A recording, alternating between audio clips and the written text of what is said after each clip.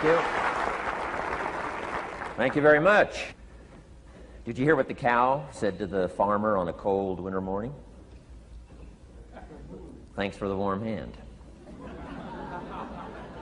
Anyway, it's going to get better, so don't panic on me. I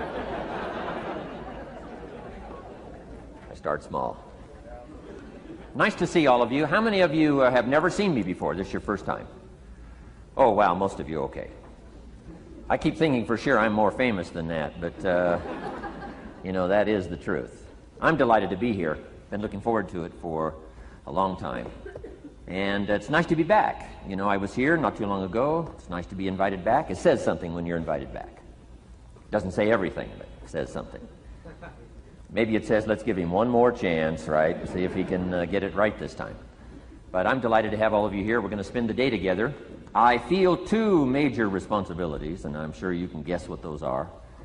Number one is to make sure you get your money's worth, right? When you shell out your cash, especially these days, you want to make sure you get full value for the money you spent. And I know the tab for the seminar was not that much. Pretty modest fee to get in.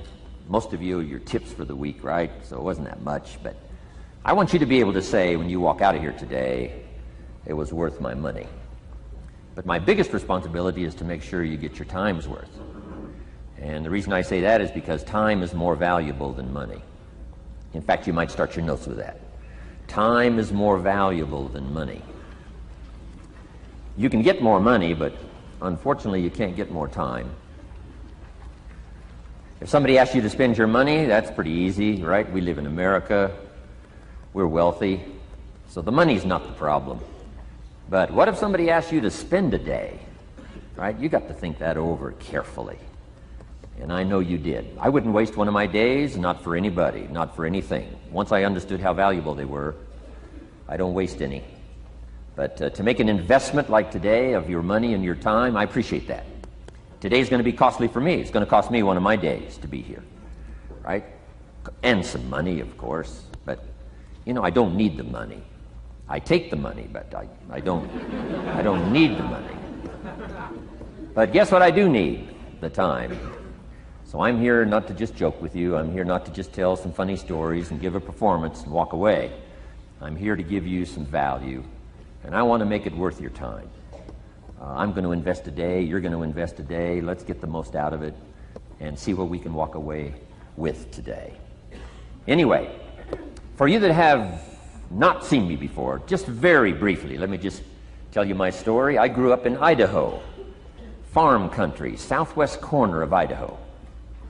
In fact, my father still lives on the old homestead where I grew up.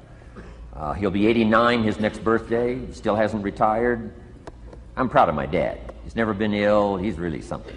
I'm trying to get him to retire this year, 88. I'm telling my father, what a good year to retire when you're 88. And he says, hey, talk to me in 10 years, right? I might be ready. But anyway, I went to high school. I graduated. I went to college 1 year. Halfway through my second year of college, I decided I was smart enough, so I quit.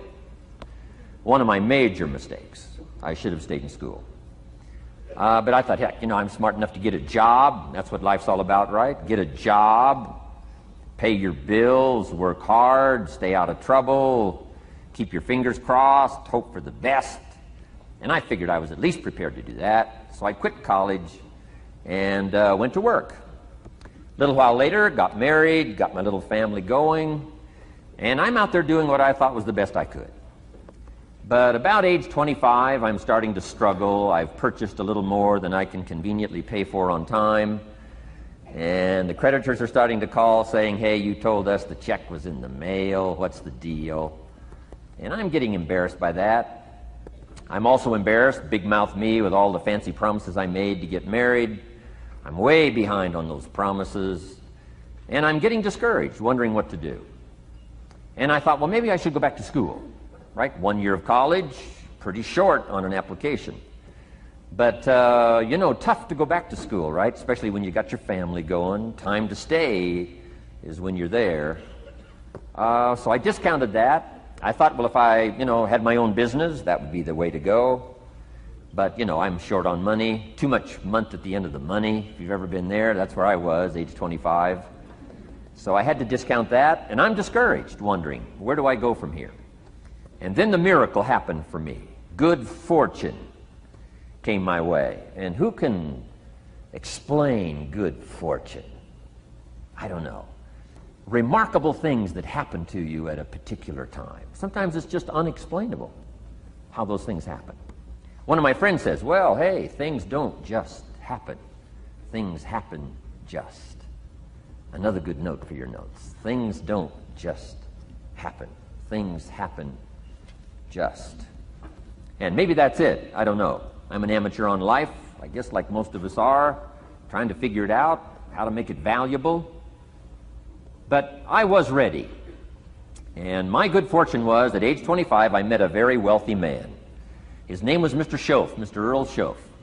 A friend of mine had gone to work for him, and he started telling me about this man. He said, you got to meet this man I've gone to work for. He's wealthy, but he's easy to talk to. And he's got a unique philosophy of life. And the more he kept talking about this man, I thought, well, I've got to meet this man. So sure enough, shortly after that, I had a chance to meet this remarkable wealthy man, and I was impressed. He was wealthy. Sure enough, he was easy to talk to. I was so intrigued, within a few minutes, I said to myself, if I could be like him, farm boy from Idaho, if I could be like him, I'd give anything. And then I thought, if I could just get around somebody like him, and if he would teach me what to do, I would be willing to learn. I'm coachable. And that was my good fortune. A few months later, this wealthy man that I met, Mr. Schoaf, took a liking to me, hired me, gave me a job. I went to work for him. And I spent the next 5 years in his employ. And then, unfortunately, he died at the end of that period, at age 49. His last 5 years, but the first 5 years of my new life, I got to spend with this remarkable man, and my dream came true. He coached me. He taught me. He taught me the books to read. He taught me the disciplines. He taught me the changes to make in my language and personality. And the things he shared with me during that 5 years literally changed my life, turned my life around, changed my income, changed my bank account, changed my future, changed everything. I've never been the same since that unique experience. And I wish he was still alive today, Mr. Schoaf. I'm sure if he was alive today, especially after this seminar, Idaho Farm Boy makes it to Dallas-Fort Worth, full house, standing room only. Pretty awesome, I'm sure. If he was alive, I'd be calling him today saying, you won't believe what's happening to me. I've had a chance now to share with other people what you shared with me. But anyway, how I got here. 30 plus years ago, I was living in Beverly Hills, California. And one day a friend of mine, businessman friend, said, Jim, I'd like to have you come and share your story with my service club that I belong to, the Rotary Club. He said, I know your story, Idaho Farm Boy makes it to Beverly Hills. But he said, I think my club members would love to hear your story. He said, if I arranged one of our breakfast meetings, would you come tell your story? Just share a few thoughts. I said, okay. So I agreed to go give this breakfast talk. And guess what? They liked it. And my telephone rang. I got another call saying, we heard you've given your story and shared some ideas. Would you come talk to our club? First thing I know, I'm starting to devote a piece of my business time to giving these talks. And then one day, a businessman who'd heard my talk, I think 2 or 3 times, approached me and said, would you come and share that story and some thoughts with my management and salespeople? I said, I got this little company going. And he said, if you'd come tell your story to my organization, he said, I'd be happy to pay you. And I thought, wow, wouldn't that be something?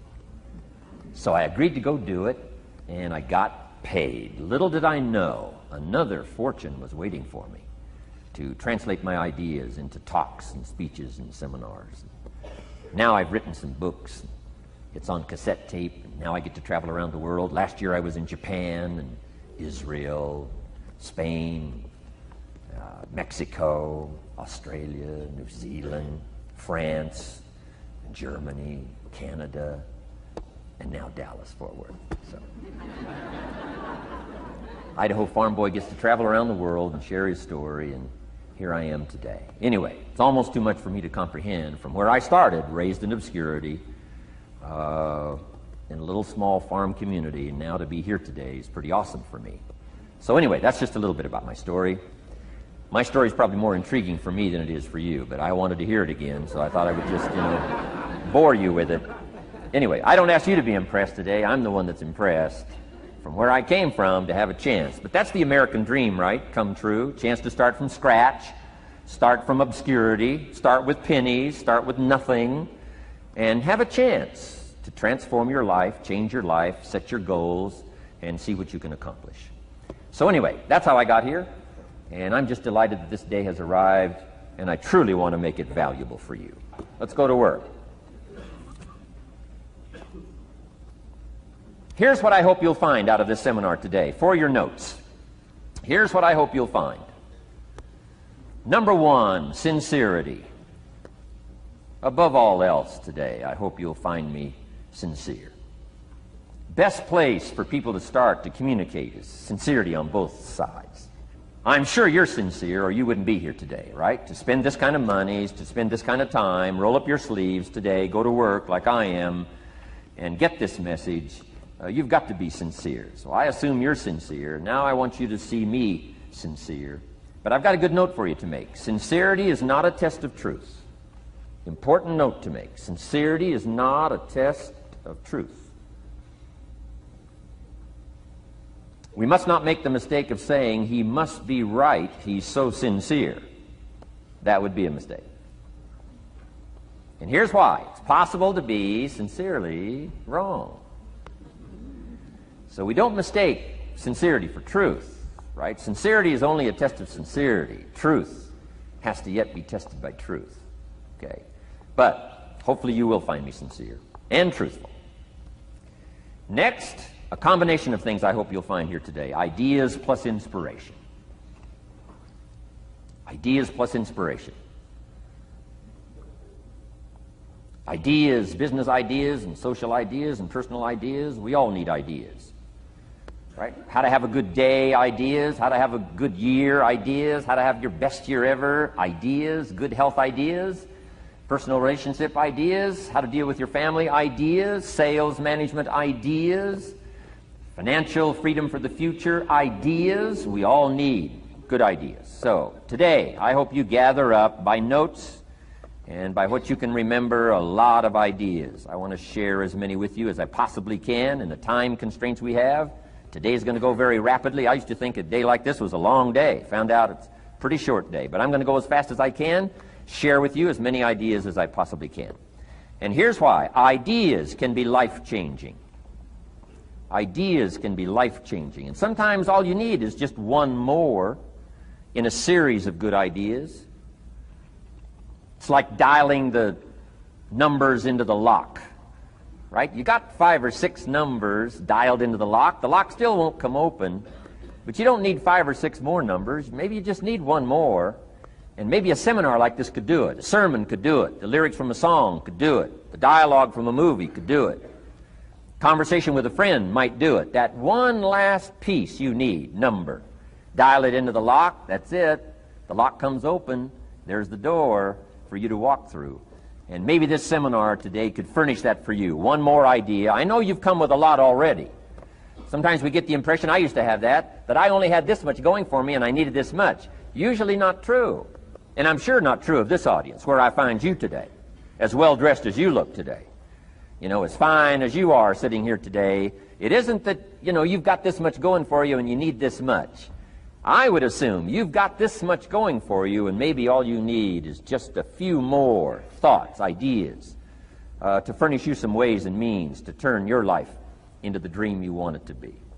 So, ideas. The seminar is going to be loaded with ideas. I want you to take good notes. But here's what else I hope you'll find here today, and that is inspiration. And who knows the mystery of inspiration? Why some people are inspired and some are not? You were inspired to get here. Some were not. Who knows the mystery of that? I don't know.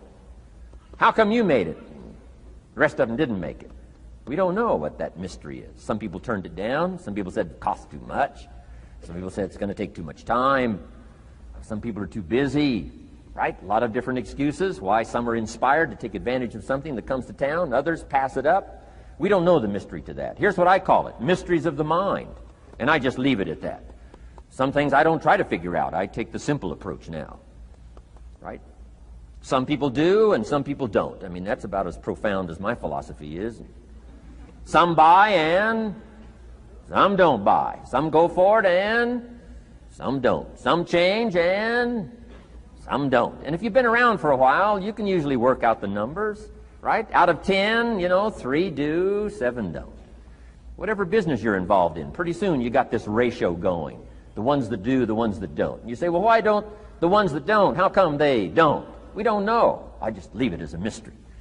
I used to try to understand all that. I just take the simple approach now. The guy says, this happens to me, this happens to me, this goes wrong for me, and all this stuff goes wrong for me. How come all this stuff happens to me? I say, I don't know, beats me. The best I've been able to figure out is those kind of things always happen to people like you. I mean, right? That's the best I got. I don't know. I'm an amateur on this stuff. What do I know? So, just take the simple approach, right? That's how it is. Who knows? Interesting story says the day the Christian church was started. Now, I'm an amateur on the Bible, but best account I can remember, the day the Christian church was started, a magnificent sermon was preached. Great presentation. And if you're a student at all of good communication, it was one of the classic presentations of all times. The sermon, the first day the Christian church was started. And it said this sermon, this presentation was given to a multitude, meaning a lot of people. But it was interesting, as the account gives us, the record, it says, when the sermon was finished, there was a variety of reaction to the same sermon. Isn't that fascinating? I find it fascinating. It said some that heard this presentation were perplexed. And I read the presentation, it sounded pretty straightforward to me. He said, why would somebody be perplexed with a good, sincere, straightforward presentation? Best answer I've got. They are the perplexed. I mean, what other explanation is there? It doesn't matter who's preaching. Right? It said some that heard this presentation mocked and laughed, made fun of the presentation. I thought, hey, this looks pretty sincere to me. If you give a sincere, honest presentation, why would somebody mock and laugh? Easy explanation. They are the mockers and the laughers. What else would you expect them to do? Right? I used to try to straighten all that out, say, well, they shouldn't do that. I don't do that anymore. I've got peace of mind now. I can sleep like a baby, not try to straighten all this stuff out. I used to be so naive. I used to say, well, liars shouldn't lie. See, how naive can you be? Of course they're supposed to lie. That's why we call them liars. They lie. They lie. So I don't straighten this stuff out anymore. Anyway, it said some that heard this magnificent presentation didn't know what was going on. And they're usually easy to spot. They're usually saying, what's going on, right? I mean, they don't know what's going on.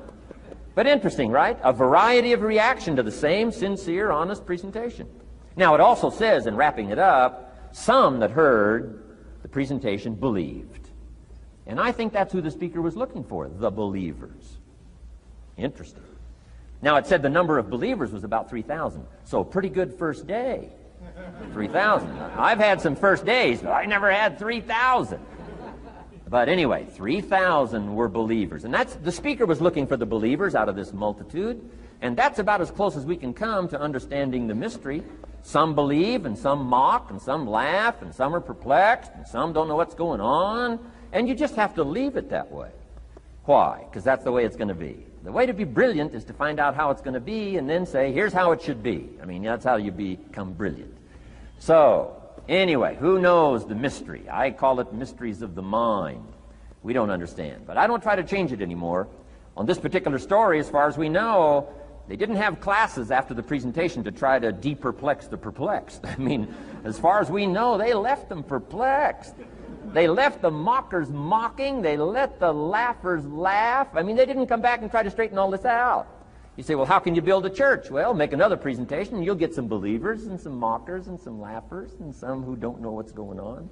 So that's about the best we can do. So, but I'm glad I've got the believers here today. You believed enough to shell out your cash and part with your time and some of your effort and energy, and I appreciate that. So, hopefully you'll find some inspiration here today. All right? To get the most out of today, a couple more notes. Number one, be thankful. That's a good way to capture the most of a day like this. Be thankful for what you already have. That shouldn't be any problem in America, being thankful. Everything we need is available in America. Everybody wants to come here, right? The last time I was here, that little presentation I gave, everybody wants to come here, America. People haven't plotted and schemed the last 40 years saying if I could just get to Poland, everything would be okay. No, everybody wants to come to America. Why? Everything's available here.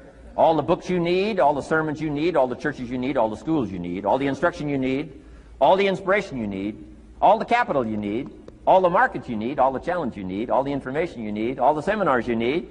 Everything's available here. This is America. So number one, let's be thankful for what we already have.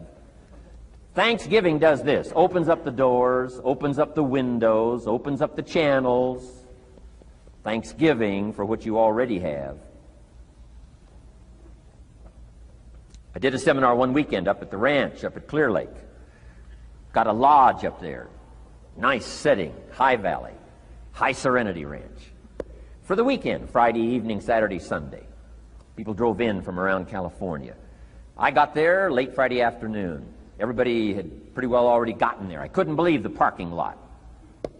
Continentals and Eldorados and Mercedes and Cadillacs and unbelievable. Ferrari, one Rolls Royce, unbelievable. I walked in, good-looking crowd about like this, sitting there ready for the weekend seminar. My opening remarks were, ladies and gentlemen, I think the rest of the world would find it strange that we have all come here this weekend to try to figure out how to do better. Right? I think the rest of the world would say, I don't understand. Guy in his Rolls Royce saying, I got to get to the seminar, find out how to get another one of these Rolls Royces. Unbelievable.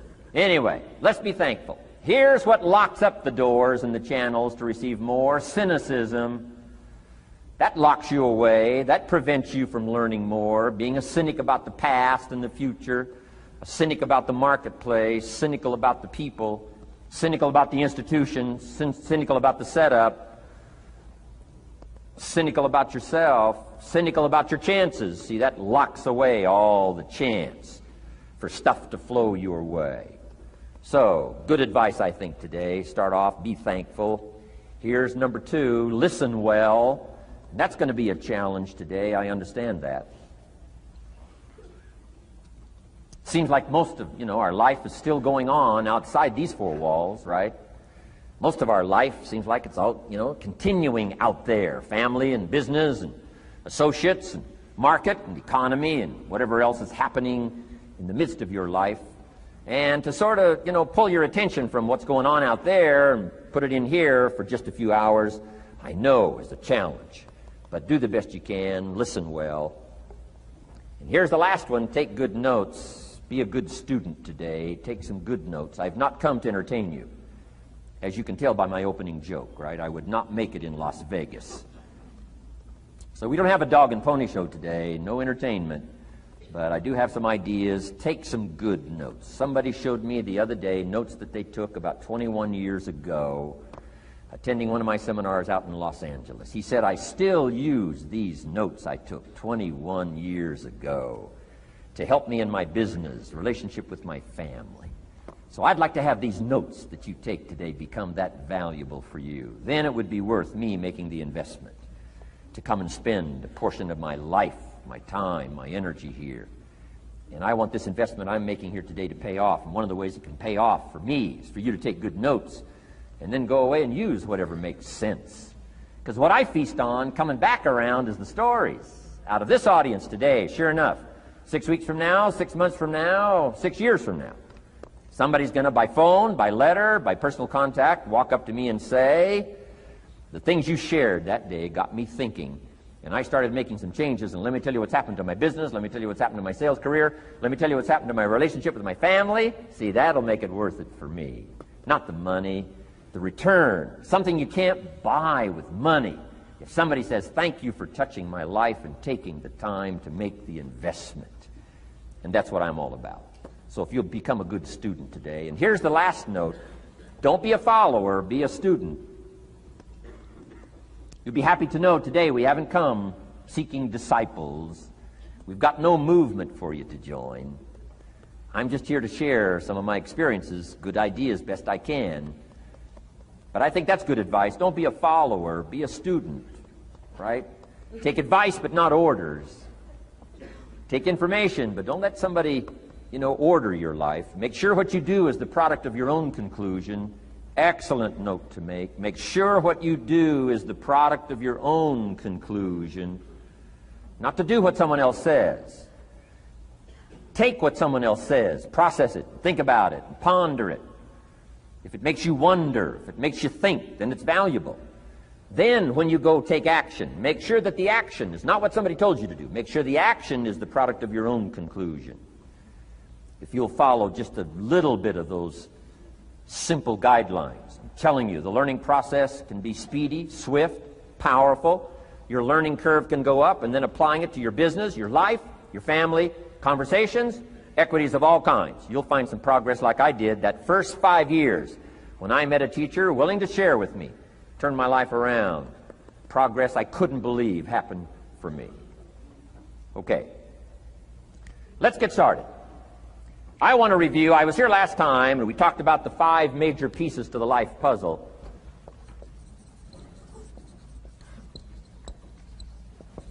And I just want to review those because it lays such a good foundation for all the rest that I want to share with you today. We got a lot of subjects to cover, so we're going to go rather swiftly, okay? Put on your mental track shoes here and run with me today, because I'm going to deal mostly in concepts. Expect you to, fill in a lot of the details, because I've got a lot to share. I want to get through it all. But let's lay this foundation again of the 5 major pieces. Happens to be the title of my latest book. But I think it is so valuable in laying a foundation. It's some of the things I learned between ages 25 and 30. The teacher who taught me so well. He dealt in these fundamentals, we call these fundamentals. We call these basics.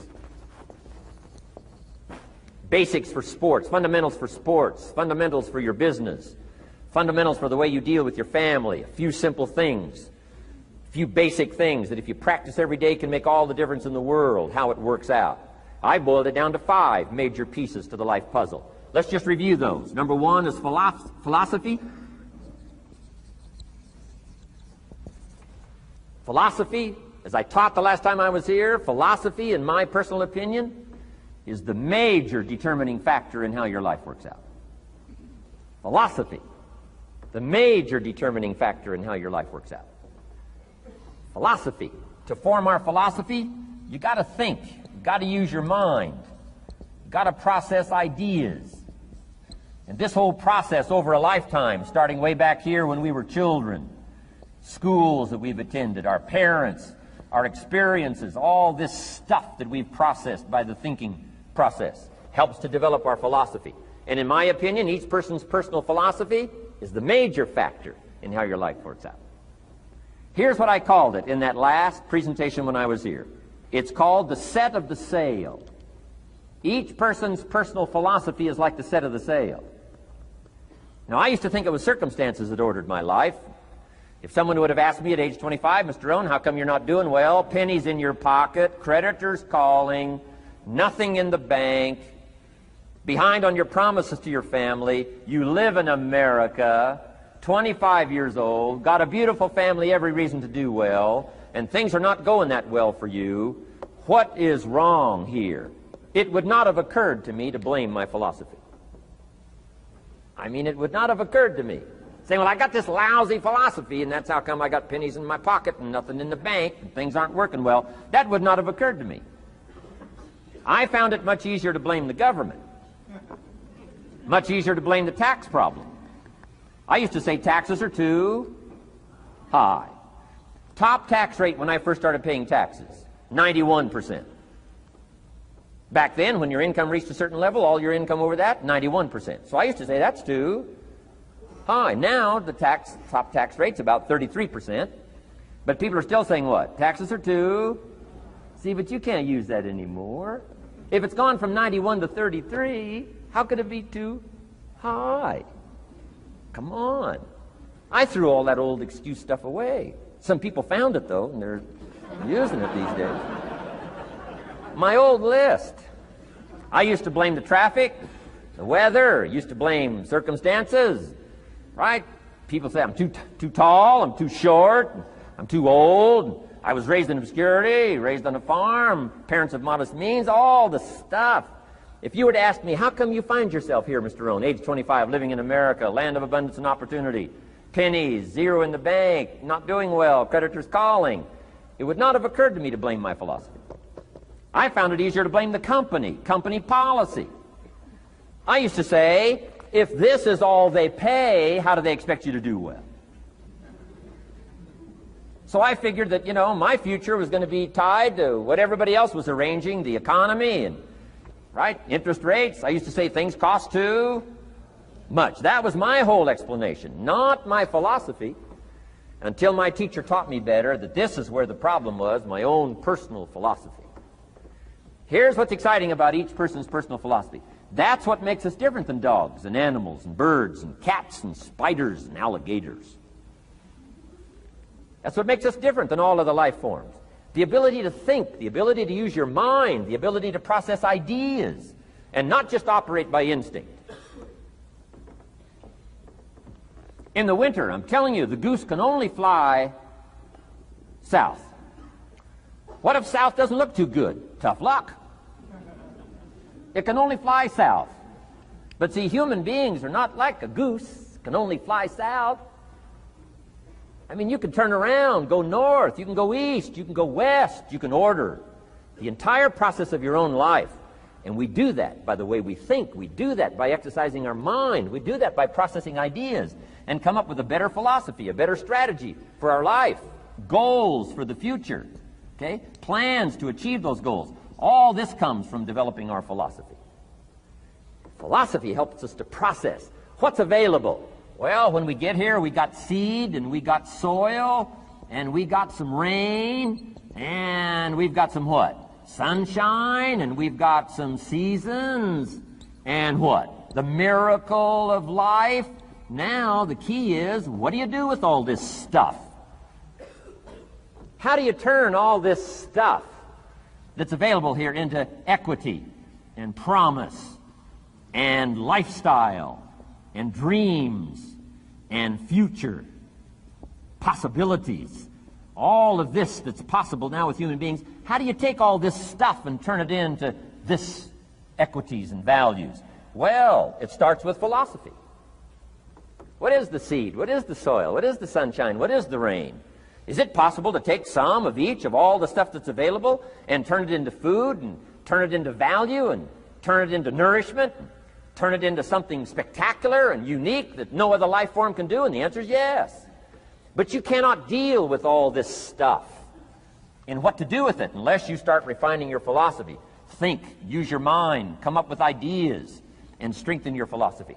So the seed and the soil and the rain and the sunshine, this is called, the economy and the banks and the money and the schools and everything that's available out there, processing information, what to do with all that, and turn it into equity and value. That is the major challenge of life, my personal opinion. So each person's personal philosophy now is going to determine what you're going to do with seed and soil and sunshine and rain and miracle, the change of seasons. That's it.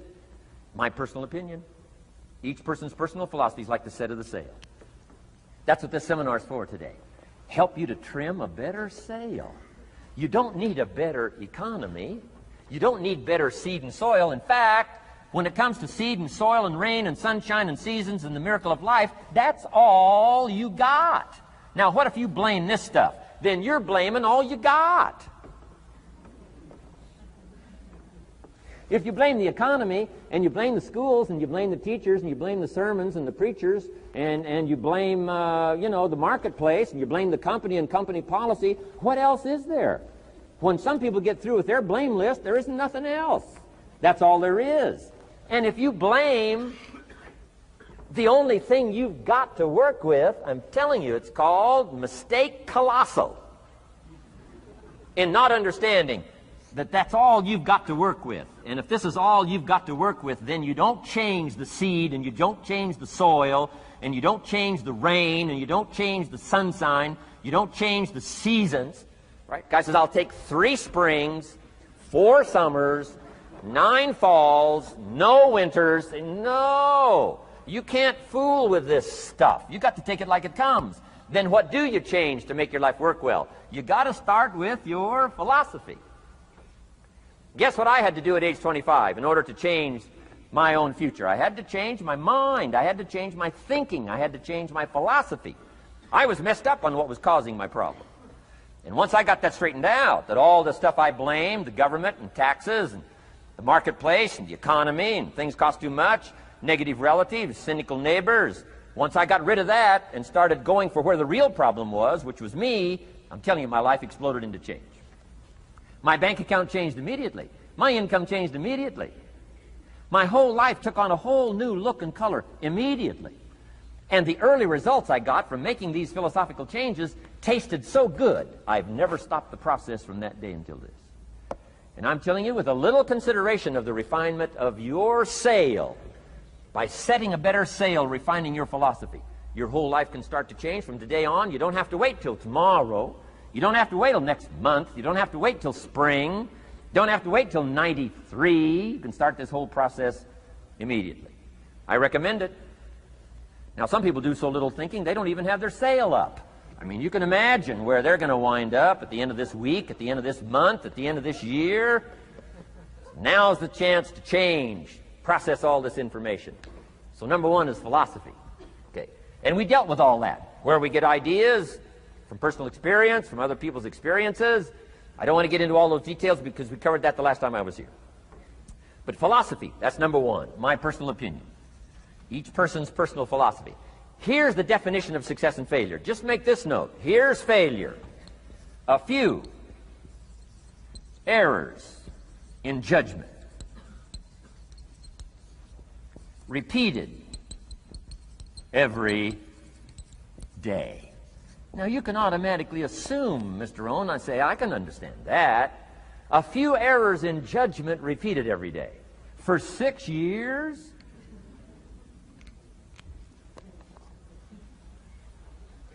I'm with my father. I think I told this story the last time I was here. My father, 88 years old, he's never been ill, still hasn't retired. Not long ago, midnight, we're getting ready to go to bed. We've drilled a new well, got some extra water, got some more acres going. He's all excited. At midnight, we're getting ready to go to bed. My father's eating what he calls his midnight snack. A little bite to eat before you go to bed. Don't have to go to bed hungry. And I'm watching him eat this midnight snack. Guess what he had? An apple, a few graham crackers, and a glass of grapefruit juice. I said, no wonder my father's so healthy. My mom taught us all those good health practices. Taught me when I'm growing up, right? I'm an only child. I've never been ill. Passed the big 5-0 some time ago. My 2 daughters, 32, 33, never been ill. My grandkids, never been ill. I'm telling you, the legacy lingers on. As I watched my father have this midnight snack, suddenly it occurred to me. I know that's part of it. An apple, what? A day. That's gotten to Dallas-Fort Worth, right? An apple. An apple a day keeps the doctor away. Good question for this intelligent audience. What if that's true?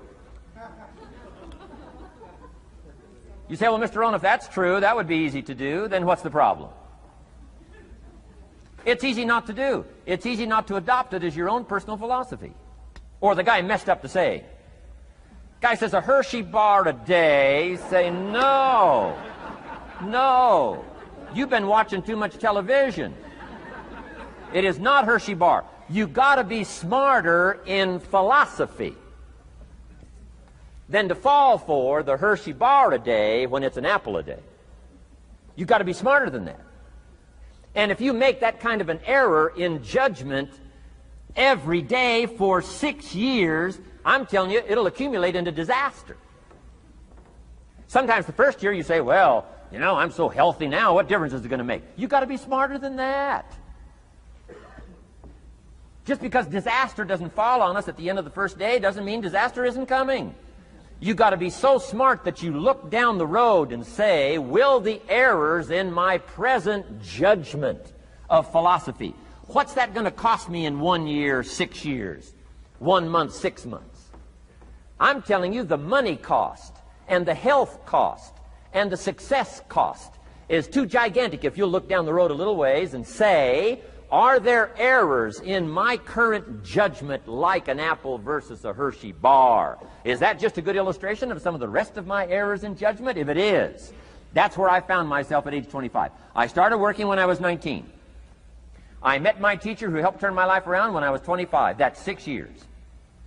At the end of the first 6 years of my economic life, I've got pennies in my pocket. I've got nothing in the bank. The creditors are calling saying, hey, you told us the check was in the mail. I'm embarrassed. I'm behind on my promises. I live in America. I'm 25-year-old American male. I got a nice family, every reason to do well. And I'm messed up. Now, what's messed up? I used to think it was the community that was messed up, and the country was messed up, and the government was messed up. If those Democrats ever get in the White House, that'll really mess things up. If the Republicans stay in power, that'll really mess things up. The economy was messed up. Interest rates are messed up. I thought all this stuff was messed up. Then I found out that's not what was messed up. I was criticizing the only thing I had to work with. What was really messed up was my own personal philosophy. My own errors in judgment in my own personal philosophy brought me in 6 years to pennies in my pocket, nothing in the bank, and trying to explain why I wasn't doing well, living in America, 25-year-old American male, got a family, every reason to do well. Now, once I understood this, here's the formula for failure: errors in judgment, being lax about developing your own personal philosophy. I'm telling you, it's called accumulated disaster. It doesn't matter whether it's your health or your bank account. Guy's got an empty bank account, probably has high cholesterol. Why? Over the last 6 years, he never paid attention to either one. And it doesn't matter whether it's a dollar, or whether it's your money, or whether it's your cholesterol count. All you got to do is commit the errors, and just because disaster doesn't fall on you at the end of the first day that you don't eat an apple. You say, well, I didn't eat an apple today, and tonight I'm not ill. Well, you got to be brighter than that. Someday you got to leave first grade. The reason we make those first grade desks so small so they won't fit at age 25. I mean, right? You don't belong here anymore. Come on. Now let me give you the secret to success. The formula for failure: a few errors in judgment repeated every day for 1 month starts the weakness, starts the disaster process. You can imagine what happens in 6 years. Now here's the formula for success: a few simple disciplines practiced every day. And you've started a whole new process called a whole new life. A few simple disciplines practiced every day. And if you decide today to go for the apple instead of the Hershey bar, I'm telling you, you have begun the process of turning your life around. And if you keep up that process, not only with your health habits, but with your money habits and with your communication habits, with your sales habits and management habits and every other habit that you've got, if you'll start that process, eliminate the errors and replace it with disciplines practiced, I'm telling you, you can start this process of life change immediately. After today, you don't ever have to be the same again. Only by choice. You don't have to walk out of here the same as you walked in today. Only by choice. You can start a whole new process. And you say, well, Mr. Rohn, is it that simple? Yes, it's that simple. Where else would you start but with an apple? You don't have to start with something staggering. What if you should be walking around the block for your good health and you don't? What'll that do in 6 years? I'm telling you, the word is disaster.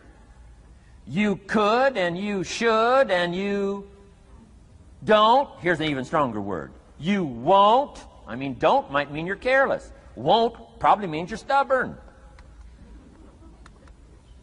And either one's called disaster. Could, should, don't. I'm telling you, that's why at the end of 6 years, I found myself with pennies in my pocket, nothing in the bank, creditors calling. Could, should, won't. Could, should, don't is called disaster. Now, how do you change all that? The next 6 years, I got rich. The next 6 years, I became a millionaire. By the time I'm 31, I'm a millionaire. How about that? You say, well, Mr. Rohn, what happened? Well, strangely enough, during that second 6 years of my economic life, the government was about the same. I'm telling you, taxes were about the same. My negative relatives were the same. I'm telling you, the economy was about the same, and prices were about the same, and everything else was about the same. Circumstances were about the same. Then how come I got rich? How come I totally changed my life? I was not the same. Somebody says, well, what did you go to work on to do all that? I started with my philosophy.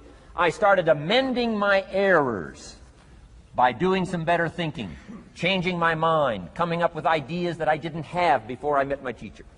And once that whole process started for me, I'm telling you, I changed my whole life. Within a 6-year period, I was never the same. And I've kept up that process all these years. One of the reasons why I'm here is to continue my craft.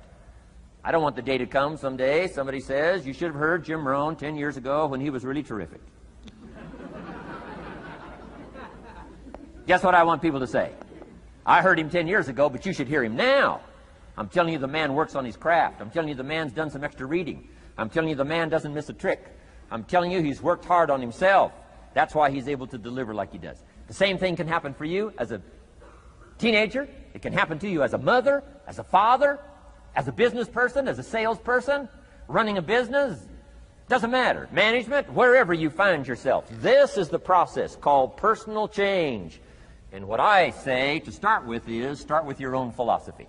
Your philosophy is going to determine whether or not you go for the disciplines or continue the errors that's called potential disaster. And everybody has it within their power. Well, it was so happy for me to find out at age 25, Mr. Shove said, Mr. Rohn, you don't have to change countries. But you do have to change philosophy. And if you'll change philosophy, not country, you can turn around your income, you can turn around your bank account, you can turn around your skills, you can become capable, powerful, sophisticated, healthy, influential, all the other equities that you could possibly want out of your life, using the only stuff there is and not trying to change any of this stuff.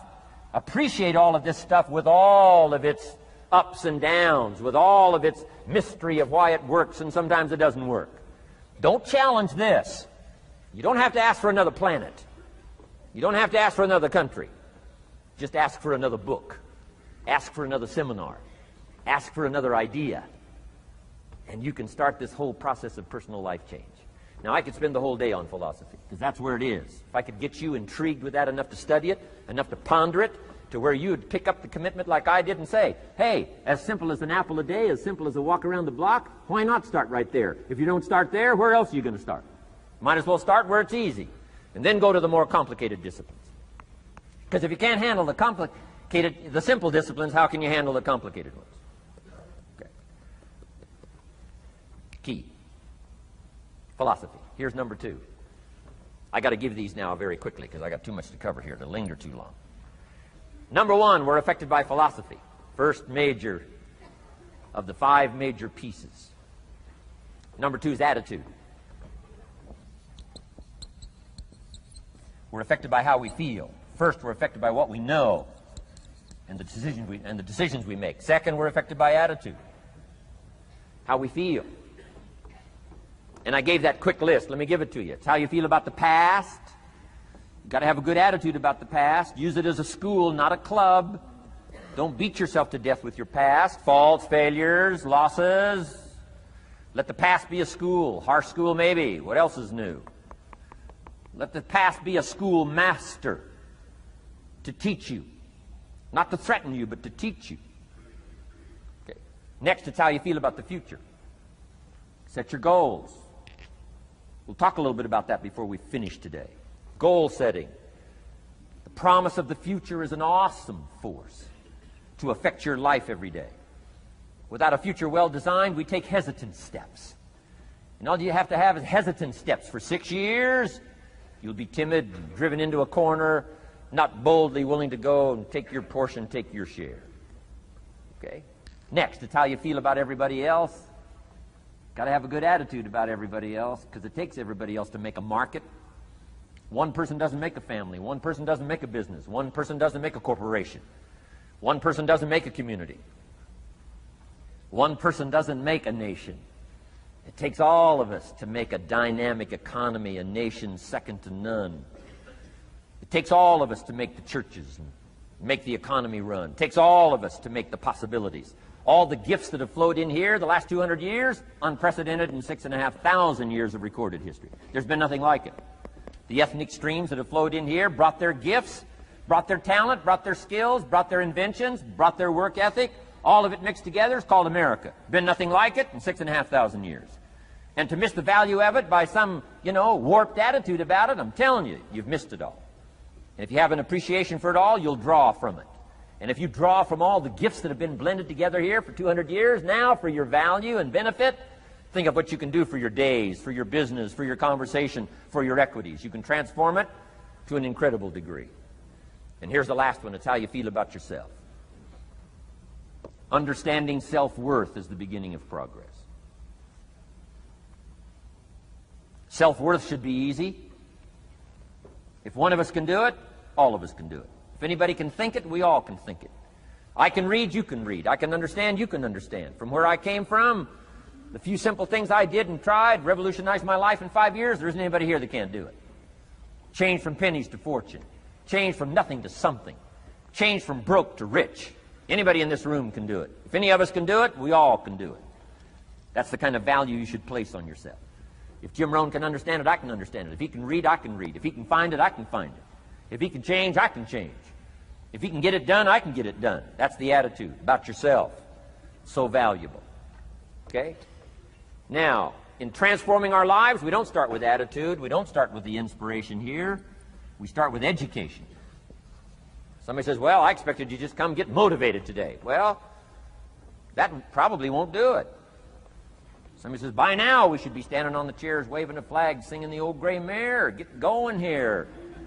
No, that's not where you start. Life change does not start with inspiration. Life change starts with education. You've got to be educated to the point of where you might have messed up. My teacher put it in blunt, simple language. He only went to the 9th grade in school, so he put it in simple language I could understand. He said, Mr. Owen, after 6 years living in America, healthy American male, 25 years old, been working 6 years, 1 year of college, pennies in your pocket, nothing in the bank, behind on your promises. Shoaff said, I just got one simple explanation for that. You've messed up. Now, I could understand that kind of language. Substitute a Hershey bar for an apple means you've messed up. Should walk around the block, could walk around the block, won't walk around the block. You have messed up. And all you got to go is right down through the list. Don't need some teacher to come by and tell you. Be your own best teacher, saying, hey, let me make a list of some places I've messed up. Because if I let this down, that probably affects the rest. And the answer is, that's true. So we don't start with inspiration. We start with education. Somebody says, well, just motivate this guy. He'll be all right. Just motivate him. Get him turned on. Probably not. If a guy's an idiot, you motivate him. Now you got a motivated idiot. No, he won't be all right. So we start with education. What's the first education? If it isn't going well and you live in America, you have messed up. You don't need to change countries. You say, well, the country's messed up. That's like cursing the soil and cursing the seed and the sunshine and the rain, which is all you got. Don't curse all you got. When you get your own planet, you can rearrange this whole deal. But this one, you got to take like it comes. So number 2 was attitude. Here was number 3, activity. This is the work part, the labor part. Taking action. And the activity is the miracle working piece. A miracle being something we don't quite understand how it works doesn't mean it doesn't work. It means we just don't quite understand how it works. Miracles work. God says. Now, I'm an amateur on God, but here's my best analysis. God says, if you'll plant the seed, I'll make the tree. Now, that's a good arrangement. Number 1, gives God the tough end of the deal. What if you had to make the tree? That'd keep you up late at night trying to figure out, how do you make a tree? Say, no, I'm telling you, the mystery and the miracle of this stuff has already been set up. God says, I got the miracle going, I got the seasons going, I got some sunshine and some rain, and I'm God, but the way I've arranged that, I just need somebody to plant the seed, not chant. In California, they're trying to chant to get this stuff done. Forget this California stuff. You don't have to rub a crystal and sleep under a pyramid. This stuff's too easy. Getting rich is too easy. Changing your life is too easy. Forget all that. Right? Massive bombard, affirmation, forget all that. My opinion. Ocean waves and seagulls? Come on, this stuff's too simple. Just simple, easy stuff. But if you neglect it, that's how it piles up year after year. But if you're willing to straighten it out, and here's one of the keys. It's called activity. It's called disciplines.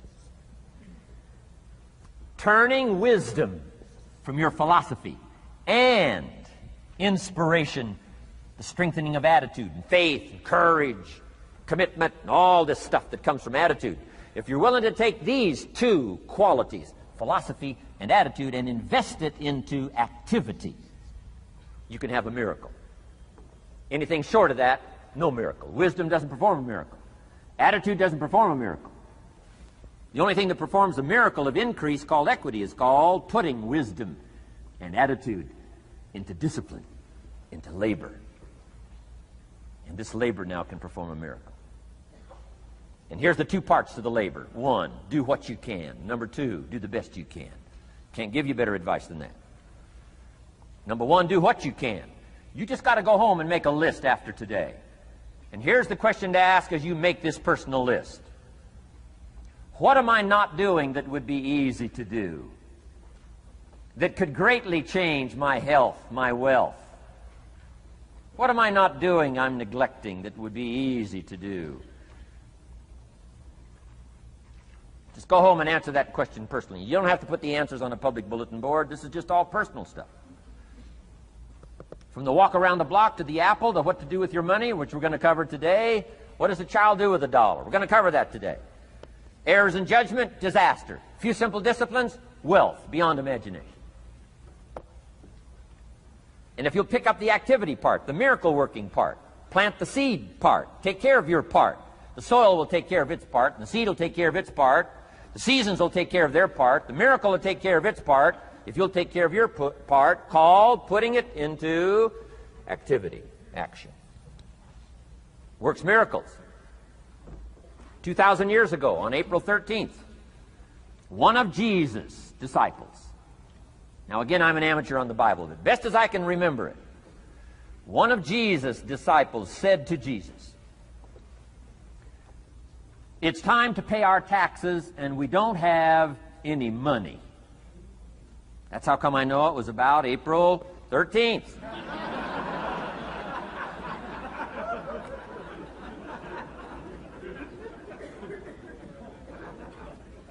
To this statement by his disciple, Jesus said, best as I can read the record, Jesus said, "No problem."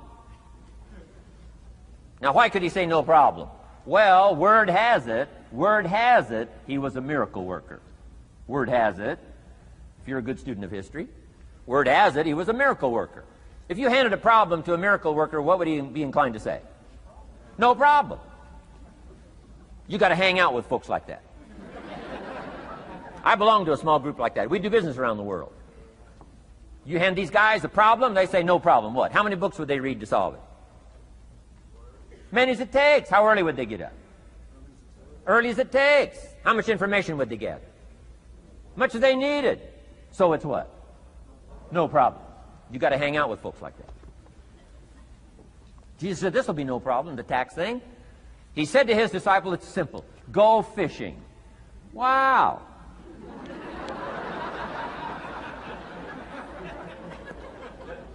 Now that was easy for this particular disciple. His name was Peter. And Peter was a fisherman. How clever. How clever. But here's the real problem. If you should fish, and you could fish, and you don't fish, you got no miracle. You could change, you should change, you won't change. That's called accumulated disaster. In 6 years, you'll be explaining instead of celebrating. Having some ragged list like I had, reasons for not doing well, pennies in my pocket. Could, should, don't, disaster. And if you'll just start the process of change, could, should, and will, you can start this whole process. And if you will, then put it into action. The miracle belongs to you. Jesus said to his disciple, it'll be simple. Go fishing, and the first fish you catch, look in his mouth. Peter said, okay. He was used to strange things happening in this relationship. Peter goes fishing, catches the first fish, looks in his mouth. Guess what's in the fish's mouth? Coins. Peter says, wow, coins. Starts counting the value of these coins, and when he adds it up, guess how much it added up to? Exactly enough money to pay his taxes and Jesus' taxes. Which gives you Jesus' position on taxes.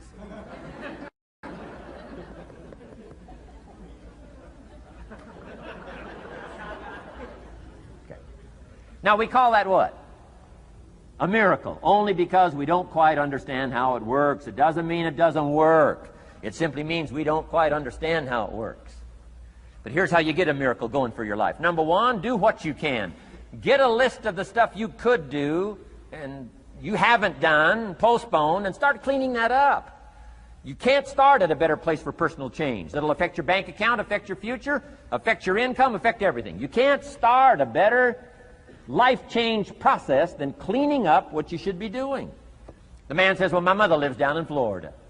Should have written her 6 months ago. I just can't seem to get that letter written. I'm asking you to get that letter written, clean that up, and don't walk like other people walk. Don't postpone like other people postpone. You say, well, is it as simple as writing a letter? And the answer is yes. Where else would you start for life change, personal change? You don't need a pink package to fall out of the sky. You don't need massive bombard, pre-conscious, subconscious. Practice channeling, find a 2,000-year-old guru. I mean, you don't need any of that stuff. Pass on all that. Kids are afraid of that stuff. Too much of it, you'll be out on a limb with Shirley. I mean, don't pass on all that stuff. This stuff's too easy. This stuff's too simple.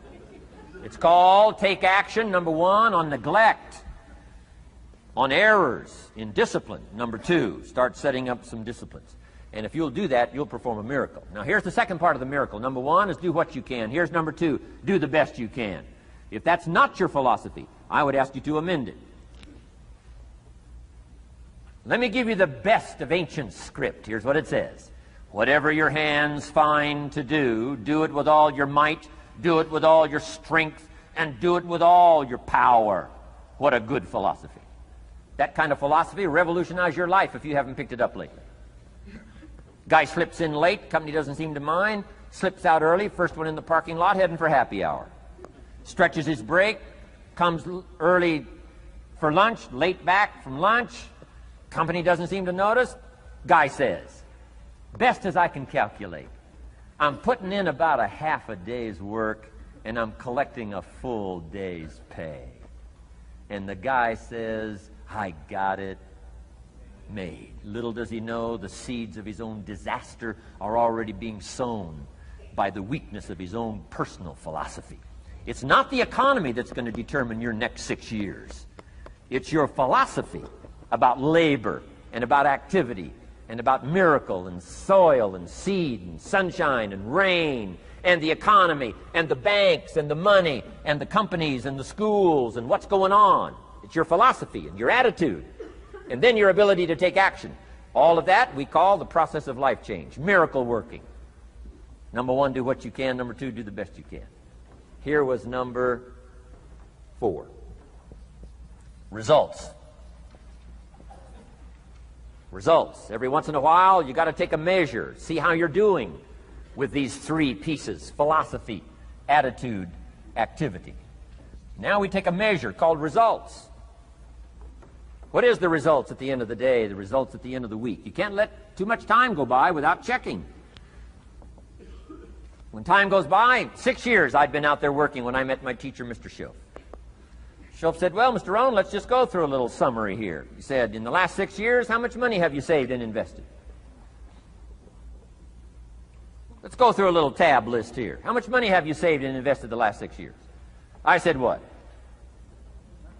0. He said, you have messed up. You remember these notes. I like that. You've messed up. He said, who sold you on that plan? I thought, my gosh, the man's right. I'm a nice guy. I bought the wrong plan. What if you were 50 and broke? Right? Didn't need to change countries. Bought the wrong plan. What a sad scenario that would be. But Schoaf said these questions. Let's go through some results. He said, how many books have you read in the last 90 days? I said, what? 0. Wisdom of the world available? Change your life, change your future? Wisdom of the world available? Develop any skill you want, earn the kind of income you want, have all the treasures you want, equities you want, relationship with your family that you want, everything that you want available, and the wisdom of the world to help you get it. Haven't read any books in the last 90 days. My teacher said, Mr. Rohn, you have messed up. I'm telling you, you've got the deal.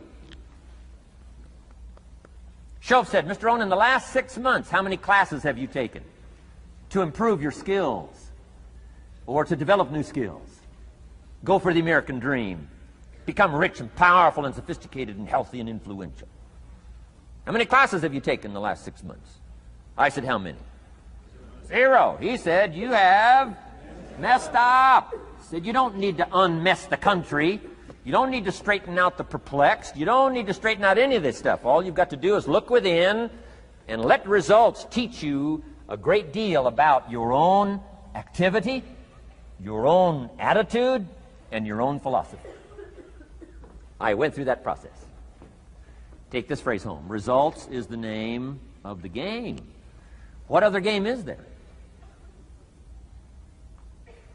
Results. Here's all life asks us to do. Make measurable progress in reasonable time. Just take home that little phrase. Good phrase. We're asked in life simply to make measurable progress in reasonable time. We demand it of our children. How many years do you want your child to spend in 4th grade? Approximately.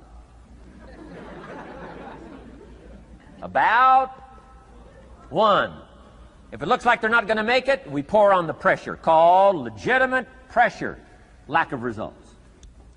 Peer pressure, family pressure, school pressure, community pressure. Every other kind of pressure we can bring to bear. Why? You can't stay more than 1 year in 4th grade. As parents, you'd have to leave the community. You say, well, what if they're nice kids? Wouldn't you give them 3 or 4 years? And the answer is no. You got to make better progress than that. So you got to check fairly often. Some things you got to check every day. Some things you got to check at least by the end of the week. Salesman joins this little sales company. He's supposed to make 10 calls first week. Wouldn't it be legitimate to call him in on Friday and say, John, what? How many calls? I mean, this stuff is simple. John says, well. Say, John, well won't fit in this little box here. Well. Now John starts with a story. You say, John, I made this little box so small so a story won't fit. I don't need a story. I need what? A number. A number. What will a number tell me? Everything. John's supposed to make 10 calls. What if he made 20? You say, wow. Wow. We got somebody. What if he only made 1 call? Whoa. Will that tell us something about John's philosophy? And the answer is yes. Will it tell us something about his attitude? Of course. Will it tell us something about his disciplines? Of course. And if he wants a lesson in life change, all he has to do is be willing to face the numbers and come up with the results that will teach you to either celebrate if you got good results or fix whatever needs to be fixed in your philosophy, attitude, activity called disciplines. You don't need to go anywhere else. I do believe in affirmations. And they are valuable as long as you affirm the truth. Because it says in ancient scripts, the truth, what? Will set you free.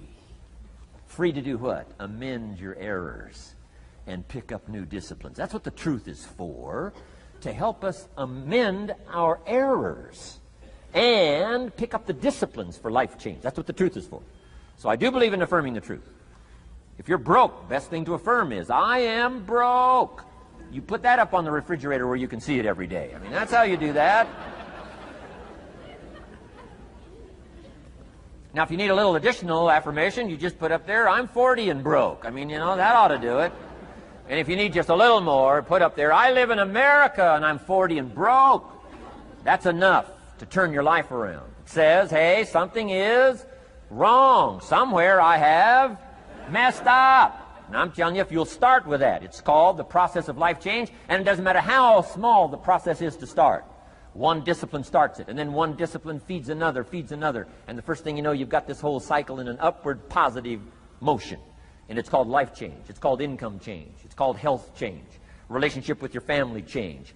Equities unprecedented that you can have in numbers that will stagger the imagination if you do not curse what's available and start amending what's possible to get the results that you want. I don't think I can put it in any better language. That's it. Kids can do it. Teenagers can do it. Parents can do it. Managers can do it. Right? Government officials can do it. Anybody can do it. Anybody can do this stuff called personal change. Wow. Results is the name of the game. Success is a numbers game. Good note to make. Success is a numbers game. You got to go for the numbers. You got to understand what the numbers are. How many pounds overweight should you be at age 50? Approximately.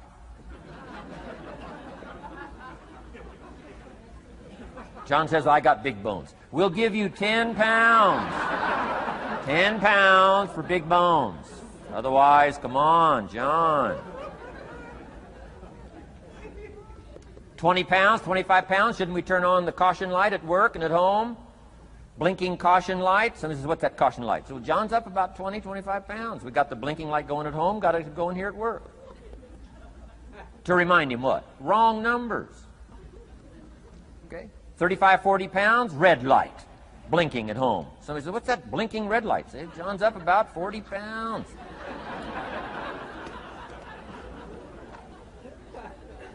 $50 pounds, we got the siren.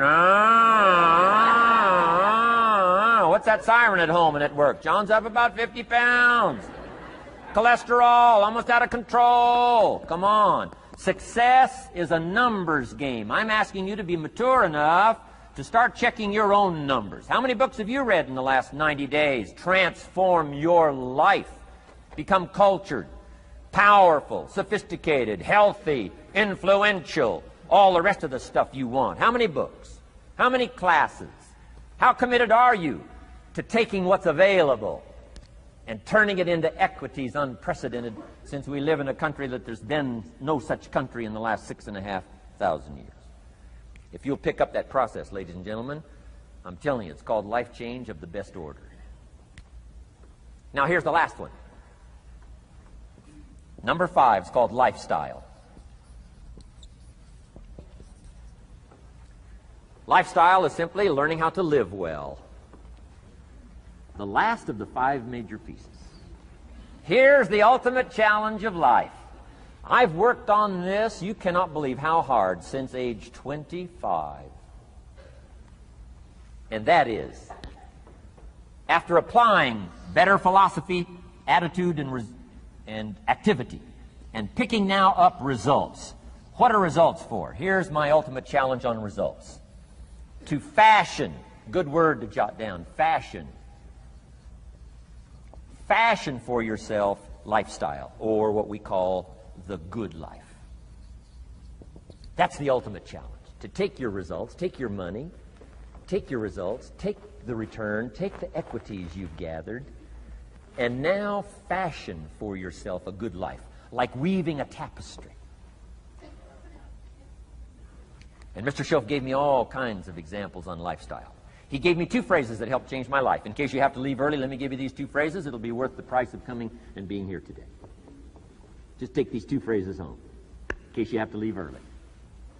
Here's number 1. Shelf said, Mr. Owen, if you wish to be wealthy, study wealth.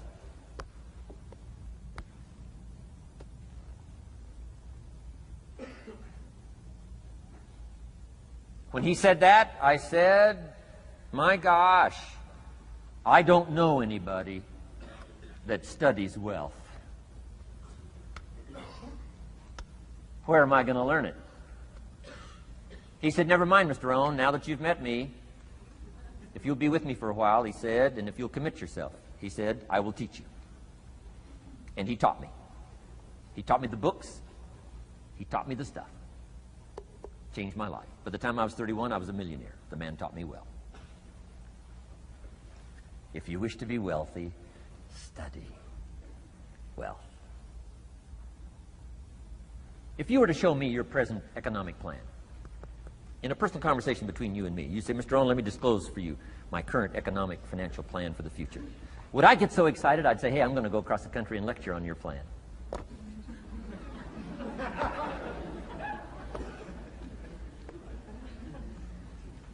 And if the answer is no, Mr. Owen, you probably wouldn't want to go across the country and lecture on my plan. Here's my question to you. Why not? Why wouldn't you have a superior, powerful financial plan that's taking you to the places you want to go? I'm asking you, if you find yourself caught like I was at age 25, make the personal commitment today and say, I'm going to study and I'm going to change, and 5 years from now, nobody's going to be able to say, how come you don't have a superior plan living in a superior country with superior opportunity? Nobody's going to be able to say that 5 years from now of me. If you'll make that commitment, I'm telling you, this will be one of the most exciting days of your life. Not because of my seminar. It'll be one of the most exciting days of your life because of your commitment to this simple little process I've outlined for you. Here was the second phrase. Mr. Shoaff said, Mr. Owen, if you wish to be happy, study happiness. I didn't know happiness was a study. My best hope for happiness at age 25 was to just go through the day with my fingers crossed, hoping somehow something would make me happy. Shoaff said, no, Mr. Owen, happiness is not something you postpone. Happiness is not something off in the future. Happiness is something you design. You've got to get the word. Happiness is something you design. Happiness is a study. Happiness is a practice. Happiness is an art. It's not an accident. It's an art. And anybody that wants to can study, practice the art of happy living. Happiness is like culture. Money doesn't make you cultured, but culture is within the grasp of all of us. How much is a book on sophistication in the marketplace? $4,000? No, $40. I'm telling you, in America, everything's available. Everything's within reach.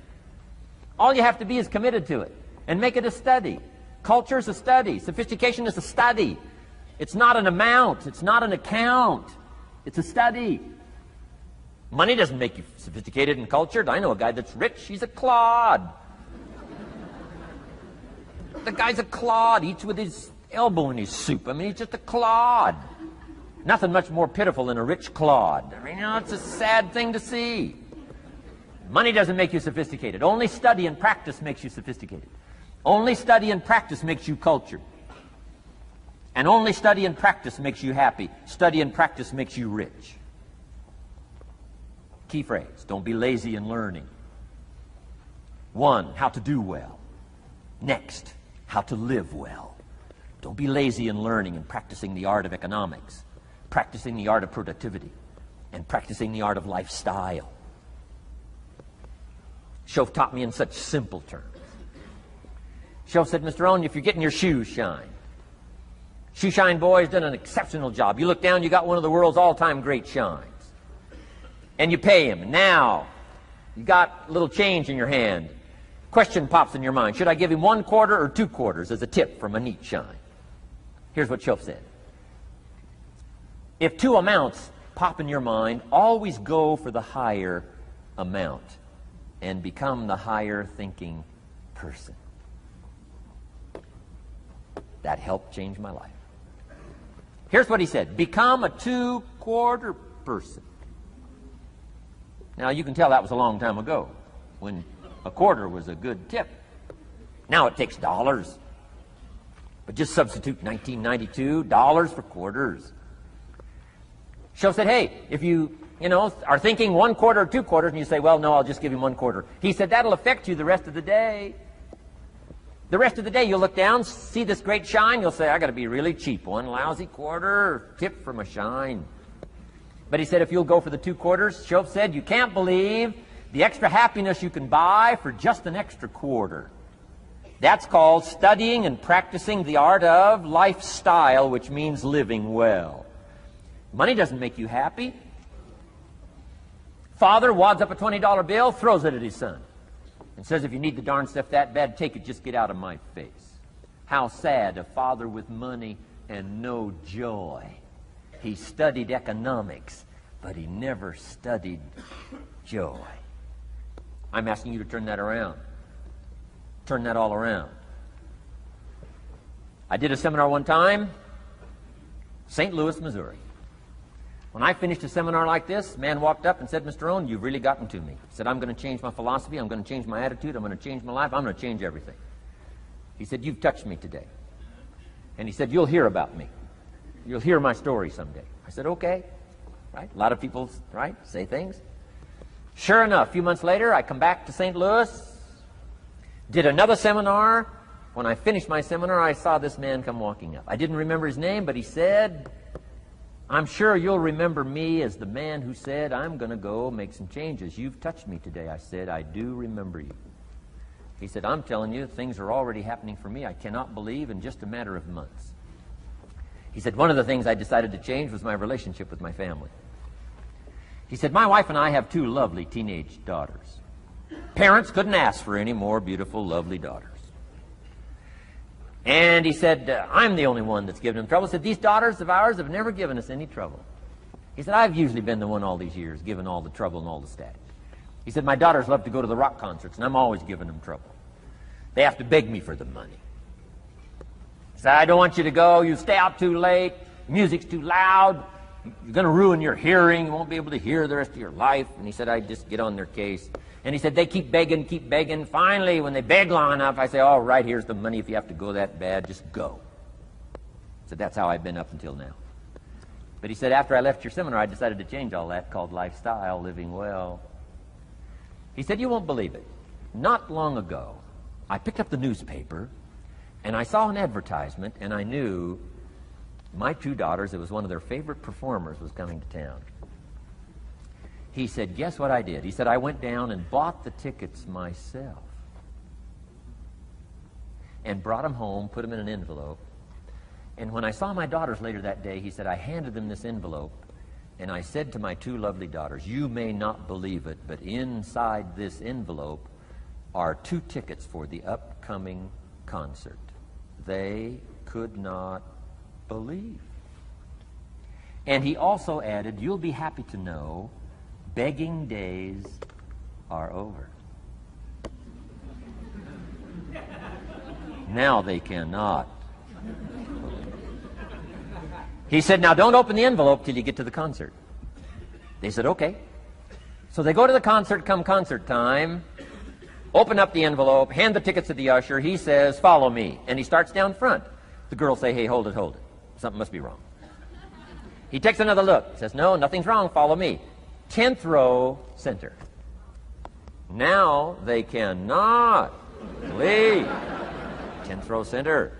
The only tickets they were able ever to beg for was, right, 3rd balcony, can't see. He said, I stayed up a little late that night. Sure enough, a little after midnight, my 2 daughters come bursting through the front door. One of them lands in my lap. The other one's got her arms around my neck. They're both saying, you got to be one of the all-time world's great fathers. He said, Mr. Owen, you're right. I can't believe. Same money, different father. He said, I've started making the changes, and I decided to start with my teenagers, my girls. He said, what a difference it's making in my life. And I'm telling you, you can do that with your lifestyle. You can do it with your sales career. You can do it with your management career. You can do it with any part of your life. If you're looking for equities, unmatched. Do not curse the only thing you have. Don't complain about the only thing you have, which is seed and soil, sunshine, rain, miracle, and seasons. But start changing and processing and evaluating things like we're covering today, and this process of change will take off for you. You will not believe what can happen in such a short period.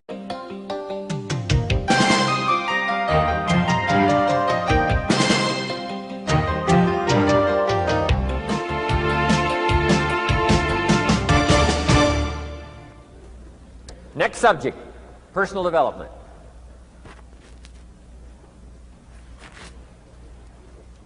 Some of the things Mr. Schoaf taught me starting at age 25, some things came quickly, some things came easily. Setting goals, that was easy. We're going to talk about that later on. But this one I had to struggle with, personal development. It was hard for me to give up my old blame list. It was so comfortable blaming the government and blaming my negative relatives and the company policy, unions, wage scale, economy, interest rates, prices and circumstances and all that. That was difficult for me to give up. That was quite a transition for me to make, and blaming myself. But Mr. Shoaff started out with something very, very important. Let me give that to you.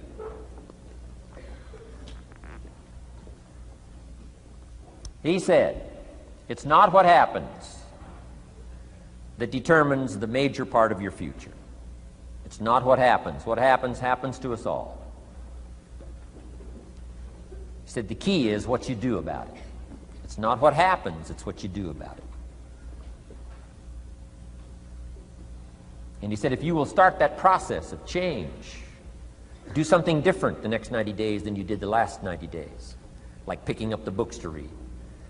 Do something different, like the new health disciplines, relationship with your family, whatever it is, doesn't matter how small it is. If you'll start doing different things with the same circumstances, since we cannot change the circumstances, but we can change ourselves. We can change what we do.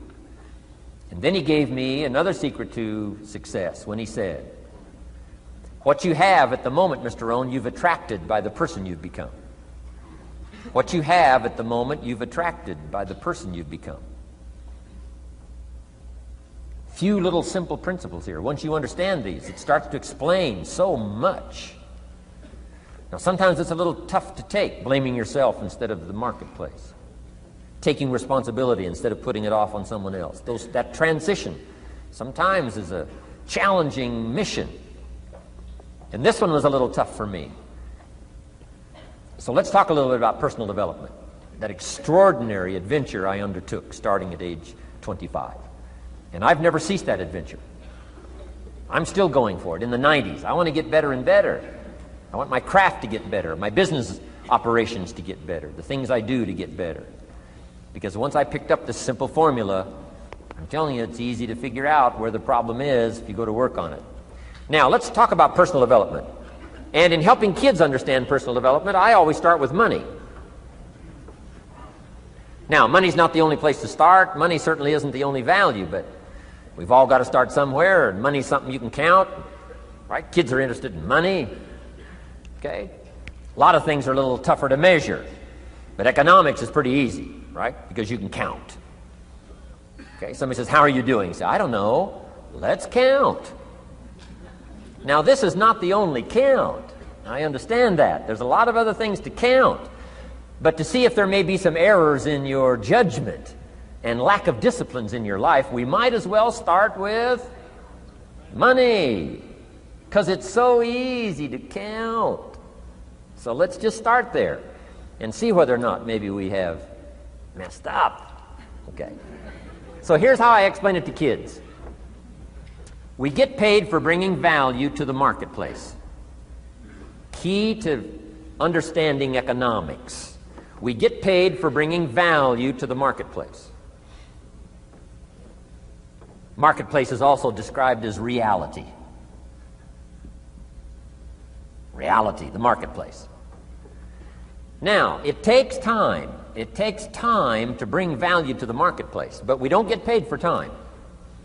It's very important for kids to understand, as well as adults. We don't get paid for time. Mistakenly, the man says, well, I'm making about $20 for an hour. Not true. Not true. If that was true, you could just stay home, have them send your money. No, it's not true. You don't get paid for the hour. You get paid for the value you put in the time. So we don't get paid for time, we get paid for value. Now, since that's true, here's one of the key questions of the afternoon. Is it possible to become twice as valuable and make twice as much money in the same time?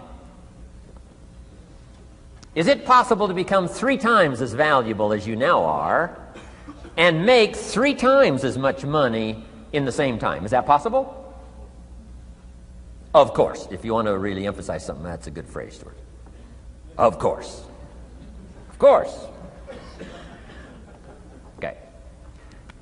Now, all you have to do to earn more money in the same time is simply become more valuable.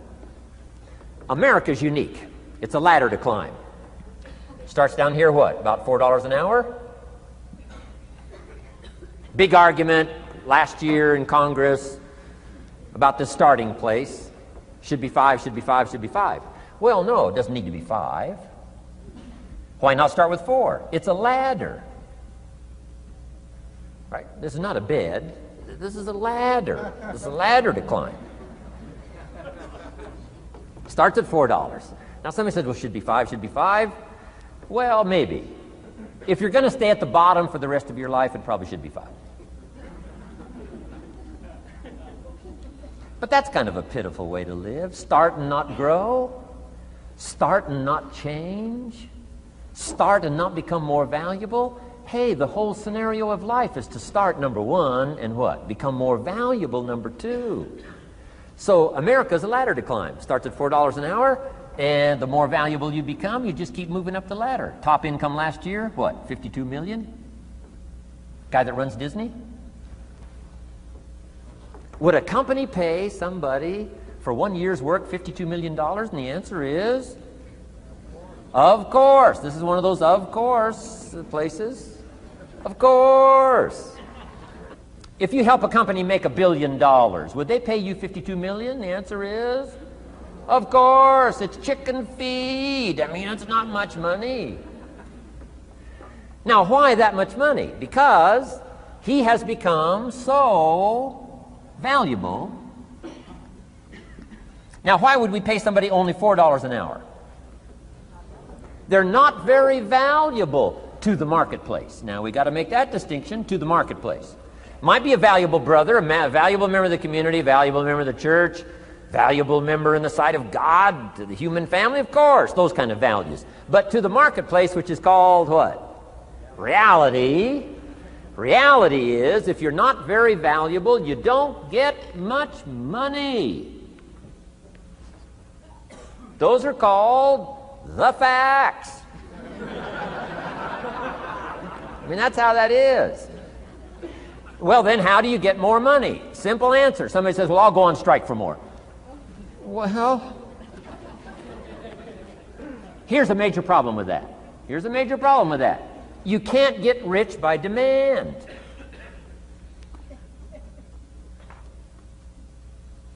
Somebody says, well, I'm waiting for a raise. I'm telling you, it's easier to climb than to wait for a raise. Why not just become more valuable rather than wait? I'm telling you, that's the key to all good things.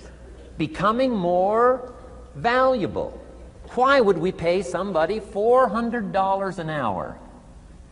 They've become more valuable to the marketplace. See how this works? I'm telling you, this stuff is so easy. This is America. This is a ladder. How far is it from 4 to 5? I'm telling you, it's not far. $4 to $5 an hour? If you work for McDonald's, haul out the trash, they'll pay you $5 an hour. If you whistle while you haul out the trash, they'll pay you $5 an hour. I'm telling you. You'll get an extra $1 just for a good attitude. Yay, McDonald's. Wear the hat. It's incredible. $5. And then you just keep becoming more valuable, more valuable, more valuable. I got a telephone call 5 years ago. The company said, we're ready to expand internationally. We need some help. I was sort of semi-retired. Right? Looking for the next exotic beach. They said, no, Mr. Rohn, we got a project for you. Right? We're going to expand internationally. We could use your help. Next little while, we'll add some millions to your fortune, make it worth your while. I said, okay. I thought later, isn't that interesting that they called me? My second thought was, of course they'd call me. Who else would they call? I mean, you know, I can get the job done.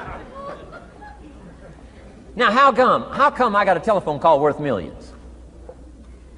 I had become valuable. Now, I'm a farm boy from Idaho.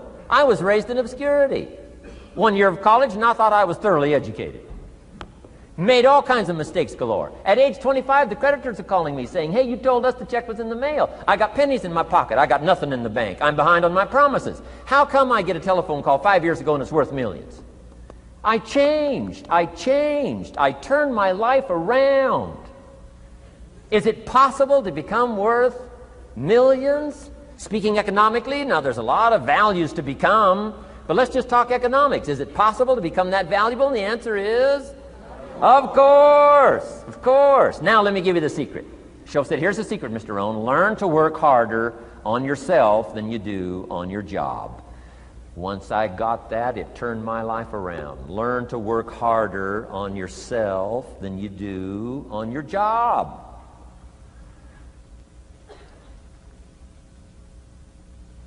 He said, if you work hard on your job, you'll make a living. If you work hard on yourself, you can make a fortune. Wow. If you would have known me at age 25, you would have said, Jim Rohn's a hard worker. If you'd have known me, you'd have said that. I'm the guy, I don't mind coming a little bit early, staying a little bit late. I don't mind that. You'd have said, well, Jim Rohn's a hard worker. You say, well, how come he's got pennies in his pocket and nothing in the bank and behind on his promises? Well, I was a hard worker, but I was working hard on my job, not on myself. I'm telling you, if you'll learn that simple little principle and start the process today, latest tomorrow, give you tonight to think it over,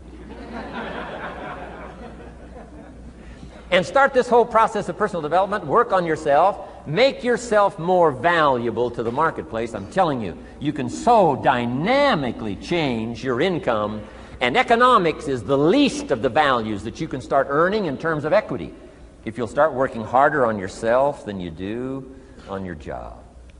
Work hard on yourself and develop the skills. Work hard on yourself and develop the graces. All of the stuff necessary to become more valuable to the marketplace. I'm telling you, your whole life can explode into change. Promotions, no problem. Becoming more valuable to the company, I'm telling you, no problem. Money, no problem. Economics, no problem. Future, no problem. If you just go to work on the right thing. Not get things out there to change. Don't try to change the seed. Don't change the soil.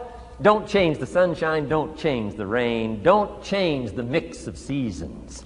Let the miracle of everything that's available work for you, and start working on the inside. Work on your philosophy. Work on your attitude. Work on your personality. Work on your language. Work on the gift of communication. Work on all of your abilities. And if you'll start making those personal changes, I'm telling you, everything will change for you. Now, let me give you another scenario on personal development. It's called the 4 major lessons in life to learn. Before we get to the 4 major lessons in life to learn, let me give you a key phrase for your notes. Here it is. Life and business is like the seasons. Life and business is like the seasons.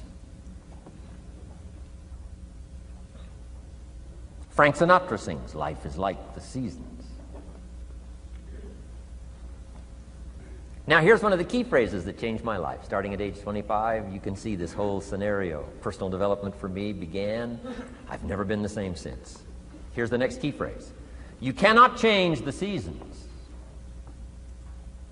but you can change yourself. You can't change the seasons, but you can change yourself. My best hope, right? When I'm 25 years old, my best hope was to go through the day with my fingers crossed saying, I sure hope things will change. I sure hope things will change. It seemed to be my only way for my life to get better if things would change. Here's what I discovered. It isn't going to change. It isn't going to change. I did a seminar one time for Standard Oil executives and management in Honolulu, now known as Chevron. And we're talking economics one day around the conference table. And one of them said to me, Mr. Rohn, you know some fairly important people around the world. You have a chance to travel internationally. Can you tell us what you think the 80s are going to be like? Now you can tell how far back this goes. He said, what do you think the 80s are going to be like? And I thought for a moment, and I said, gentlemen, I do know the right people. And I do have some experience, I think I can tell you. So they all leaned in a little closer, and I said, gentlemen, based on the people I know and based on the best of my own experience, I think in the 80s it's going to be about like it's always been. Aren't you glad you came today? I mean, that's inside stuff. I don't just spread that around everywhere. It's going to be about like it's always been. It isn't going to change. To hope that it'll change is called whistling in the wind, being so naive, hoping for something that isn't going to occur. I can give you the shortest history lesson that you can imagine in one sentence. What describes human history on the spinning planet the last 6,500 years? Let me describe it for you in one sentence. Here's human history in one sentence. Opportunity mixed with difficulty. That's about as simple as you can put it. And opportunity mixed with difficulty isn't going to change. The man says, well, if it isn't going to change for the future, if it isn't going to change in the 90s, how will my life ever change? Answer, when you change. And if you will change, everything will change for you. Your bank account will change, your income will change, your future will change, the ability to acquire your dreams will change, it'll all change if you will change. And now let's go through the scenario of the seasons. Life and business is like the seasons. Let's cover them. Here's number one, major lesson in life to learn. Learn how to handle the winters. You say, well, Mr. Rohn, a lot of this stuff is fairly obvious. That's true. Just need somebody like me just to come along and remind us. This is what this is called today, a reminding session. I got no new truth for you to discover. This is all old stuff. We just need to hear it again. Somebody get on our case a little bit, right? We all need that. Here's number one lesson, learn how to handle the winters. That's obvious. The winters come right after falls. And pray tell how often? Every year, according to written history, for the last 6,500. To cross your fingers and say, I hope it doesn't come. I'm telling you, we call that naive. Now, there's all kinds of winters. Not just the winter of the season, but there's all kinds of winters. Winter time, the down time, the discouraging time. One writer called it the winter of discontent.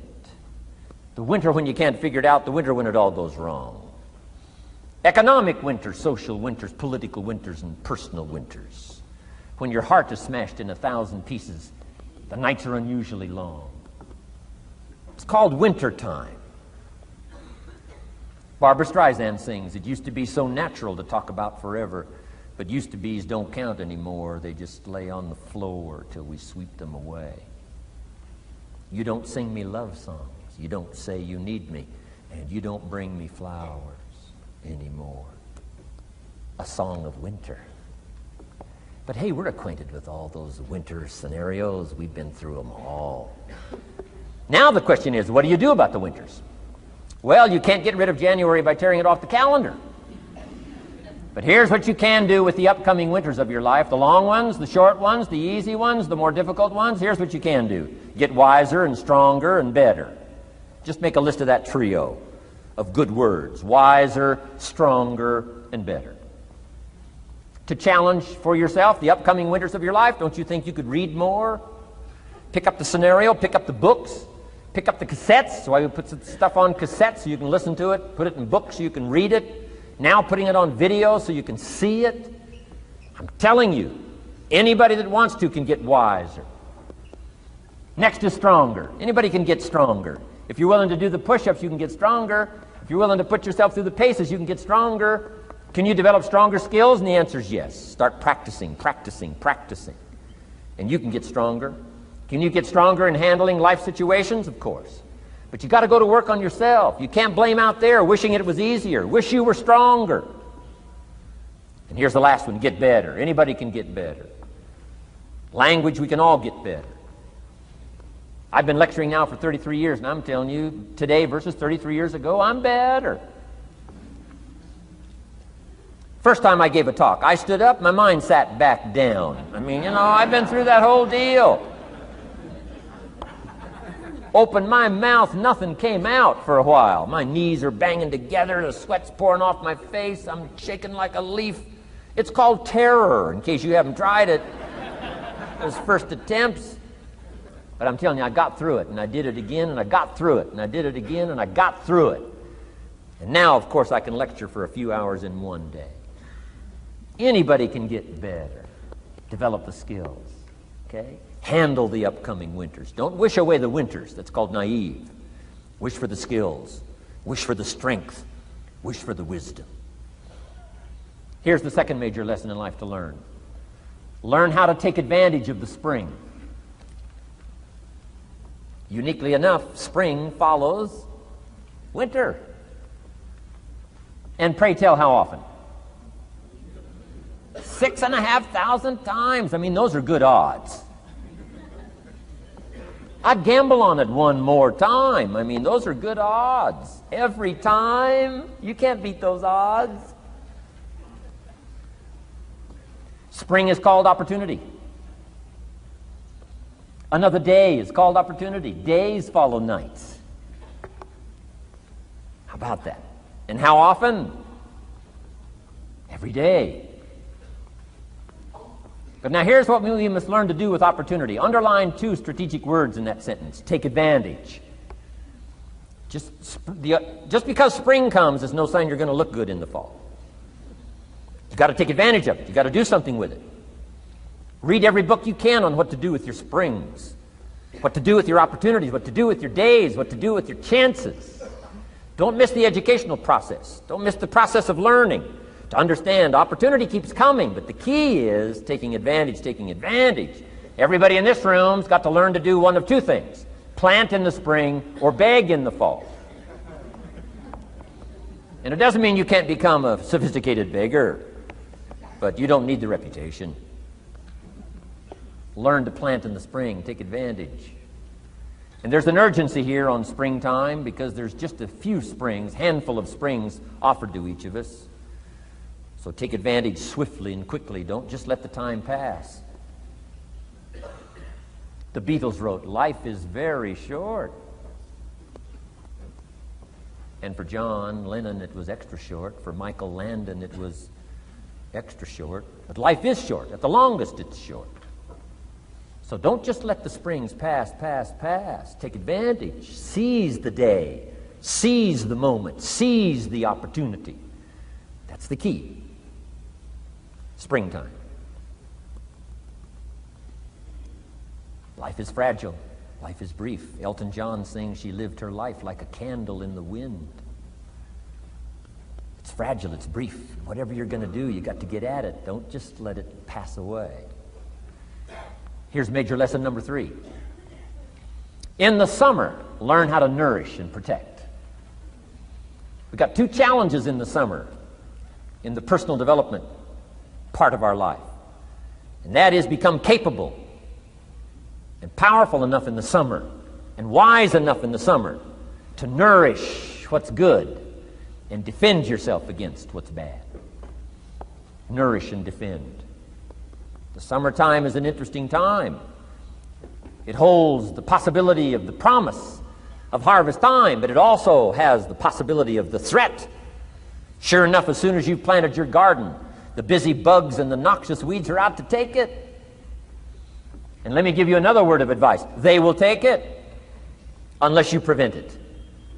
Summertime is an interesting time. Best as I can describe summertime, you got to nourish your values like a mother. Nourish like a mother. Go after the threat to the values you've got like a father. Deal with the weeds. Kill the weeds. Nourish the garden and kill the weeds. That's called summertime. What a challenging time. Give life like a mother. Take life like a father. Summertime. You got to deal with the negative as well as the positive. Summertime is a unique, complex mix of positive and negative. Opportunity and threat. What a scenario of life itself. Opportunity and threat to the opportunity. And you got to deal with both. You got to think positive and you got to think negative. You got to handle what's ever out to threaten you. You got to learn to threaten it back. Summertime. Interesting time. Nourish like a mother. Defend like a father. You got to be like your bloodstream in the summer. Red corpuscles to what? Nourish. White corpuscles to what? Fight. You've got to both nourish and fight. You've got to nourish and be vigilant. Okay. White corpuscles think negative. You can't just think positive. We call you naive. Somebody says, well, I've been taught to be all positive. You'll be some kind of freak. You can't be all positive. Thank God for white corpuscles that think negative all day. Guess what white corpuscles are looking for all day? Problems, infection. White corpuscles will say, just show me some infection, I'll kill it. Why? It's out to kill the body. It's out to kill our chances. It's out to kill our future. Whatever threatens us, we threaten. I'm asking you to take sword to your enemies. Whatever's out to threaten you, threaten your health, you got to threaten it back. Like white corpuscles. Kill what's evil. Nourish what's good. Love like a mother. Hate like a father. Father says to whatever threatens his family, take 2 or 3 more steps toward this family and threaten my family, you'll cease to exist. I'm father, I kill.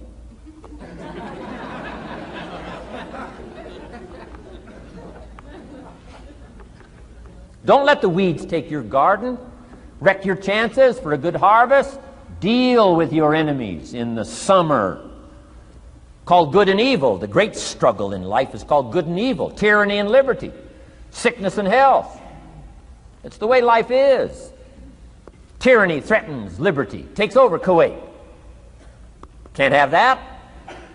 If tyranny takes Kuwait, it'll take Saudi Arabia. If it takes Saudi Arabia, it'll take something else. Where are we going to stop tyranny? As soon as possible, lest it take the whole world value. So George Bush draws a line in the sand, consults with his allies, sends 500,000 troops to Saudi Arabia. Finally, Desert Sword, Desert Storm, takes on Saddam Hussein, drives him out of Kuwait. Why? Because it has to be done. The great struggle between liberty and tyranny, the great struggle between evil and good. And you've got to treat your own life the same. Says Saddam Hussein, you can't have Kuwait, can't have Saudi Arabia. Furthermore, we're going to kick you out. Hires Chief White Corpuscle, General Schwarzkopf.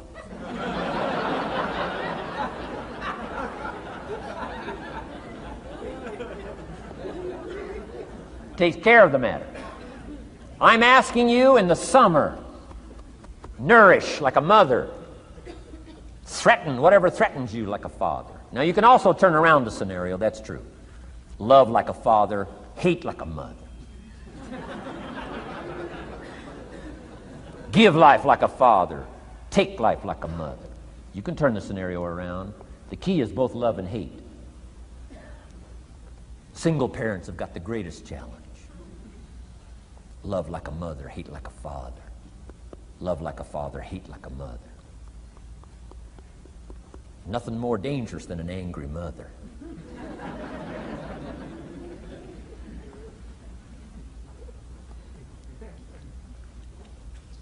Beware the female species of the animal. They call her Black Widow spider. Why? Because when she finishes, there is no male spider.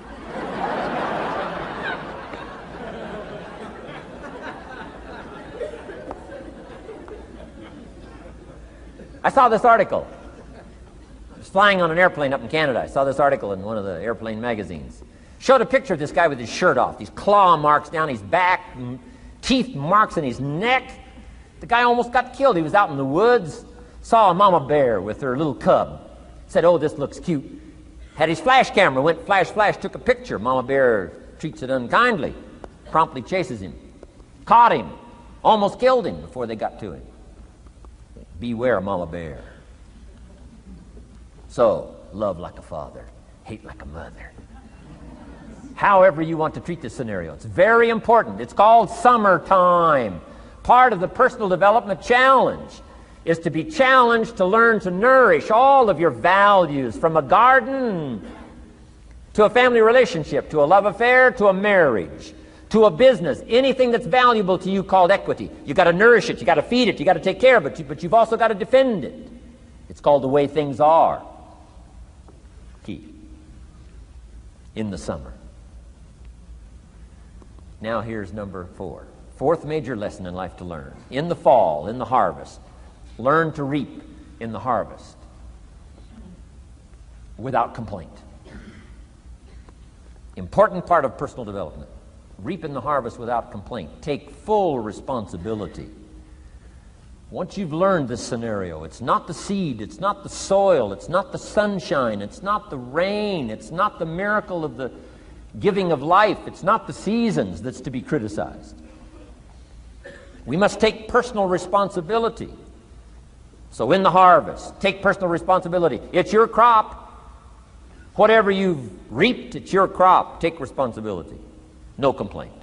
And here's the next one. No apology. The best of human maturity is no apology if you've done well, and no complaint if you haven't. Knowing that that's where the answers lie, within, and then without in the miracle of the possibilities that we have to work with. Those are the 4 major lessons in life to learn. Let's talk about some more parts of personal development. Here's the first one.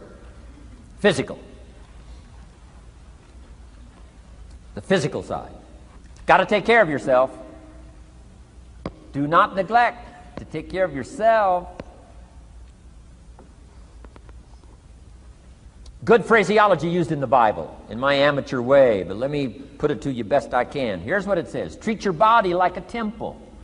That's a good phrase, good suggestion. A temple meaning something you take extremely good care of. A temple, that's a good phrase. Treat your body like a temple, not a woodshed. A temple, a temple. Take good care. It's the only place you've got to live currently.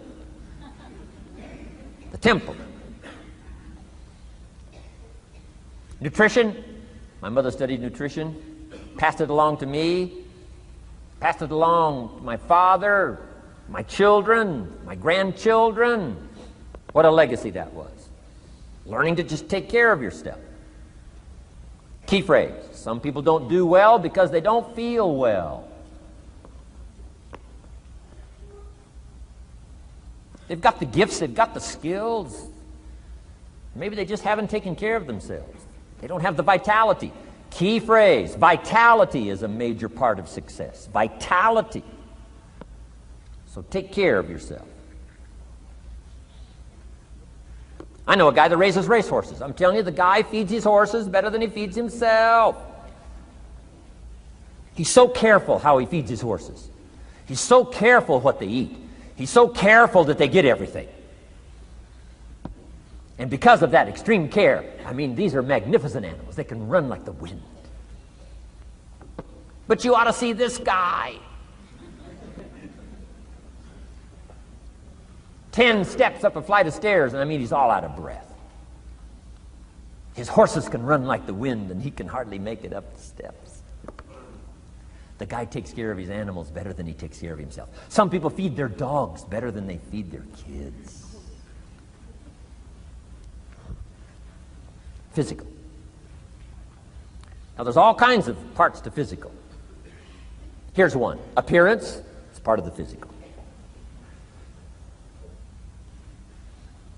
Never have a second chance to make a first impression. The physical side. And here's some of the best advice on appearance I can give you. It comes from ancient script again. It says, God looks on the inside, people look on the outside. Isn't that good information? Now you say, well, people shouldn't judge you by how you look. Well, let me give you a clue. They do. They do. You can't deal in these shoulds and shouldn'ts. You'll be tipped over the rest of your life. Now, of course, when people get to know you, they'll judge you by more than what they see. But at first, they're going to take a look.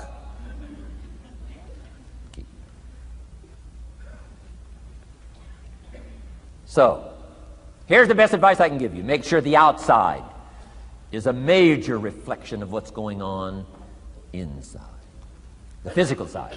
A few minutes a day, stay healthy. A little bit of study on nutrition, stay healthy. Key. Now here's the next part of personal development, the spiritual part. Now, I'm an amateur on the spiritual side. I do happen to believe that human beings are more than just an advanced life form. An advanced species of the animal kingdom. I do believe humans are a special creation. That's just my personal belief, and I don't ask you to buy it. But here's what I do ask you to buy. If you do believe in spirituality in any manner, here's my best advice. Study it and practice it. Do not neglect your values. Do not neglect your virtues. If you do believe in spirituality, my advice is study it and practice it. Don't let it go unstudied. Don't let it go unnourished, if you do believe. That's my best advice on the spiritual side. Now here's the third part. The mental side. Part of this personal development challenge is to develop mentally. Learn, study, grow, change. It's what schooling is all about. And the human development takes time, incredible amounts of time. That's why we've taken the time for this seminar. It just takes time. Some things you can't cover in a 20-minute speech. You can't cover in a little 5-minute talk. It takes time. For humans, it seems like more time than any other life form, human beings. The little wildebeest in Africa. Guess how much time it's got as soon as it's born to be able to run with the pack so it doesn't get eaten by the lions? Guess how much time it's got? A few minutes. As soon as the little wildebeest is born, tries to stand up, falls down. Its mother nudges it, gets it to stand back up, falls back down. Finally, on little shaky legs, it tries to nurse. Mother pushes it away. She moves away, so it can't nurse. Why? You can't nurse now. You've got to develop some strength now. The lions. Falls down, gets back up, tries to nurse. Mother pushes it away. No. You got to get these legs strong. How much time have we got? Not much time. Mama wildebeest says, not much time. Not hours, not days, minutes. Wow. But the human baby, wow. After 16 years, we're not sure. Right? Unbelievable amount of time it takes. So it does take time for personal development. It does take time for spiritual development, physical development. But here's also what takes time, and that's your mental development. Feeding the mind. Nourishing the mind. Some people read so little, they got rickets of the mind. They couldn't give you a good, strong argument as to their own personal beliefs. Here's one of the challenges we've got as parents, and that is to get our kids ready to debate the major life issues of the 90s. They've got to get ready to debate. We've spent this last couple of decades debating communism. Communism taught capital belongs in the hands of the state. We've been teaching, no, capital belongs in the hands of the people. Communism taught people are too dumb and stupid to know what to do with capital. You've got to take capital away from all the dumb, stupid people and give it to the all-knowing, all-wise state. And let the state run everything and let the people meekly show up for their work assignment. All glory to the state, communism taught. Kid says, well, is that right? No, all glory to the people. Let the state be the servant of its people, not the people be the servant of the state. I'm telling you, you've got to be able to pick up those ideologies. You've got to be able to pick up the philosophy. And here's the next part. You've got to be able to defend it. If you can't defend your virtues and if you can't defend your values, I'm telling you, even in the 90s, you'll fall prey to philosophies that are not in your best interest. And we've got to help our teenagers, we've got to help our kids especially to be able to debate the major life issues, the political issues and the social issues and the religious issues and the spiritual issues and the nutritional issues and the economic issues and all of the rest of the issues that are valuable for us to build the kind of equities we want. You got to get yourself ready. And one of the ways you got to get ready is not just physical and not just spiritual. You got to get ready mentally. And this is where Shof went to work on me, to be ready mentally, to develop the philosophy and also be able to defend your virtues and your values. Let's go through it. You need a good library. Shof got me started on my library. Here's one of the books he recommended. Think and Grow Rich by Napoleon Hill. Think and Grow Rich. Shof said to me, doesn't that book and title intrigue you? Think and Grow Rich. Don't you have to read that book? Think and Grow Rich. I said, yes, sir. By Napoleon Hill. I went and found that book in a used bookstore. That's where I had to start. In a used bookstore. I paid less than 50 cents for it. I've still got it. It's one of the rare hardback covers. Think and Grow Rich by Napoleon Hill. Wow, Schoaf was right. Get a library started. It'll change your life. Any home over $200,000 has got a library. Why do you suppose that is? Wouldn't that make you curious? How come every home over $200,000 has got a library?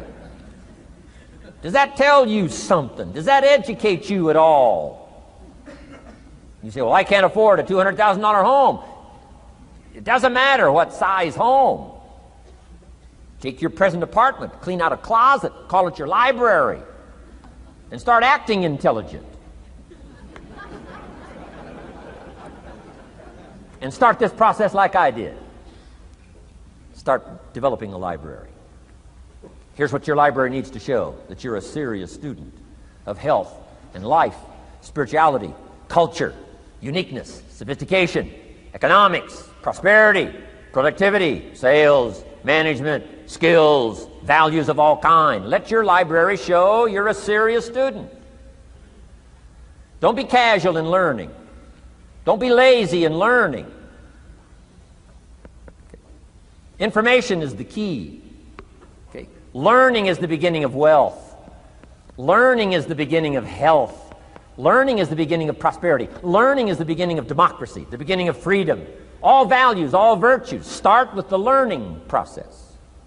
So don't be lazy in learning. Don't be lazy in gathering the library that'll teach you and instruct you. And I got that book, Think and Grow Rich. Some of the ideas in that book inspired me no end, helped me to change my life. Now, it's got some weird stuff in it. You know, it's got some weird stuff. Napoleon was weird, so you gotta separate out a little of this weird stuff. But you can do that. You can separate out the weird stuff, okay? Unless you're weird, just do the weird stuff. Anyway, remember, don't be a follower, be a student. That's the key to all books. Don't be a follower, be a student. Okay. Another book he recommended. Help Me Become Financially Independent. We're going to cover that before we finish this afternoon. The book was entitled The Richest Man in Babylon. The Richest Man in Babylon by George Clason, C-L-A-S-O-N. This little book, The Richest Man in Babylon, I use it as a textbook teaching teenagers how to be rich by 40, living in America. 35 if you're extra bright. Much sooner if you find a unique opportunity. I got rich by the time I was 31, didn't wait till 35. If you find a unique opportunity.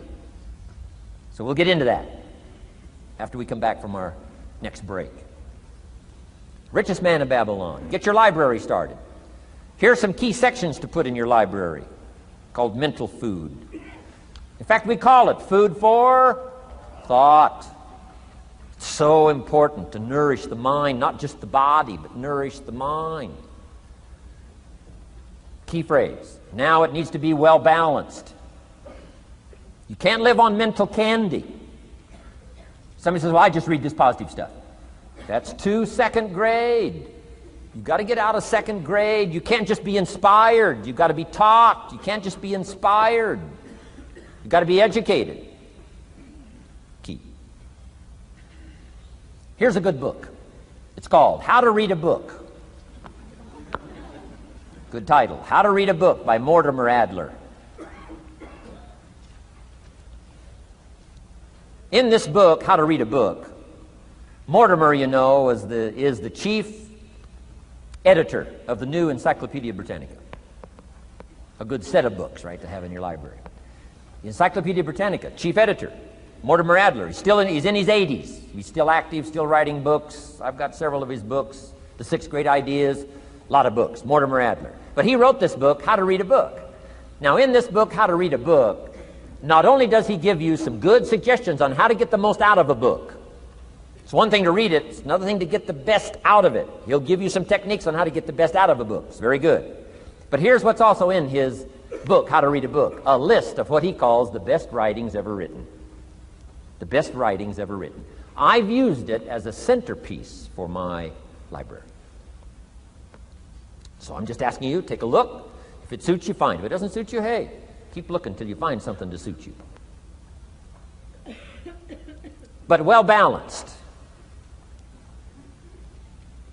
Let me give you some of that balance. Number one, history. We've all got to have a sense of history. American history, national history, international history, family history, political history. We all need a sense of history. Shortest history lesson, opportunity mixed with difficulty. No matter how far back you go, 1,000 years ago, 2,000 years ago, 3,000, 4,000 years ago, I'm telling you, it all reads the same. Once you understand the thread that it isn't going to change, then what's going to change for my life? Answer, looks like I'm going to have to change. History helps us to understand how it is, what there is to work with, seed, soil, sunshine, rain, and what human beings have done with it in the past. And how many of them have, like I did by age 25, they have messed up. That's what history's for. Be a good student of history. Here's a good book, Lessons of History by Durant. Lessons of History by Durant. This little book is only 100 pages, but I'm telling you, it's so well written, you'll be intrigued, as I was. This little book, Lessons of History by Durant.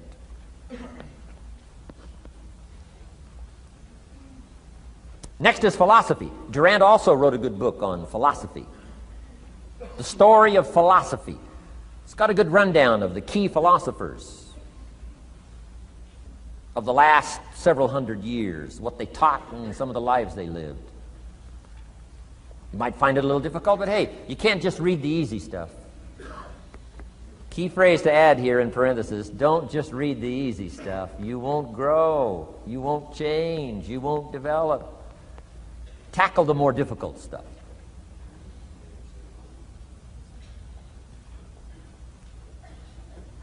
Next, novels. Novels are good. Sometimes an intriguing story keeps our attention so that the author can weave in the philosophy he or she is trying to get across. Ayn Rand was probably better at that than anybody else I could possibly think of. Atlas Shrugged, some of those towering novels.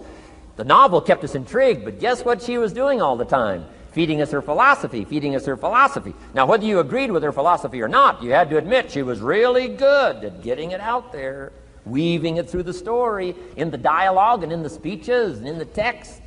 Fabulous. Novels. Novels are good. Now, here's a little personal advice. Skip the trash. I mean, you know.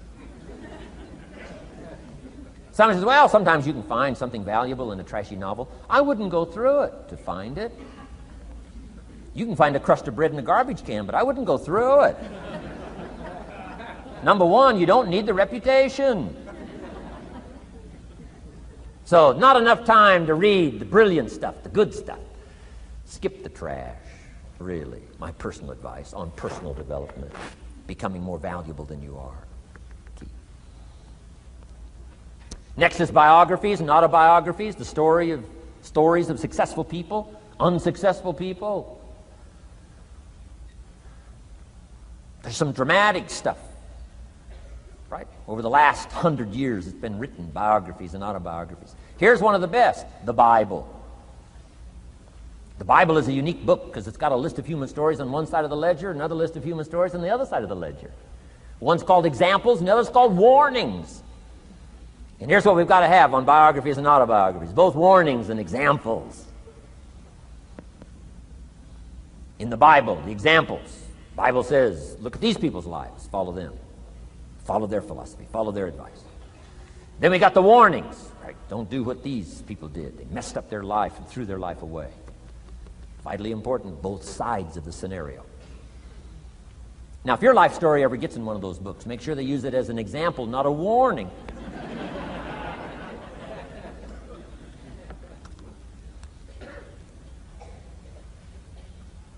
Also, we need balance, both sides, balance, good and evil, biographies, autobiographies.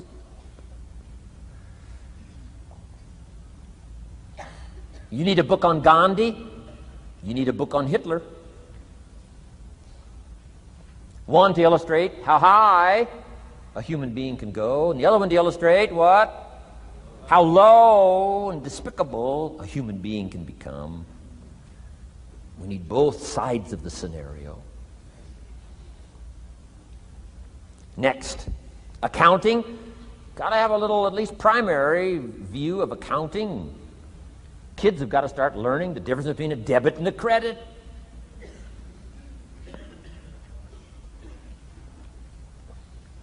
Next is law. We all need, right, a little bit. You don't have to be a lawyer, but you got to know contracts, what to sign, what not to sign, backups, good advice, how to be safe rather than sorry. All of us need a little law, not a lawyer, but a little law, especially these complicated days. Everything's in court these days. I learned this the hard way. Company wanted to borrow money a long time ago, up in Canada. Company wanted to borrow some money. The bank said, well, yes, we will loan the company the money if Mr. Rohn will sign personally. And I wanted to play hero, and I knew the company could pay it back. $250,000. So I signed. No problem. Sure enough, within less than a year, they paid it all back. $250,000. I am now a hero. Well, about a year later, this company gets in financial trouble. They go back to the bank and borrow this $250,000 again. I said, I hope my phone doesn't ring because I won't sign the note this time. Because I knew they were in trouble. I knew they were probably going to go bankrupt. My phone never rang. I'm off the hook. Sure enough, within less than a year, the company goes bankrupt. Can't pay. But I get this letter from the bank saying, Dear Mr. Rohn, since the company cannot perform its obligation and pay this $250,000, and since we have here your personal guarantee, would you please send us your check for $250,000? I said, hey, hold it. There must be some mistake here. I signed that first note, and they paid it all back. I wouldn't have signed the second note. I didn't sign the second note. Well, what I didn't know I had originally signed was a continuing guarantee. So now I know what the word continuing means.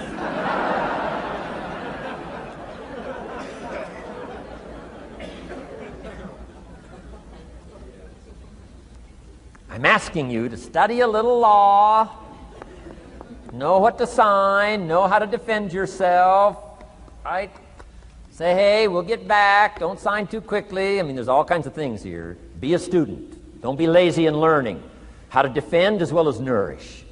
How to grow as well as take care of your enemies. You got to learn. Let your library indicate that you're a serious student about personal relationships with your family, gifts and skills, economics, and all the rest. Here's the next one. Economics. We're going to study that when we come back from our break. Economics. We're going to cover, especially for the kids today, how to become financially independent. We're going to let the adults listen. I've been teaching kids for the last 18, 19 years how to be rich by 40, 35 if you're extra bright. Most kids think they're extra bright. They go for 35. Or much sooner if you find a unique opportunity. We're going to get into that. Be a student of economics. Next, culture, sophistication. Don't leave that out of your life. Culture, sophistication. Culture is part of the fabric of the nation. Culture is what makes us different than dogs and animals. Culture is what makes us different from the barbarians. Culture, sophistication. Be a student of the dance and the art and the music and all the rest of those extraordinary human values that are possible for us all to participate in as well as to enjoy. Be a student of culture. And the last one is spirituality. Study it from the Bible and all the related books about spirituality. If you're a believer, study and practice. Let your library show you're a serious student. Next, keep a journal. Shelf said, Mr. Rohn, not only be a student, but the good ideas that you develop from the books, Keep a separate journal. Write all this stuff down. Here's what he said. Don't trust your memory. If you're serious about becoming wealthy and powerful and sophisticated and healthy, influential, cultured, unique, keep a journal. Don't trust your memory. If you listen to something valuable, write it down. If you come across something important, write it down. Write it down. Now, I used to take notes on pieces of paper and torn off corners and backs of old envelopes and restaurant placemats and long sheets and narrow sheets and little sheets and pieces thrown in a drawer. Found out, best way, keep a journal. I've been keeping these journals now since age 25. It makes up a valuable part of my own learning, and it's a valuable part of my library. My own journals now form a good portion of my own library. The stuff. I'm trying to get kids to do like I do, be a buyer of empty books. Kids find it interesting I'd buy an empty book. Especially at my status in life. What did I pay for this one? $26. Kids say, $26 for an empty book? Why would you do that? Well, the reason I paid $26 is to press me, to see if I can't find something worth $26 to put in here. And I'm telling you, all my journals are private. But if you got a hold of one of my journals, you wouldn't have to look very far until you would say, this is worth more than $26. I must admit, if you got a glimpse of Mr. Rohn's journals, you'd have to say he is a serious student. Not just committed to his craft, but committed to life, committed to skills, committed to learning, to see what I can do with seed and soil and sunshine and rain and miracle and possibilities and turn it into equities of life and treasure, family relationships, enterprise, sales, management, gifts galore, everything you want, all available, especially in America. I'm asking you, keep a journal. I call it one of the 3 treasures to leave behind. Let me give you that. One of the 3 treasures to leave behind. Number 1 is your pictures. Take a lot of pictures. Did you ever look back, right? 2 or 3 generations, just a handful of photographs way back there. Wouldn't it be something if there was album after album, thousands of pictures to help tell the story? A picture's worth 1,000 words. Don't be lazy in capturing the event. How long does it take to capture the event? A fraction of a second. How long does it take to miss the event? A fraction of a second. Errors in judgment or disciplines. Take lots of pictures. Help tell the story. Click, click, got it. Click, click, got it. Keep.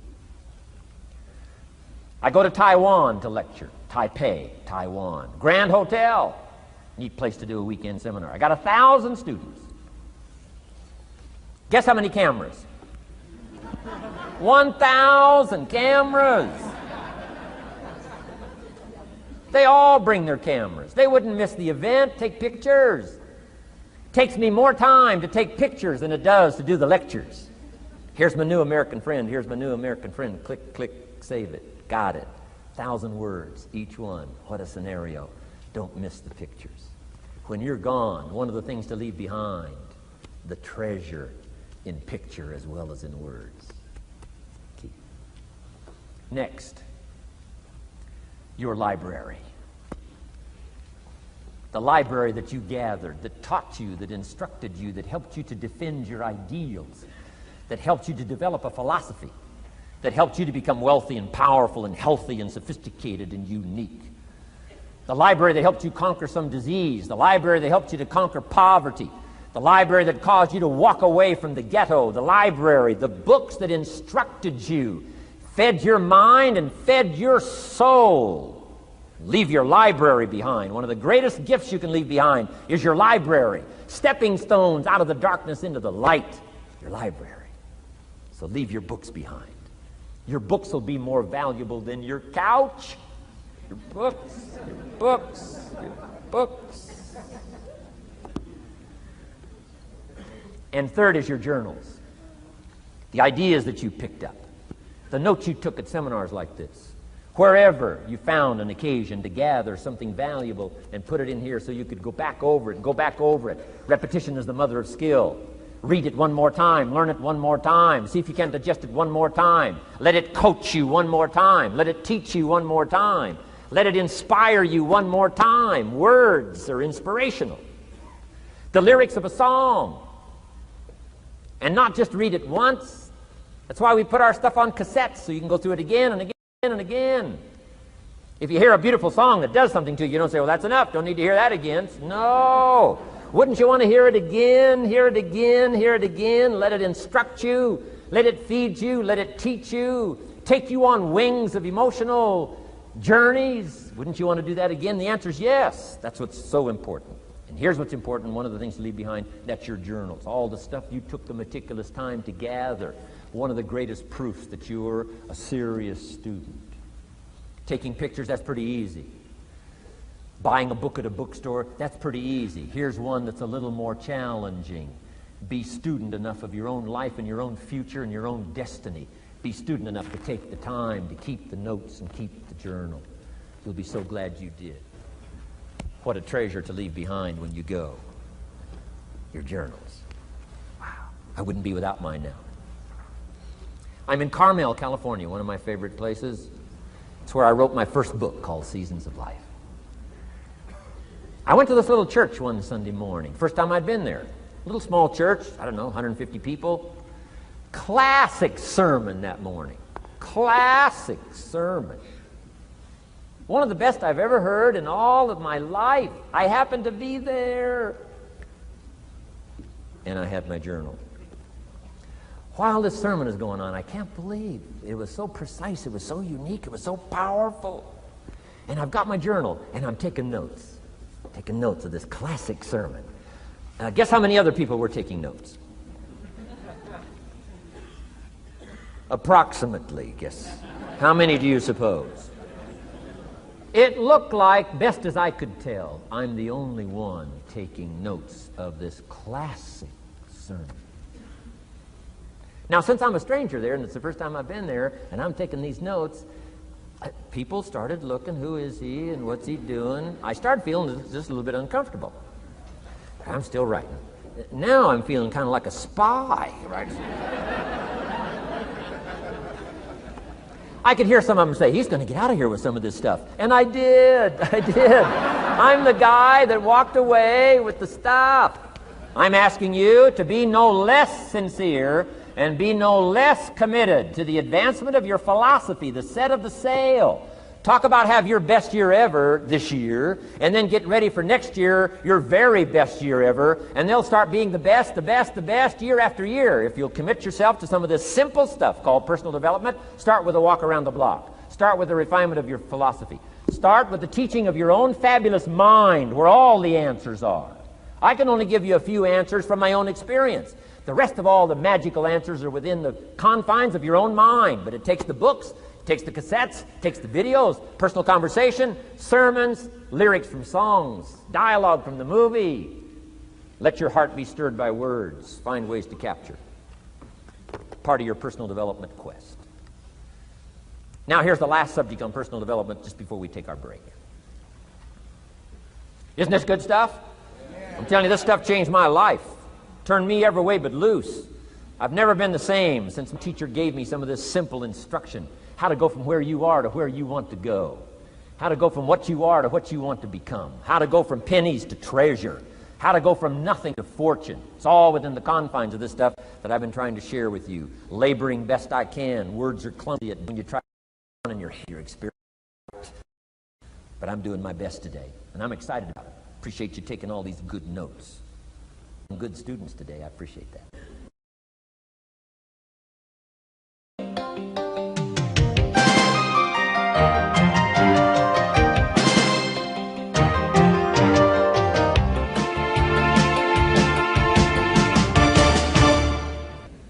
Develop these 5 abilities as part of your personal development quest. I call them the 5 abilities. Here's the first one. Develop the ability to absorb. The ability to soak it up like you're doing today. Be like a sponge. Don't miss anything. And not just the words. It's true, don't miss the words, but don't miss the atmosphere. Don't miss the color. Don't miss the scenario. Don't miss what's going on. Most people are just trying to get through the day. Here's what I want you to be committed to do. Learn to get from the day. Don't just get through it, get from it. Learn from it. Let the day teach you. Join the university of life. What a difference that'll make in your future. Commit yourself to learning. Commit yourself to absorbing. Be like a sponge. Get it. Don't miss it. I've got a personal friend of mine who's so gifted in this area. I think he has soaked up and remembers everything that's ever happened to him. He can tell you as a teenager where he was and what he did and what he said and what she said and how they felt and the color of the sky and what was going on that day. And the reason is because he gets it. He gets it. He gets it. I'm telling you, it's more exciting to have him go to Acapulco, come back and tell you about it, than it is to go yourself. He's unbelievable. He's got this extraordinary gift. And why is it? When he's there, he doesn't miss anything. Here's a good phrase for you to jot down. Wherever you are, be there. Be there to absorb it up. Be there to soak it up. Take a picture if you can. But take pictures of your mind. Let your soul and heart take pictures. Get it, capture it, absorb it. That's such an important ability to develop. The ability to get it, don't miss it. Don't be casual in getting it. Key phrase, casualness leads to casualties.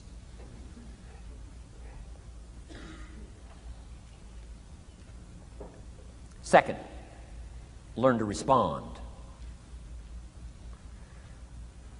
The ability to respond means let life touch you.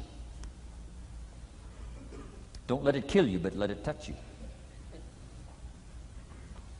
Let sad things make you sad.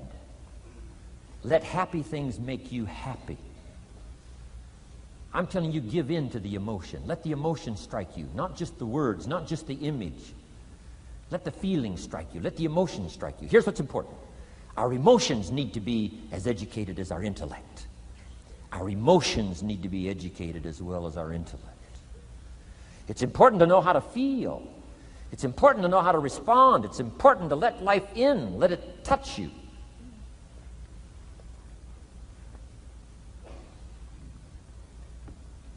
I'm the greatest guy in the world to take to the movies. I get into a good movie. I want a good movie. Make me laugh, make me cry, scare me to death, teach me something, take me high, take me low. Just don't leave me as I was when I came in. Touch me, do something to me. Wow. I picked up the newspaper in Australia. The advertisement says, see Dr. Zhivago on the big screen. I said, my gosh, I got to go see it on the big screen. I'd seen it, 2 or 3 times before, but the big screen, I love the old theaters, right? The balconies and the chandeliers and the draperies and all the stuff, the big screen. So I go one more time, see Dr. Zhivago, and sure enough, I'm swept away one more time. Story of the Russian Revolution, Dr. Zhivago, and that whole scenario. I had always missed the importance of the ending of that movie until this time. The other times I missed it. I'm telling you, this time, I got it. Comrade General said, Tanya, how did you come to be lost? After he'd found her, right? Said, how did you come to be lost? And she said, well, I was just lost. He said, no, how did you come to be lost? She said, well, we were, the city was on fire when we were running to escape, and I was lost. He said, no, how did you come to be lost? And that's what she didn't want to say. He finally pressed her again. How did you come to be lost? And he said, well, she said, well, while we were running through the city and it was on fire, my father let go of my hand and I was lost. That's what she didn't want to say. Comrade General said, Tanya, that's what I've been trying to tell you.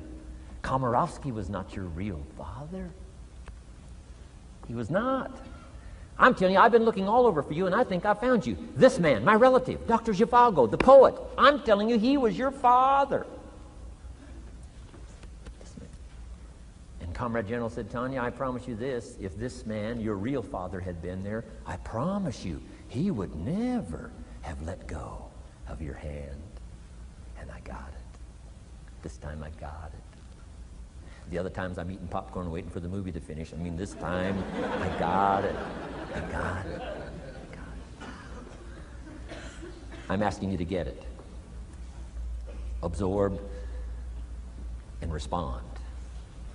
Maybe you heard the story about the evangelist here in Texas way back in the horse and buggy days. Used to put up his tent in these various Texas towns and hold tent revivals. And he put up his tent, one of these towns, expected a big crowd to come and hear him preach. And he got there first night of the tent revival, and he walked inside the tent. It was empty. And he thought, something must be wrong. He waited till 8 o'clock. Nobody showed up. He waited till 8:15. Not a soul. Finally, 8:30. One lone cowboy wandered up on his horse, tied his horse up outside, came in, sat down on the front bench. Big empty tent. So the preacher thought, well, at least I better go down and talk to the cowboy. So he goes down and talks to the cowboy, and he says, "Cowboy, I don't know what to tell you." He said, "I'm the preacher. And this tent was supposed to be full of people." And he said, "Something's gone wrong. I really don't know what to do. I'm embarrassed." And he said, "I don't know what to do." And the cowboy said, "Well, I'm not a preacher. I'm just a cowboy, so I can't tell you what to do." But he said, "I know this. If I went out to feed my cattle and only one showed up, I'd at least feed it." So the preacher said, "Hey, the cowboy is right. If you've got a message to share, if there's one person or 1,000, don't let your ego get in the way. You should do the best you can." So he got kind of inspired by this conversation with the cowboy, jumped up on the platform, started preaching as if the tent was full of people. And he was so inspired, he just kept going, went for an hour and 15 minutes, hour and a half. Finally, wound down and quit. Come down off the platform, talked to the cowboy again, said, "Well, cowboy, what did you think of my sermon?" The cowboy said, "Well, I'm not a preacher, so I can't really tell. I'm just a cowboy. But," he said, "I know this. If I went out to feed my cattle and only one showed up, I'd feed it, but I wouldn't dump the whole load on it."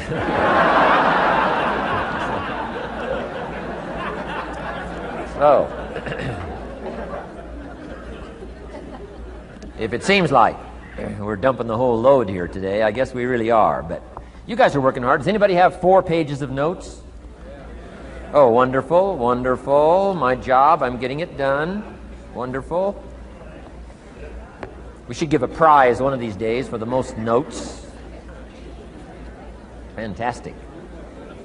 I congratulate you. You're working as hard as I am. I appreciate that.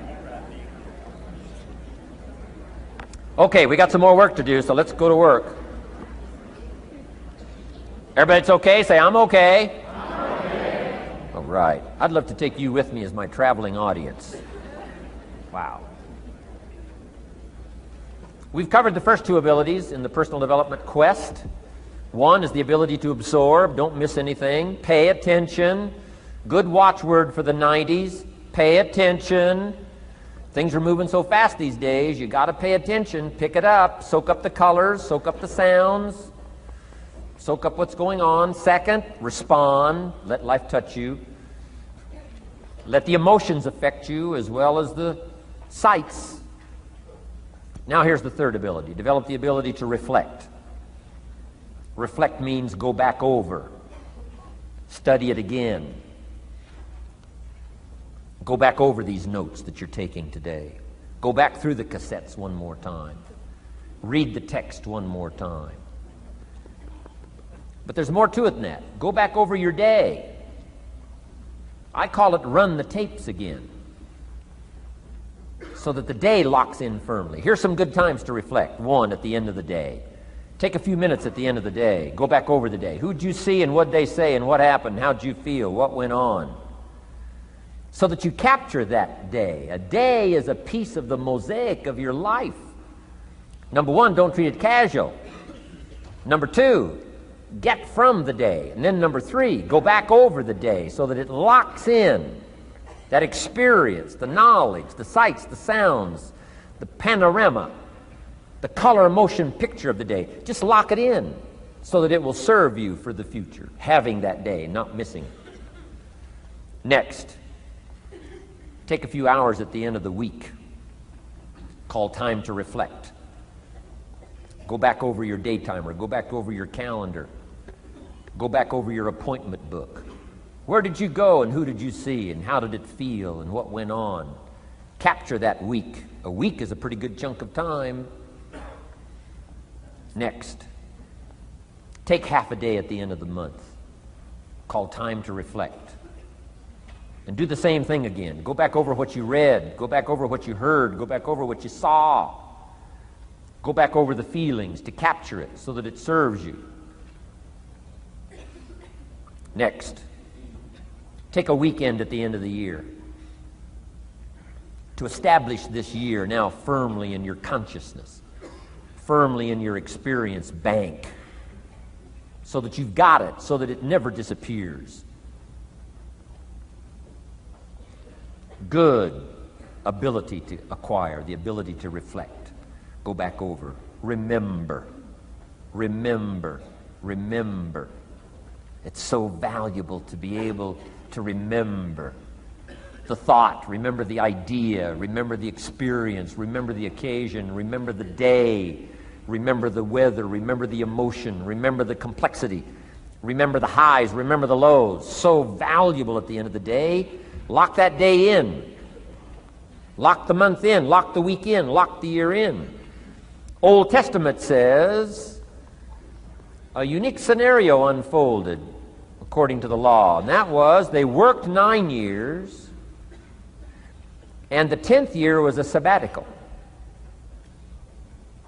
The 10th year, work 9, take the 10th year, and not just to relax, not just to replenish, not maybe just to get physically in shape. Change of pace, we call it in the modern society, but not just for that. I'm sure that in ancient days, that sabbatical was to go over the last 9 years, what went right and what went wrong, and what worked well and what didn't work well. And how did you grow, and how did you learn, and how did you change, and what have you got now after 9 years that you didn't have at the beginning of the 9 years? See, that's so valuable, a sabbatical, some time. There's also something to be said for solitude when you reflect. Sometimes you can reflect with somebody. Husband and wife reflect on the past year, right? Parents reflect with their children on the past year. How did we do it, and how didn't we do it, and how could we improve? Colleagues can reflect with each other. But now here's one of the most important. You've got to learn to reflect with yourself. There's something to be said for solitude. There's something to be said for taking those occasions to shut out the world and shut out everything else for a while.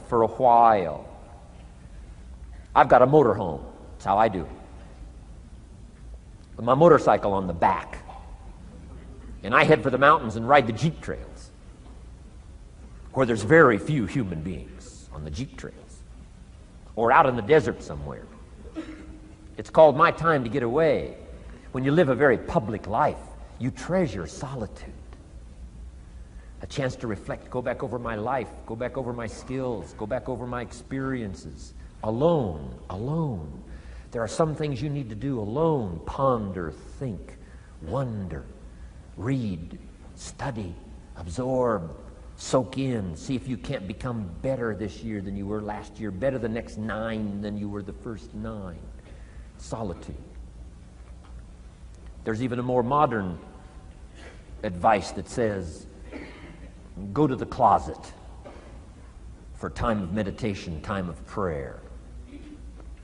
Go to the closet. Closet meaning what? Away. And there's even a graphic description of the away. It said, enter into your closet and what? Got some students here, I'm sure. What? Close the door. For what? Just to shut out everything. Life is experience, and touching and seeing and looking and doing and acting and disciplines and all the stuff. But sometimes, this is where this reflecting is so important, to shut the door. To shut the door and wonder. Prayer, contemplation, thinking, and let things move in to your consciousness and awareness that no other way can it be done. Right? Flying down the freeway, I'm telling you, it's difficult to get through. So many things to do, it's difficult to get through. But times of solitude, times to reflect. So this is so valuable, learn to reflect. Now here's why it's important to reflect. To make the past more valuable to serve you for the future. Here's what's really powerful, learning to gather up the past and invest it in the future.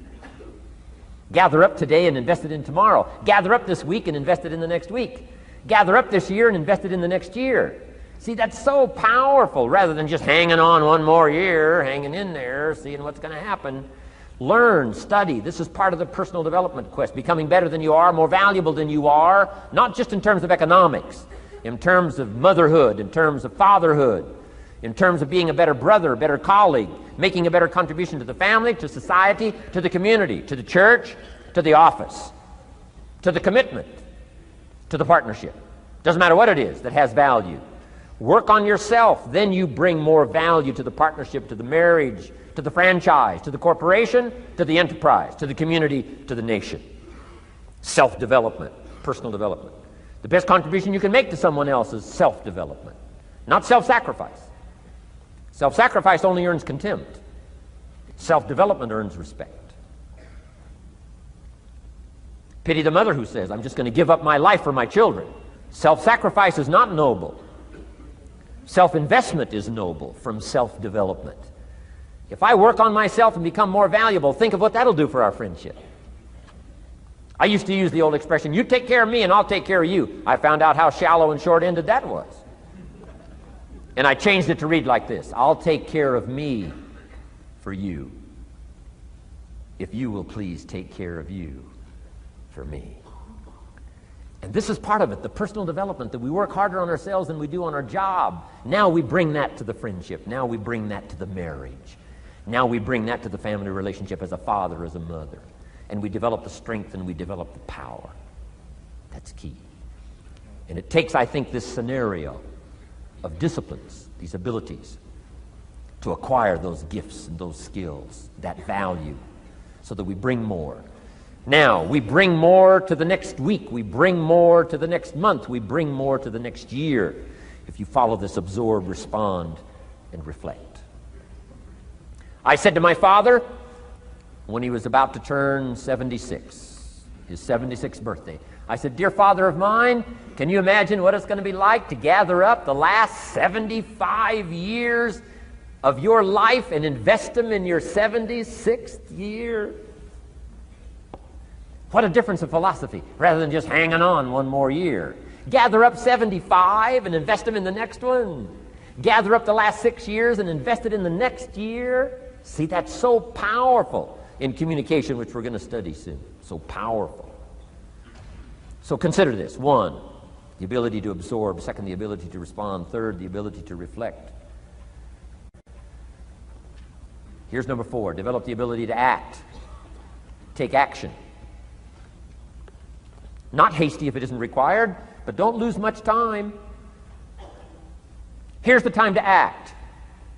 When the idea is hot and the emotion is strong. That's the time to act. You say, Mr. Ron, I'd like to have a library like yours. See, if you feel strong about that, what you got to do is get the first book and then get the second book. Before the feeling passes and before the idea gets dim, action pronto, action immediate, action as soon as possible. Because if you don't, here's what happens. We call it the law of diminishing intent. We intend to when the idea strikes us. We intend to when the emotion is high. But now if you don't translate that into action fairly soon, now the intent starts to diminish. And a month from now it's cold. A year from now, can't be found. So act. Set up a discipline when the emotions are high and the idea is strong and clear and powerful. That's the time to set up the discipline. Somebody talks about good health and you're stirred. Says, right, I need to get a book on nutrition. Get the book before the idea passes and before the emotion gets cold. Go for the book. Start the library. Start the process. Fall on the floor. Do some push-ups. Action. Got to take action. Otherwise, the wisdom is wasted. Otherwise, the emotion soon passes. unless you put it into a disciplined activity. Capture it. Disciplines is called how to capture the emotion and how to capture the wisdom and translate it into equity. Disciplines. Now here's what's important about disciplines. All disciplines affect each other. In fact, here's a good philosophical phrase. Everything affects everything else. Nothing stands alone. Don't be naive in saying, well, this doesn't matter. I'm telling you, everything matters. There are some things that matter more than others, but there isn't anything that doesn't matter. Okay. We all pity the man who says, well, this is the only place I let down. Not true. Key to take home. Every letdown affects the rest of your performance. Every letdown affects the rest. This is part of the educational process on personal development. If you don't take the walk around the block, you probably won't do the apple a day. If you don't do the apple a day, you probably won't start building your library. If you don't build your library, you probably won't keep a journal, and you won't take pictures, and then you won't do this, you won't do wise things with your money, won't do wise things with your time, won't do wise things with your possibilities and relationships, and the first thing you know, 6 years of that accumulated, and we say you have messed up. So the whole key to reversing that process now is to start picking up these disciplines. Now here's the positive side. Every new discipline affects the rest of your disciplines. Every new one affects the rest. That's why action is so important. The least action, the smallest action. Take it. Because when you start accomplishing and the value starts to return from that one action, it'll inspire you to do the next one and the next one and the next one. You start walking around the block, it'll inspire you to get an apple. Get an apple, it'll inspire you to get a book. Get a book, it'll inspire you to get a journal. Get a journal, it'll inspire you to grow, develop some skills. All disciplines affect each other. Every lack affects the rest. Every new affects the rest. The key is to diminish the lack and set up the new. And you've started a whole new life process. Key. Also, one more thought on discipline. Here's the greatest value of discipline. Self-worth. Self-esteem. People are teaching self-esteem these days, but they don't connect it to disciplines. The least lack of discipline, and it starts to erode our psyche. One of the greatest temptations is to just ease up a little bit, right? The slightest lack of doing your best starts to erode the psyche. Instead of doing your best, doing just a little less than your best. Sure enough. You say, well, it's just going to affect my sales. No, it's going to affect your consciousness. It's going to affect your philosophy. Now you've begun in the slightest way to affect your own philosophy. Here's the problem with the least neglect. Neglect starts as an infection. And if you don't take care of it, it becomes a disease. And one neglect leads to another. And the worst of all, when neglect starts, it diminishes our self-worth, our self-confidence, our self-value. You say, well, how can I get back my self-respect? I'm telling you, you don't have to go to 29 classes. All you have to do is start the smallest discipline that now corresponds to your own philosophy, like I should, and I could, and I will. No longer will I let neglect stack up on me so that I will have the sorry scenario 6 years from now, giving some excuse instead of celebrating my progress. That's the key to discipline. Okay? Let's get kids involved in the least of disciplines. One more, and then one more, and then another one, and then another one, and then some more. And the first thing you know, you're starting to weave the tapestry of a disciplined life into which you can pour more wisdom and more attitude and more strong feeling, more faith and more courage. Now you've got something, a vessel in which to put it, and now the equities start to flow. And the early return, I'm telling you, if you'll start this process, the early return will have you so excited, you'll commit yourself to this strategy for the rest of your life. You'll never go back to the old ways. Join a new crowd, join a new group. The disciplines to do it, take action. I recommended the last time I was here, the little book, Richest Man in Babylon, and I said, I've lectured now to over 3 million people in the last 33 years, and I've recommended this little book to almost all of them, I think. Guess how many have actually gone and got this little book? Answer, very few. My best guess is 10%. Such an easy thing to do. In that last seminar, right, I suggested this little book, number one, is easy to find. Number two, it's easy to buy. The most you can pay for it, $6, $7, $8. You can borrow that from your kids. And number three, it's easy to read. It's in story form. That's why I use it for teenagers, teaching them how to be rich by 40, 35, if you're extra bright, much sooner, if you find a unique opportunity. But if it's easy to find and easy to buy, and if it's easy to read, why wouldn't everybody go get it? We don't know. What do you know? You don't know. I don't know. Nobody knows. Here's how profound it is. Some do and some don't. Now here's the numbers. About 10% do. 90% don't or won't. And we don't know the mystery of that. And I'm telling you, 10 years from now, those numbers will still be the same. 10% will, 90% won't. The numbers don't change. Only the faces change. You're looking at one of the faces. I used to belong to the 90% who couldn't be bothered even if it was easy. Guess how many people have a library card? Wisdom of the world available. Transform your life in any value amount you want. By the way, how much is a library card in Texas? Free. Here's what free is. Easy. I mean, it can't be any easier than free. Somebody says, well, would you bring it by? Well, no. At least you got to go get it. No.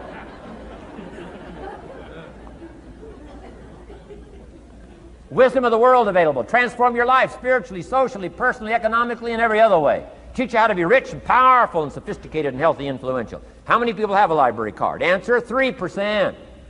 95, 97% couldn't be bothered. Guy specializes in happy hour, but he doesn't have a card. And now readily and quickly blames the government and blames his company and blames policy and blames the pay scale. When if he only knew, if he joined the 3%, here's my advice to you today. Walk away from the 97%. Don't talk like they talk. Don't act like they act. Don't go where they go. Don't specialize in what they specialize in. Throw away the blame list they cling to.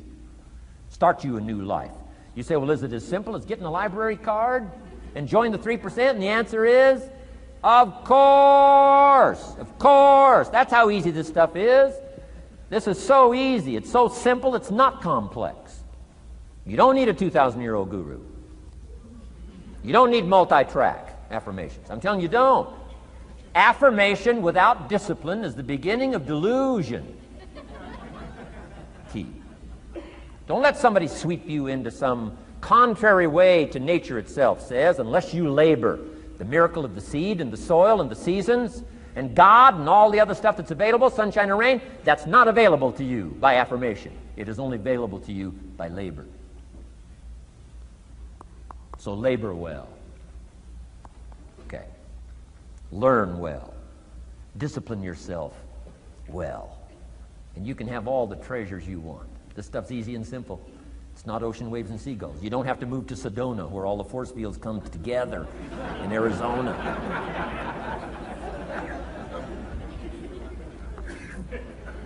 Let's teach our kids the simple ways to transform their health, number one.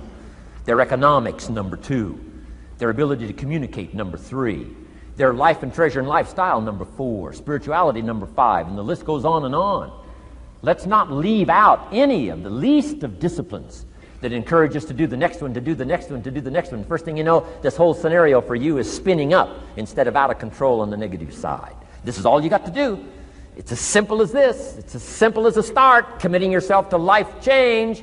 And once you start down this road, I promise you, you'll join the 10% and the 3%. We're going to talk financial independence in just a little while. Guess how many people can retire from the income of their own personal resources when it comes time to retire? Answer, 5%. In the most independent country in the world, 95% are dependent, 5% are independent. Take charge of your own retirement. I'm telling you, if you take charge of your own retirement through personal development and all these skills we've taught today, plus what's coming up, financial independence, I'm telling you, take charge of your own retirement, you can multiply it at least by 5, maybe by 10, maybe by 20, maybe by 100. Let the government take care of it, some company take care of it, you got to divide by 5. Take charge of your own life, take charge of your own day, take charge of your own conversation, take charge of your own family, take charge of your own possibilities. And learn these skills, develop this kind of strategy, and I'm telling you, life will open up for you. Join the 3%, join the 10%, join the 5%, walk away from the 95%. In our Leadership Weekend we teach, find out what poor people read and don't read it.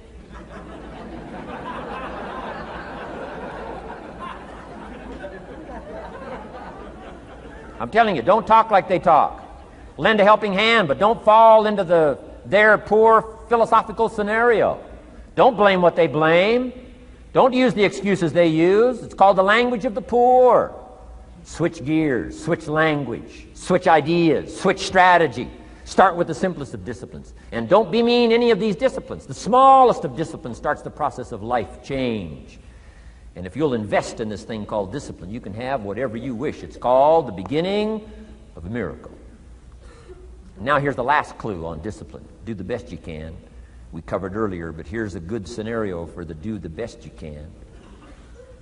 I've got a good question for you. Is the best you can do all you can do? And the answer is no. Strangely enough.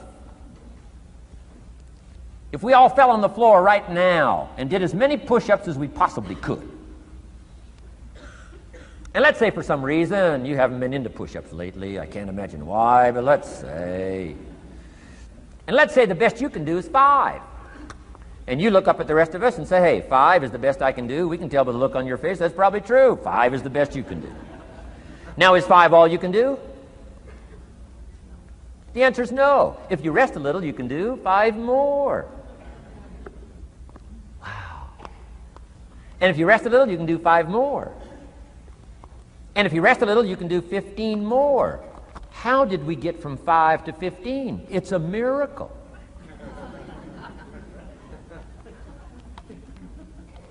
And if you rest a little, you can do 15, rest a little, you can do 15, rest a little, you can do 20.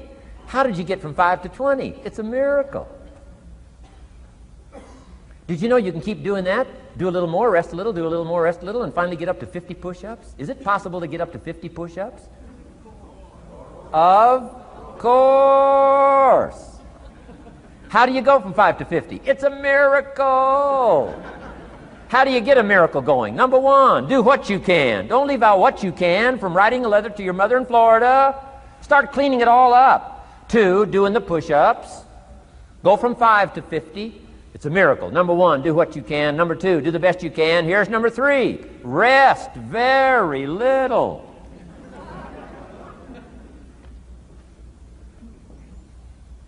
Don't rest too long. Why? The weeds take the garden.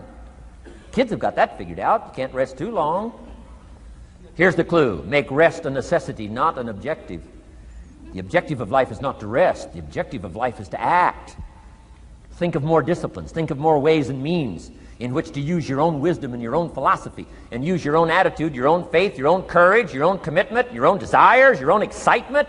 Invest it, invest it, invest it, invest it in discipline so that it's not wasted. The smallest of discipline. Thereby transform your life. Join the 5%, join the 10%, join the 3%. Guess when I went and got this little book, Richest Man in Babylon? The same day I heard about it. I went and got it. Somebody says, well, Mr. Owen, does that make you different than most other people? And the answer is yes. Somebody says, well, why is that? We don't know. We don't know. What do you know? You don't know. I don't know. None of us knows. Some do and some don't. The numbers don't change. Only the faces change. From those who get in on a seminar like this, listen to a dynamic sermon, read a book, listen to some cassettes, take seriously the next conversation of a friend who wants to level with you, and do something about it. And you can walk away from the 97%, not live there anymore. Because if you don't, the next 6 years of your life will be like the last 6. Mr. Shove said to me, Mr. Rohn, 6 years now you've been working. I'm telling you, the next 6 years of your life is going to be like the last 6, unless you take advantage and start making these personal changes. I made the changes, totally revolutionized my life. So take a look at the next 5 years of your life. It's going to be like the last 5, unless You change. And if you will change, everything will change. Join the 5%. 10 years from now, the numbers are going to be the same. But I'm telling you, some faces in this audience can change and start showing up in the 3% crowd, and the 5% crowd, and the 10% crowd, and thereby dynamically affect your life and your future. Develop these strengths. Now here's the last ability. Develop the ability to share. Pass along to someone else. If you've picked up a good idea today, pass it along. Don't let it stay. Pass it along. A book, if you take one of these little books I've suggested home and it affects you, pass along. Say, hey, I found a book, really helped me. I found a book, got me thinking. I found a book, changed my health. I found a book, got me inspired. Pass it along, pass it along, pass it along. Here's what's exciting about sharing. If you share with 10 different people, they get to hear it once, you get to hear it 10 times. So it's probably going to do more for you than it is for them. But it's called what? Everybody wins. When somebody shares, everybody wins. Wow. Share your ideas, share your experiences, share your knowledge. You can have just as much pleasure as I do. I said, giving this seminar, this is one of my joys in life. Give a seminar like this, make the best investment I can of words and spirit and heart and soul and time, energy. I don't have to work this hard. But I gladly work this hard. Why? I want the return. Your words touch my life. See, that's heavyweight stuff. You can't buy it with money. But I'm telling you, you can get the same thing started by recommending a book. Somebody will read that book, and then they'll read another one, and they'll read another one, and they'll come to you someday and say, you got me started. That book you recommended turned my lights on, turned my mind around, got me thinking, got me pondering, and I've been on track ever since. You can get just as much praise as I do if you'll share with your children, share with your colleagues, share with everybody that comes within your grasp. Share. Now here's what sharing does. It not only helps you, helps the person you share with. Here's what else it does. Makes you bigger than you are. If I had a glass of water up here and it was full, question, can that glass hold any more water? If it's full, if the glass is full, can it hold any more water? The answer is yes. But for it to hold more, you got to pour out what's already in. That's what I'm asking you to do. If you're full of ideas, if you're full of good things, I'm asking you to pour it out, pour it out, pour it out. Why? I'm telling you, more will be poured in, poured in, poured in. Next, when you do pour out, you become bigger. It's not like a glass that stays the same. Human beings have the ability to grow in consciousness and awareness and capacity. It's unlimited capacity. I found out kids don't lack capacity. In Europe, the kids speak what? 2, 3, 4, 5, 6 languages. When I grew up, my father spoke German, never taught me. My mother spoke French, never taught me. They were trying to get away from all the old world languages back then. Had no concept how valuable languages were going to be in the future. Just didn't know. So they abandoned the German, abandoned the French. I could have learned all 3 languages instead of just English. My girls went to school in Beverly Hills. They've turned that around. In first grade now in Beverly Hills school system, they offer 3 languages besides English. French and German, Spanish. Why? Because kids can learn 2 languages just as easy as 1. Question, how many languages can a child learn? Here's how many. As many as you'll take the time to teach them. They do not lack capacity. They only lack teachers. Wow. And I'm telling you the same thing is with you. You don't lack capacity. But here's how you expand your capacity. And that is to share what you've got. Now you get bigger. Share some more, and now you get bigger. I'm here for a very self-interest reason. If I share with you, my consciousness grows. If I share with you, I get to hear this again. Somebody asked me not long ago, said, Mr. Owen, how are you doing with all this stuff? You get on everybody's case pretty hard. How are you doing with all this stuff you teach? I said, well, best I can share with you is this. Listen to me very carefully, but don't watch me too close. This stuff's easier to lecture on than it is to do. I understand that. I'm working on it just like you. But hey, pour out what you've got so that your capacity grows. Now, why should you want your capacity to grow? Very self-interest reason. Here it is. To hold more of the next experience.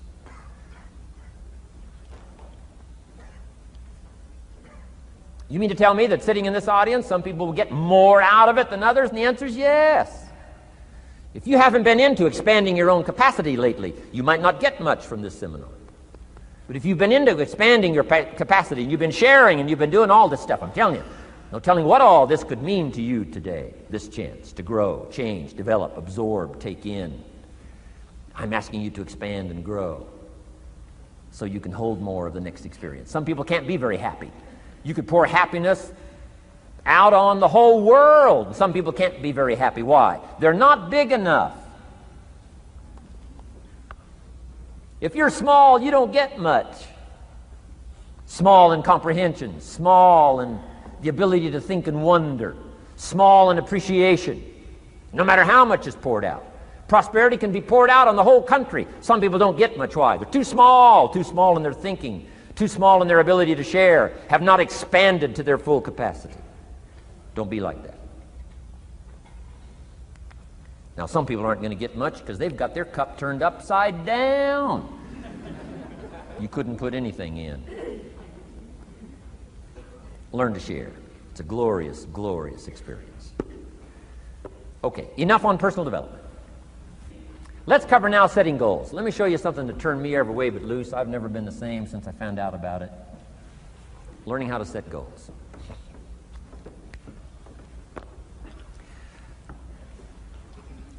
Not long after I met Mr. Schoaf, we're having breakfast one morning. Mr. Schoaf said, Mr. Owen, now that we've gotten acquainted, we know each other fairly well, he said, maybe one of the best ways I can help you, he said, let me see your current list of goals. Let's go over them and talk about it. And I said, what? I don't have a list. He said, well, Mr. Owen, if you don't have a list of your goals, he said, I can guess your bank balance within a few $100s. Which he did. And that got my attention. I said, you mean my bank balance would change if I had a list of goals? He said, drastically. So that day I became a student of setting goals. And I've used it to dynamically affect my life. I've taught it to some of my business colleagues. We use it to do business around the world. Setting goals. It can turn out to be a drama for your life. Here's what goals are. Your vision of the future. Your vision of the future. Now, there's two ways to face the future. One, with apprehension. Number two, with anticipation. Guess how most people face the future? With apprehension. Why? Major reason why. They don't have it well designed. They've left the design of their future to somebody else. And if you don't make plans of your own, guess what? You'll probably fall into someone else's plans. Guess what someone else may have planned for you? Not much. You got to make a list of this not much stuff. I'm telling you, people all their lives count on this not much list. If all of your negative relatives all turn positive, what will that do for your future? Not much. If prices come down a little, what will that do for your future? Not much. If the economy gets a little better, what will that do for your future? Not much. If circumstances get a little better, what will that do? Not much. If the weather gets a little better over the next few years, that'll do. Not much. I mean, you could go right down this whole scenario list. Most people all their lives, with their fingers crossed, count on this not much list. That's why 10 years from now, they'll be driving what they don't want to drive, living where they don't want to live, wearing what they don't want to wear, doing what they don't want to do, having what they don't want to have, maybe become what they didn't want to become. And it all starts by counting on something that's not going to count much. You say, well, then how can my life dramatically change? You got to count on yourself. And here's one of the things you got to count on. Your ability to design the future. It's called the promise. And the promise of the future, if you'll design it well, can have an awesome effect on your life. But if you face the future with apprehension, you'll take hesitant steps all day, uncertain steps all day. And if you take uncertain steps all day for 6 years, you can imagine how empty your life can be. We've got to help our kids with the promise of the future. Now here's what's connected to the promise, the price. The price to pay. But I'm telling you, the price is easy if the promise is clear. One of the better notes to make for today. The price is easy if the promise is clear and powerful. But the price seems almost too much to pay, too much to get over, too much to accomplish if the promise isn't clear, if the promise isn't powerful. I'm telling you, kids will pay the disciplines if they can see the promise.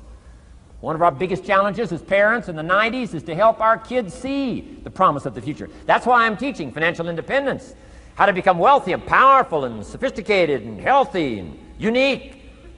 All of the stuff kids would hope to go for. It's all possible. This is America. That's the promise of the future. The price, a few simple disciplines practiced every day. And I'm telling you, the kids will pay the price of the simple disciplines if they can see the promise of the future. But if they can't see, they don't want to pay. And the same is true of all of us. We will pay the most extraordinary disciplines if we can see the promise of the future, called setting goals. So I'm asking you to get a handle on the future. I'm asking you not to leave it to anyone else. Don't leave it to the company. Companies got their own goals. I'm asking you to set your own goals, your personal goals. Income goals and financial goals and health goals and spiritual goals. And where do you want to go and what do you want to do and what do you want to see and what do you want to be? That's it. Promise of the future. Design your own future. It's within your hands and your capacity to do so. Here's how simple now goal setting is. It's not mysterious. You don't have to anchor, you don't have to focus, you don't have to visualize, none of that stuff. Here's how simple goal setting is. Changed my life. Decide what you want and write it down. I mean, that's how profound this stuff is. Decide what you want and write it down. Make a list. Where do you want to go? What do you want to do? What do you want to see? What do you want to be? What do you want to have? What do you want to share? What projects would you like to support? What would you like to be known for? What skills would you like to learn? Some extraordinary things you'd like to do, ordinary things you'd like to do, right? Silly little things you'd like to do, very important things you'd like to do. Decide on all that stuff and write it down, write it down, write it down. That's how simple this stuff is. And it's your own private list. If it's really private, you know, on your list, put some stuff in code where nobody can understand it if this list fell into unfriendly hands. Okay. And simple things, whatever. Foolish things, doesn't matter. It's your list. I had a little revenge on my first list. Budget finance, who used to harass me. I got 2 or 3 payments behind. This one guy called incessantly. Said, we're going to come get your car, drag it rear end up down the street in front of your neighbors. Put me down something fierce. When I met Shof, got my life straightened out, one of the first things on one of my lists was budget finance. And when I finally got the money, I needed a little drama in my life. Finally got the money to pay him off. I put it in small bills in a big briefcase. Walked into the budget finance office on Wilshire Boulevard in Los Angeles. The guy who harassed me so often, his desk was about 3 back. I opened the door, walked in, right up to his desk, stood right in front of him, never said a word. He said, well, what are you doing here? Didn't say a word. I opened up this briefcase, dumped this pile of money all over his desk. I said, count it. It's all there. I'll never be back. Turned around, walked out, slammed the door. Now that might not be noble, but you got to try it at least one time. Pay off with a little drama.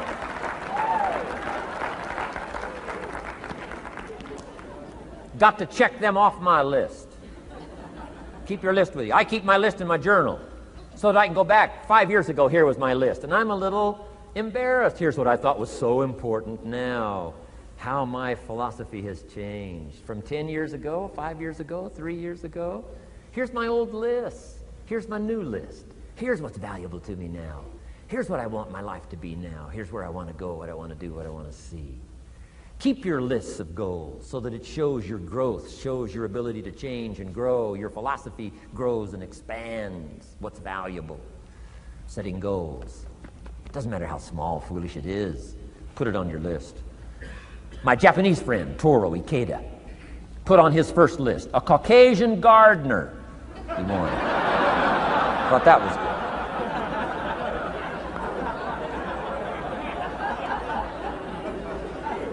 I like that. Have you got this profound thing now on setting goals? Here's how profound it is. Decide what you want and write it down. Get together with your wife, decide. Get together with your kids, decide. Get together with your business colleagues, decide. Write it down. Make a list. Okay, that's how easy it is. Now let me give you one more scenario on setting goals. When I started making my first list, Mr. Shoaff said, Mr. Rohn, looks like we're going to be together for a while. He said, I've got a suggestion for you. He said, I think one of the first goals you ought to set, you're a 25-year-old American male, sure you've made some mistakes, but now you're on the road to better things. You got a family, worth it. Reasons makes the difference. And he said, you've got every reason to do this. He said, why don't you, among all the goals you're going to set, he said, why don't you set a goal to become a millionaire? A millionaire. This is America. All the possibilities are available. Why don't you set a goal to become a millionaire? He said, it's got a nice ring to it. Millionaire. Enough zeros to impress your accountant? Millionaire. And he said, here's why. Now I thought, the man doesn't need to teach me why.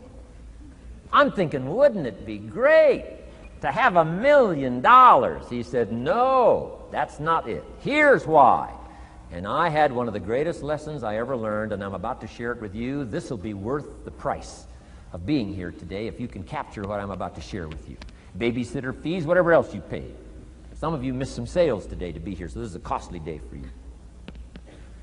But what I'm about to share with you changed my whole life. Here's what Mr. Shoaff said. Set a goal to become a millionaire. And he said, here's why. For what it will make of you to achieve it. And I got one of the greatest classes in one sentence I've ever received in my life. Set a goal that'll make you stretch that far. For what it will make of you to achieve it. What a brand new reason for setting goals. What an all-encompassing challenge to have a better vision of the future. What for? To see what it will make of you to achieve it. And here's why. The greatest value in life is not what you get. The greatest value in life is what you become. Major question to ask on the job is not, what am I getting here? That's not the major question. The major question to ask is, what am I becoming here? It's not what you get that makes you valuable. It's what you become that makes you valuable. So Shoaff said, set a goal to become a millionaire. For what it will make of you to achieve it. Then he said, when you finally have become a millionaire, now, he said, what's important is not the money. I thought, wow, I've got some more to learn. He said, no, Mr. Rohn, I'm telling you honestly, you could just give the money away. Now, I did better than that, right? I told you. I lost it all. I'm rich by the time I'm 31. I'm a millionaire. I'm broke by the time I'm 33. So I didn't have to give it all away. I lost it all. Foolish mistakes I made. I'm a farm boy from Idaho. That early money drove me bonkers. I used to say, how many colors does it come in? I'll buy them all. I went crazy over that first money. I just went crazy. And then I made that one foolish mistake, right? Continuing guarantee. I mean, I'm so naive off the farm. I don't know what continuing means. And a few other mistakes. And by the time I'm 33, I'm broke. Now I've made and lost millions since then. But what an experience that was. And I'm telling you, the man was right. When I finally was broke at age 33, guess what I discovered? My money did not mean that much. It represented only a fraction of all my assets. Shoaff said, once you become a millionaire, Mr. Rohn, you could give all the money away. Because he says, what's important is not the money. What's important is the person you've become. Now, let me give you the key phrase on setting goals. Set the kind of goals that will make something of you to achieve them. Set the kind of goals that will make something of you to achieve them.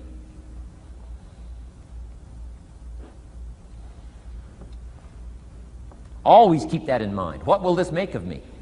If I set this goal and go for it, not only will I achieve it, but what will it make of me in the process?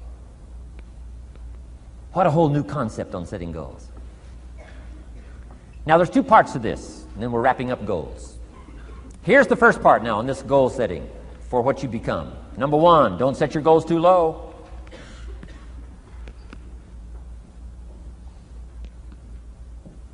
Interesting, we teach in leadership.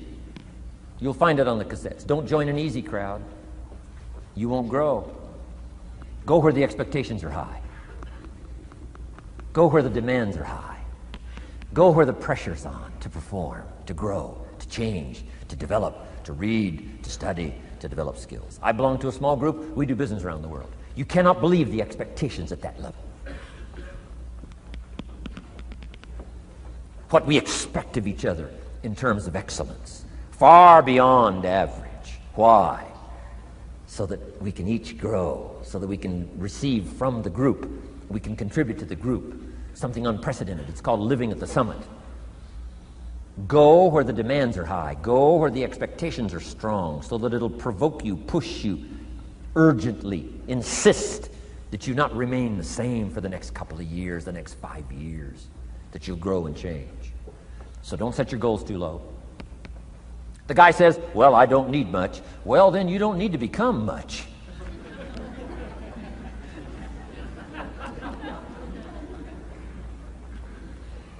Now, here's the last part on setting goals. Don't compromise. Don't sell out.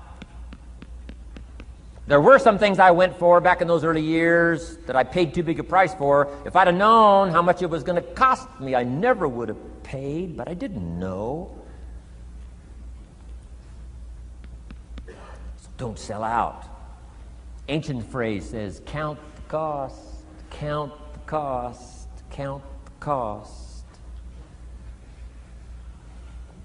An ancient story says, Judas got the money. You say, well, that's a success story. No. It's true, 30 pieces of silver in those days was a sizable fortune. You say, well, if a guy's got a fortune, right, that's a success story. No, you don't understand. His name was Judas. Doesn't that ring a bell? Judas. You say, oh yes, Judas, the traitor. That's right, the traitor got the money. Doesn't that change the story? And the answer is, of course, it changes the story. Interestingly enough, after Judas gets the money from becoming a traitor, he's got the money in his hot little hand, and now he's unhappy. Somebody says, well, if you had a fortune, how could you be unhappy? Well, he wasn't unhappy with the money. He was unhappy with himself. Key phrase, the greatest source of unhappiness is self-unhappiness. The greatest source of unhappiness doesn't come from outside. The greatest source of unhappiness comes from inside. And here's where the erosion starts, doing a little less than you could. That's where the beginning little infection of unhappiness starts, doing a little less than you can, not feeling that good about yourself. So don't let that happen. Judas is unhappy. He says, what'll I do? He says, oh, I'll just take the money back. Walked in where he got the money and said, here, take this money. I'm unhappy. They said, heck with you, Judas. We got what we wanted. You got what you wanted. Out. They threw him out with his money.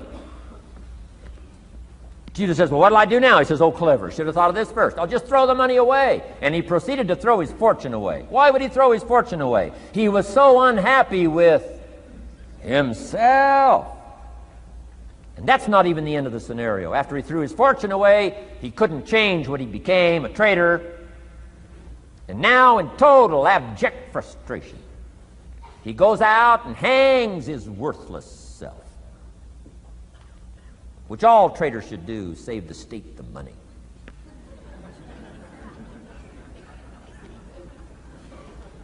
Why such a tragic end? Because he was so unhappy with himself. He sold out.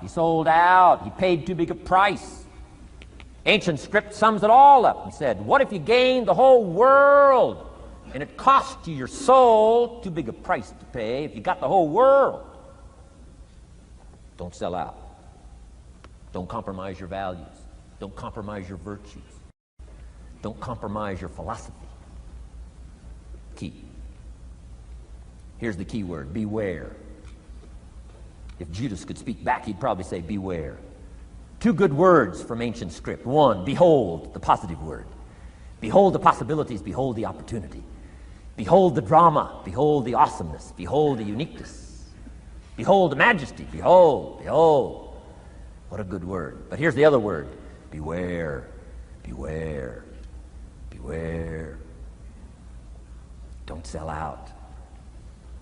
Mark well what you become in pursuit of what you want. But I'm inspiring you, hopefully, to set the kind of goals that'll transform your life, make you far better than you are, far stronger than you are.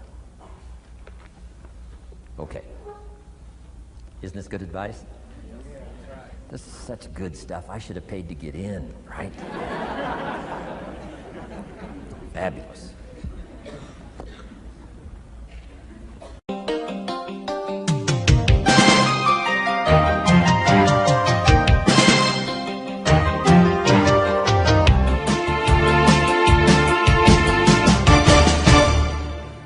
What should a child do with $1? Let me give you the best advice I've got.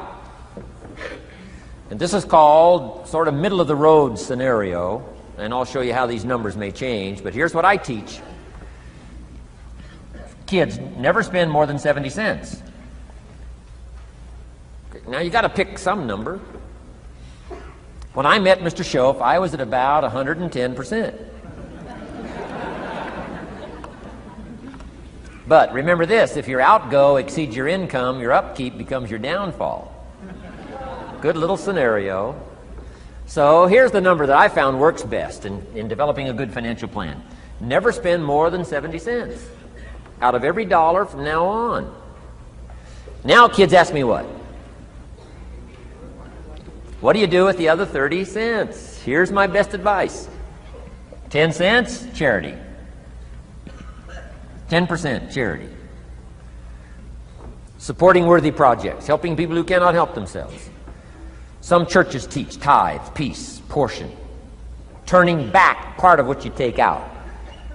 Excellent, excellent philosophy. That's what that 10% is. And nothing teaches children responsibility and character better than generosity. No school, no class, no teacher can teach character better than the simple act of generosity. 10 cents out of every dollar. Now you can pick your own number. I'm just giving you my best scenario. Now the time to start this is when the amounts are small. Easy to give a dime out of $1. I'm telling you, kids will give you 10 cents out of every dollar if it's part of their philosophy, if you sell them on it. And that's the time to start, when it's easy, 10 cents out of $1. A little harder to give 100,000 out of $1 million. Someone says, oh, if I had $1 million, I'd give 100,000. I'm not that sure. We better start you early when the amounts are small, so it'll all be set in when the big amounts start to come. Okay? So 10 cents for charity. The next 10 cents I call active capital. Capital meaning try to make a profit yourself. We live in a capitalistic society. Right? Everybody now wants to join capitalism. That's why the walls are coming down. Capital belongs in the hands of the people. That's where the genius is. So the genius is to try to show a profit. Buy and sell. Render service. Show a profit. Now here's what I teach kids. Profits are better than wages. Wages are okay, but wages help you make a living. Profits help you make a fortune. The key is to just understand philosophically a little simple economic scenario. And there's all kinds of ways to make a profit. I'm working on a new book. Here's what it's called. I think it's going to be called, Of Course Kids Should Pay Taxes. It's going to be an interesting book. In California, where I live, kids do pay taxes. If an 8-year-old walks into 7-Eleven, buys something that cost $1, the proprietor makes him cough up 7 more pennies. 8-year-old says, what's these 7 pennies? Proprietor says, that's taxes. That's taxes. Kid says, well, I'm only 8. Proprietor says, congratulations, you're my youngest taxpayer. So in California, kids do pay taxes. Now the question is, should they? Now the title of my book is, of course, kids should pay taxes. You got it. Right? The disciple went and caught a fish, found the miracle coins, and paid his taxes and Jesus' taxes. So way back then, Jesus did pay taxes. Now the question is, should he? And the answer, my little book says, of course, Jesus and kids should pay taxes. Of course. Of course. If an 8-year-old wants to ride his bicycle on the sidewalk instead of in the mud, you have to pay taxes. Things cost money. Got to pay taxes. Aircraft carriers keep tyranny over there instead of over here. Aircraft carriers cost money. It's expensive to run this whole show. We can't use used missiles. I mean, it's expensive to run the whole deal. Of course, everybody has to pay. Now, active capital means try your best to show a profit. Now, there's many ways to show a profit, not just money. Touch something, leave it better than you found it. That's a profit. Some profits are intangible, some profits are tangible. Long before Earth Day, for all sophisticated people, it was very proper when you left your hotel room to turn out the lights. All educated people. Why? Leave a profit. It's so easy to flip the switch and leave a profit. Some say, well, the hotel gets the profit. What do you care? All you need to become is a person who leaves a profit. Wow. I talked to a man who runs a whole string of apartments. He said, guess what? Most people, when they rent an apartment, leave it, what? Trashed, worse than they found it. What kind of a reputation would that be? Whatever you touch turns to trash. Whatever you touch gets dirty. Nothing you touch gets better. See, that's a poor philosophy. No wonder it leads to poverty, small lives. As one writer said, living lives of quiet desperation. This is where it all begins. Failure to leave a profit when you can, turn out the lights, doesn't matter what it is. Become profit-minded. Profits are better than wages because profit has the potential to make a fortune. Wages has the potential to make a living. So I teach kids, take part of your wages. If you earn the money, take part of it for charity and part of it to see if you can't make a profit. And there's all kinds of ways. My book's going to be full of all kinds of ways kids can make money. I teach kids how to have 2 bicycles, one to ride and one to rent. I mean, it doesn't take long to get into business. You don't have to be a genius. Halfway bright, you can start showing a profit. Now, here's the next 10 cents called passive capital. Meaning, let somebody else use the capital, you provide it, you're passive, they're active. And let them pay you interest. Profits and interest. Unique way to make a fortune. In fact, there's a Bible philosophy. I teach teenagers this Bible philosophy. Here's what it teaches. The borrower is servant to the lender.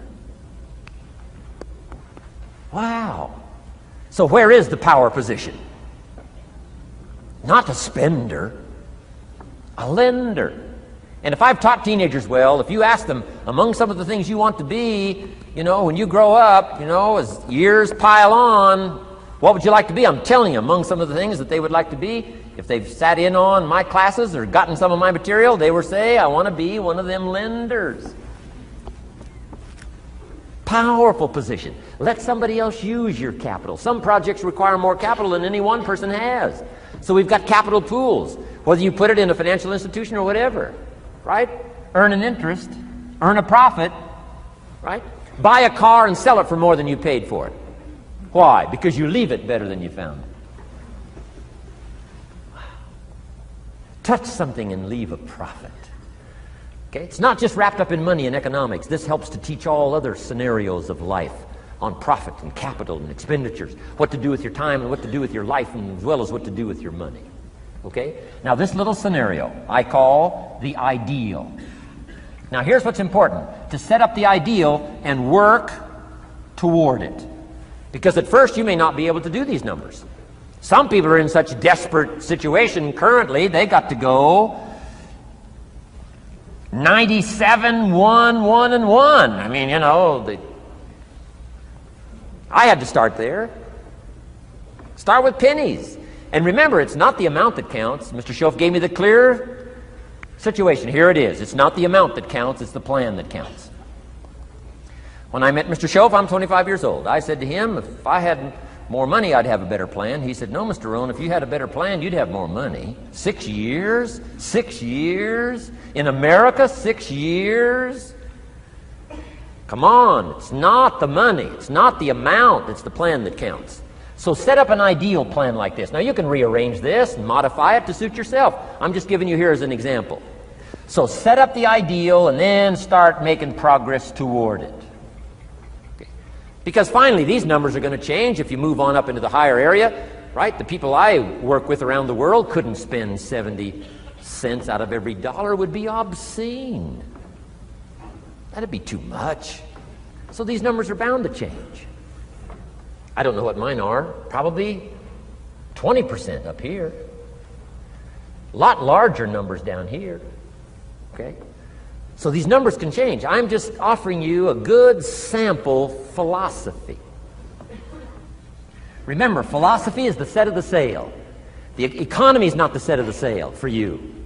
For you, the set of the sail is your own philosophy, your own thinking, your own plan, your own concept. Don't borrow somebody else's plan. Don't borrow somebody else's concept.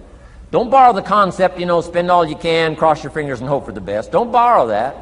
Develop your own philosophy, and I'm telling you, it'll lead you to unique places.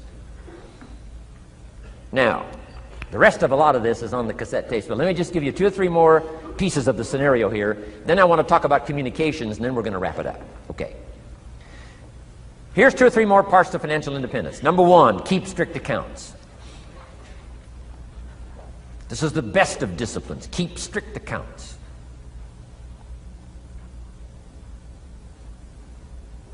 Did you ever hear this expression? I don't know where it all goes. Did you ever hear that? I don't know where it all goes. Oh, we'd love to have you run our company. You don't know where it all goes. Whoa. Did you ever hear this? It just gets away from me. It just gets away from me. Oh, we'd love to turn the world over you. It just gets away from you. Come on. You got to have better disciplines than that. Let that be the 90%.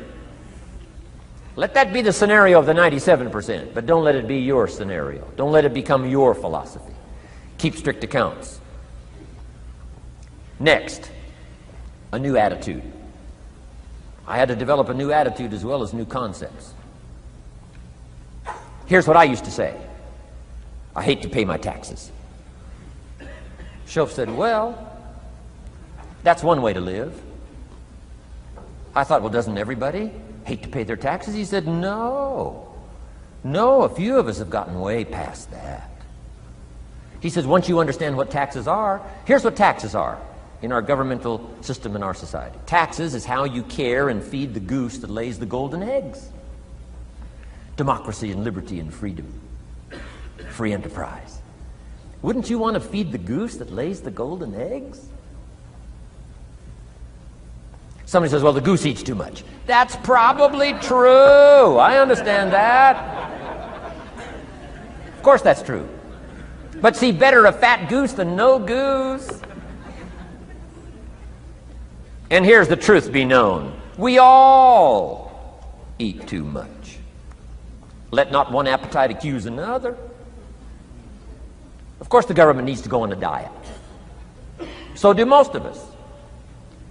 But hey, you still have to care and feed the goose that lays the golden eggs once you understand that that's what it's for. See, it is so important, the right attitude. Here's what I used to say. I hate to pay my bills.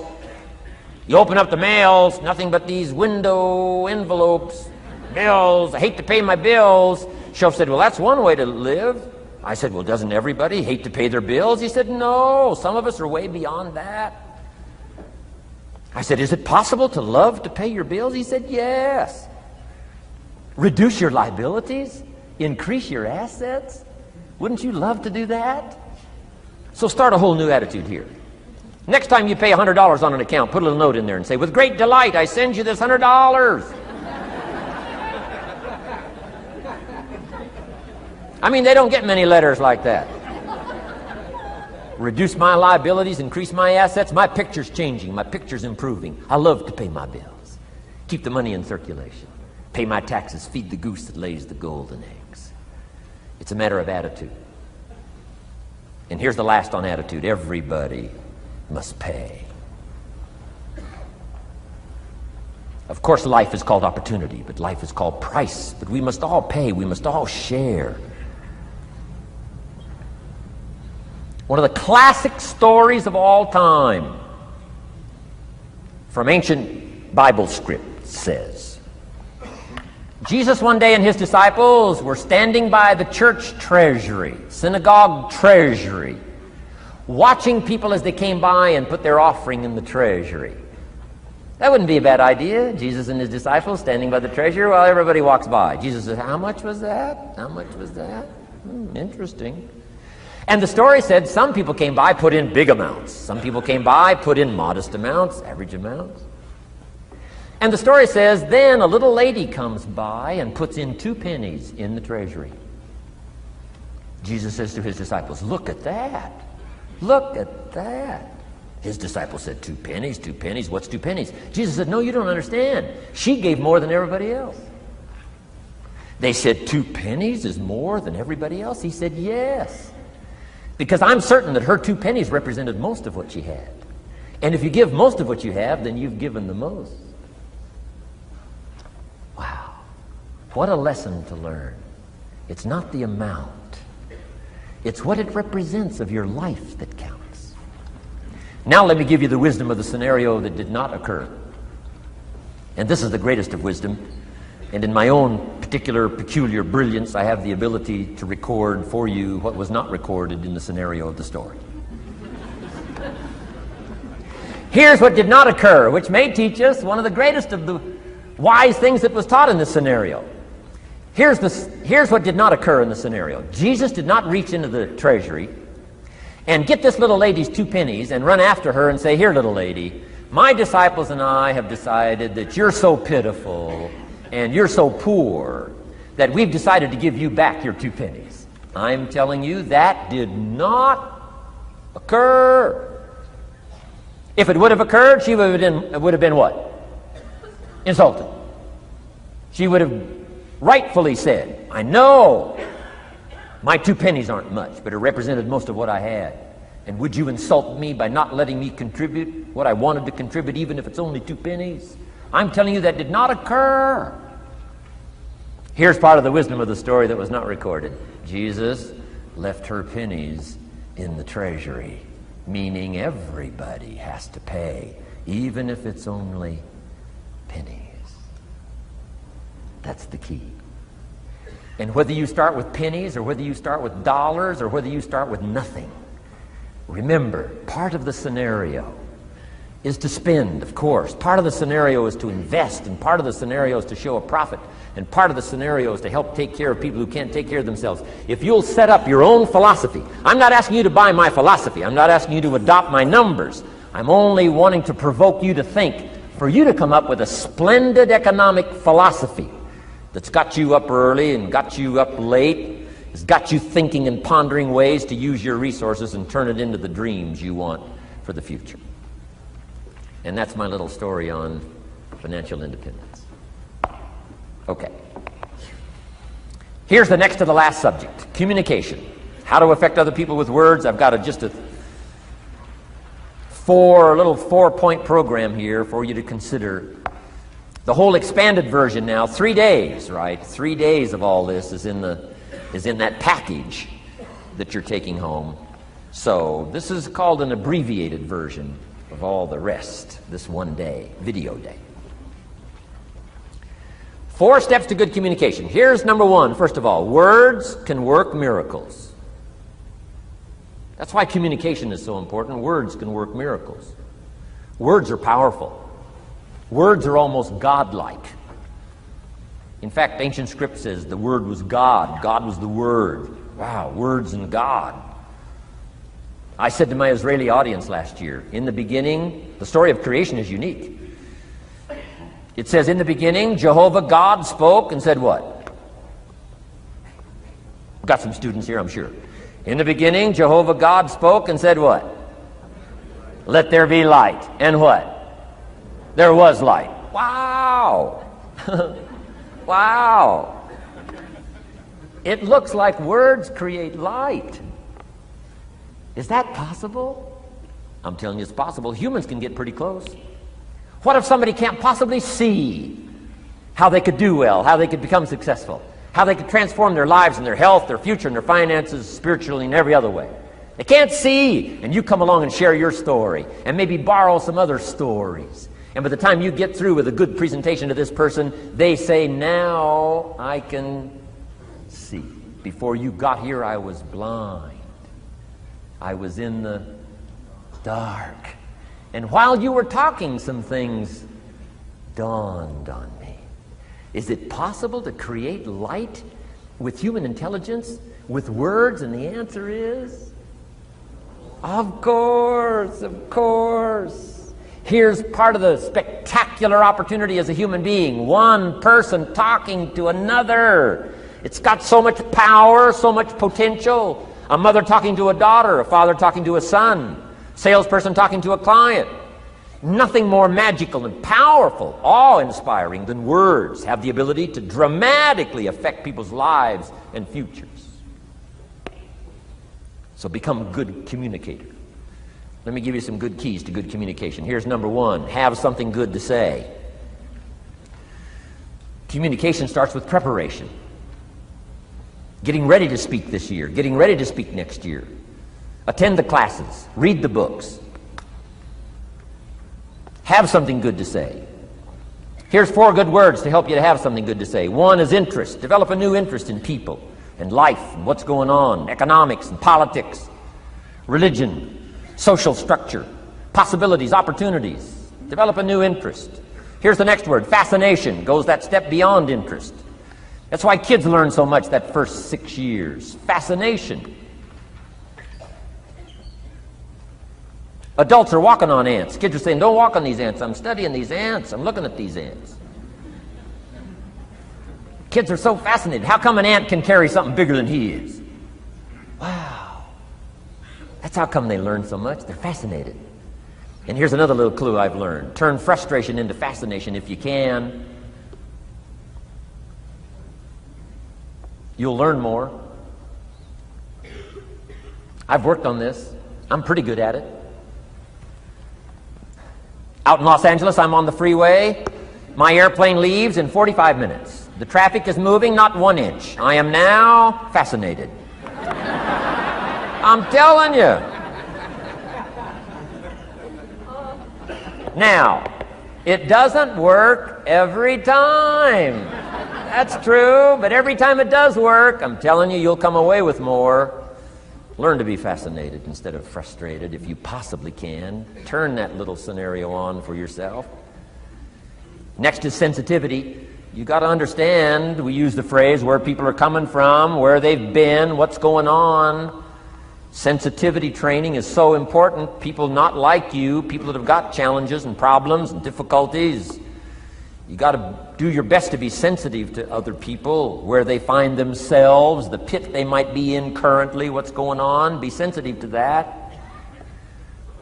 Here's 2 of the greatest things said about Jesus. 1, it said he was touched.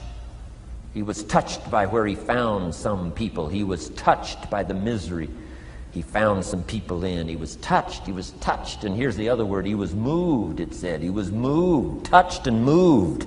If you really want to communicate well, you got to be touched and moved.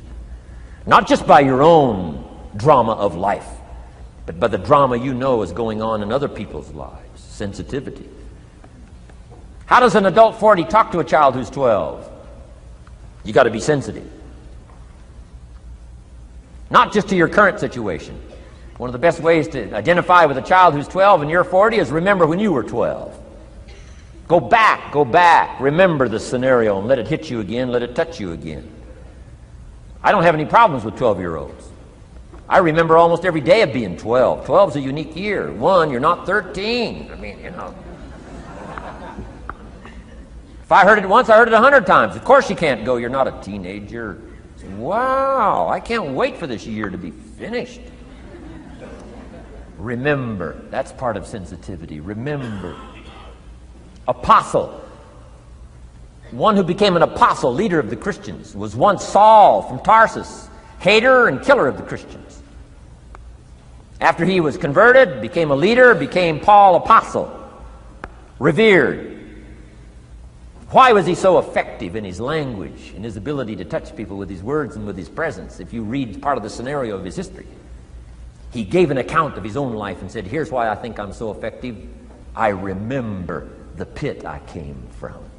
Sure, they call me apostle, but I used to kill these Christians, and I never forget that. If I want to get in touch with other people's difficulty, I got to remember my own difficulty. Let it hurt again. That's what makes a good performance. A good actor, a good actress. The emotion close to the surface from the remembrance of things past.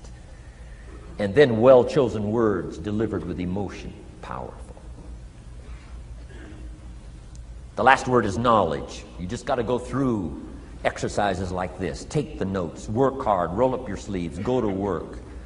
Gather the knowledge in journals. Gather the knowledge in notebooks. Gather the knowledge in a library and cassettes and videos and every other means. Gather knowledge. Don't be lazy in learning.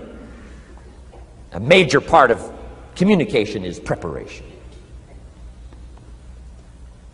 Now here's the next part of good communication. Say it well. One is having something good to say. Number two is saying it well. Let me give you a quick list on saying it well. Number one, sincerity. Best place to start if you want to communicate well is let your sincerity show. Next is repetition, the mother of skill. I've been at this 33 years. Somebody says, well, you give a pretty good seminar. I should. 33 years? 33 years. Repetition. Next, brevity. Sometimes you don't need many words if you're totally sincere, I'm telling you. Jesus' presentation in gathering up his team called disciples was fairly short. He just walked around the countryside, took a look at somebody and said, you follow me. That's brief. I mean, that's short. Now, why could he get by with such few words? And this takes care of a lot that I've tried to share with you today called personal development. Here's why I think Jesus could get by with such few words. For all that he was, that he didn't have to say.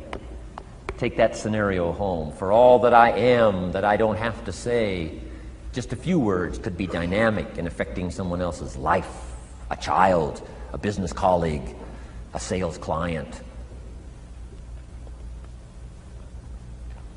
Next, vocabulary. Got to work on your vocabulary. Some of my friends took a survey among prisoners working on some rehabilitation program. They weren't particularly looking for this, but here's what they found. There's definitely a relationship between vocabulary and behavior. And here's what they found out. The more limited the vocabulary, the more tendency to poor behavior. And when you think about it for a while, it makes sense. Words are a way of seeing. And if you don't have a good vocabulary, you can't see very well. Can you imagine the mistakes in judgment when you can't see very well? Next, words are a way of expressing what's going on in your head, what's going on in your heart. What if you can't see well and you can't express well? You can imagine the tragic scenario of 5 years of that, 10 years of that, 20 years of that showing no improvement. Behavior now becomes a major problem. And that person's world gets smaller and smaller and smaller. Why? They can't see and they can't express. And finally, they don't need much bigger place than a 10 by 12 cell. Their world is so small anyway, don't need much bigger place. I'm asking you to stretch your vocabulary. I used to put words up on a 3 by 5 card. I drove a lot back in those days, but at the end of the day, I'd mastered 2 or 3 words. My oldest daughter, Linda, with my grandkids, starts the day with what's called the word for the day. She writes it on a chalkboard, the word for the day. And the kids memorize that word and the meaning of the word. And every once in a while during the day, she'll say, what's the word for the day? The last day I was there, the word was superficial. Natalie's 4, Nathaniel's 5. And several times during that day, Linda, my daughter, would say, "What's the word for the day?" Natalie would say, "Superficial." And she would say, "Nathaniel, what does that mean?" "On the surface." Several times during the day. "What's the word for the day?" Superficial. "What does it mean?" "On the surface." If you were to ask my grandkids, "The last time Grandpa was here, what was the word for the day?" I'll bet you they'd probably know. Superficial. On the surface. Word for the day. Why not learn a word a day? Why not add to your vocabulary so you can see more, see better, and express better? Put out in words what's in your heart, what's in your soul, what's in your mind. It's important. So say it well. Here's number 3. Number 1 was have something good to say. Number 2, say it well. Here's number 3. Read your audience. These are just simple concepts now. You've got to add some of the details, but that's what I'm mainly good for, is concepts. Read your audience. If you're talking to a child, you've got to study the face of the child. You've got to study a little body language. You've got to study what's going on. So you'll know whether to shift gears, come on a little stronger, ease off a little, might be too strong, search for another illustration, soft, strong. A lot of that is dictated by reading your audience. When I first started lecturing, I had some challenges here. I was so absorbed in my notes, lecturing like this. I'm telling you, in those early days, the audience could have left and I'd have kept right on going. I didn't know what was going on down here. I didn't know what was going on over here. I didn't have any idea what was happening over here, whether I should come on a little stronger, ease back. I didn't know. I couldn't read my audience. So, read your audience. A prospect, read. Now let me give you some ways to read. Number 1, by what you see. Body language tells us some things. How to shift gears, whether to go on, whether to stop. If you're talking to somebody and they're leaning toward the door, that means you gotta hurry, right? They're not gonna be here long.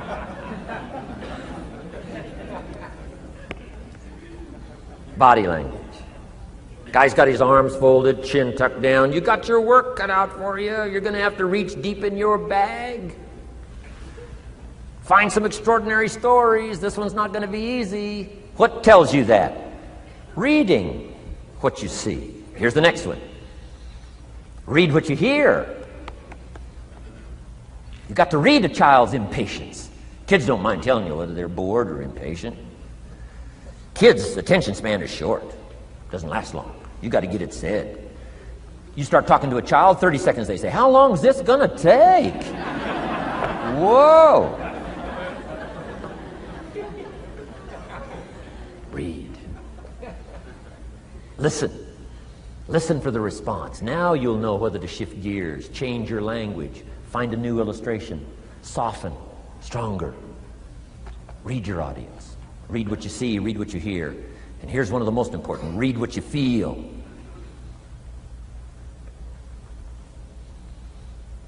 Now, women are probably better at this than men when it comes to picking up emotional signals. Men, they can see, and men, they can hear, but it takes a little training for a man to pick up those emotional signals that are so important so you don't say the wrong stuff. Because it's so easy to make a mistake in language. What if you meant to say to someone you care about? What if you meant to say, "What's troubling you?" And instead you said, "What's wrong with you?"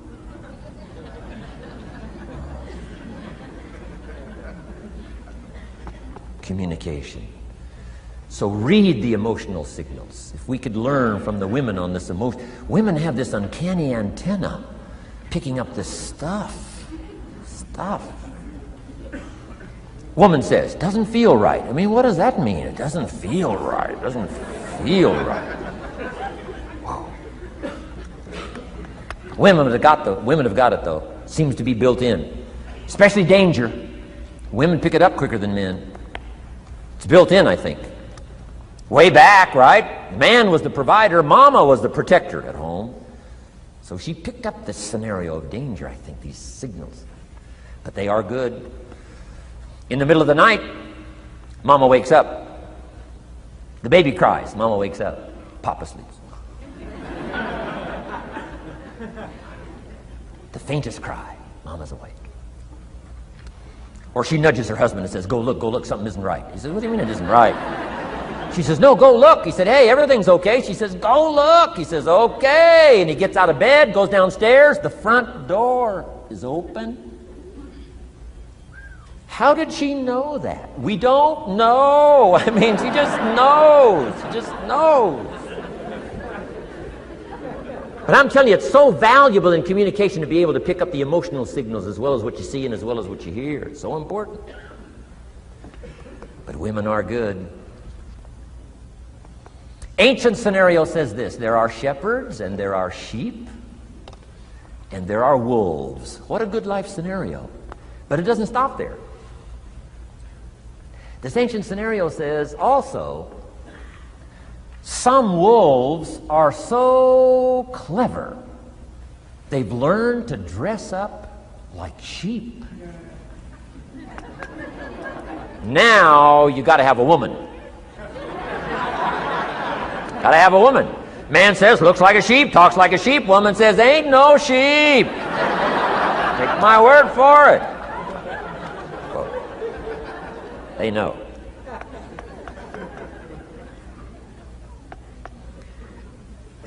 Read. Pick up the signals. Don't ignore the signals. Develop this personal development scenario, communication, financial independence, and all the rest. Now here's the last part. Intensity. Words mixed with emotion. Words mixed with hate. Words mixed with love. Words mixed with faith. Words mixed with courage. That's what's powerful. Words have a certain effect, but words loaded with emotion have an incredible effect. If I had a little straight pin, a guy buys a shirt, it's got all these little pins in it. I take out all these pins. If I took one of those little straight pins and I threw it at you, and let's say it reached you and hit you in the face or hit you in the hand, you'd feel it. This little straight pin, you'd feel it. That means I got you with my words. But what if I took that little straight pin and wired it to the end of an iron bar about that long? See, I could drive that pin through your heart. The pin is the words, the iron bar is the emotions. The emotions. Here's the best I could share with you. Put more of you into what you say. Don't be casual in language. Don't be casual in words. Casualness leads to casualties on the freeway and in communication. Don't be lazy in learning good communication. And put more of you. Now here's the last thought. The emotions must be measured. It can't be too much for the occasion if it's not called for. In leadership we teach, don't shoot a cannon at a rabbit.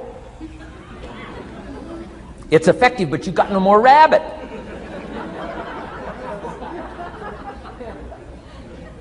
So here's some of the most powerful scenario in communication. Here it is. Well-chosen words mixed with measured emotion. The basis of affecting people with good communication. Well-chosen words mixed with measured emotion. And one last point on communication. The more you care, the stronger you can be. The more you care as a mother, the stronger you can be with your children. The more you care as a father, the stronger you can be. The more you care as a leader, the stronger you can be. In helping to solve problems, getting on somebody's case, the more you care. But you got to care. I don't mind a minister consigning my soul to hell fire for my sinful ways. I don't mind that. If he believes it, I don't mind him consigning my soul to hell fire for my sinful ways, as long as he does it with tears and not with joy.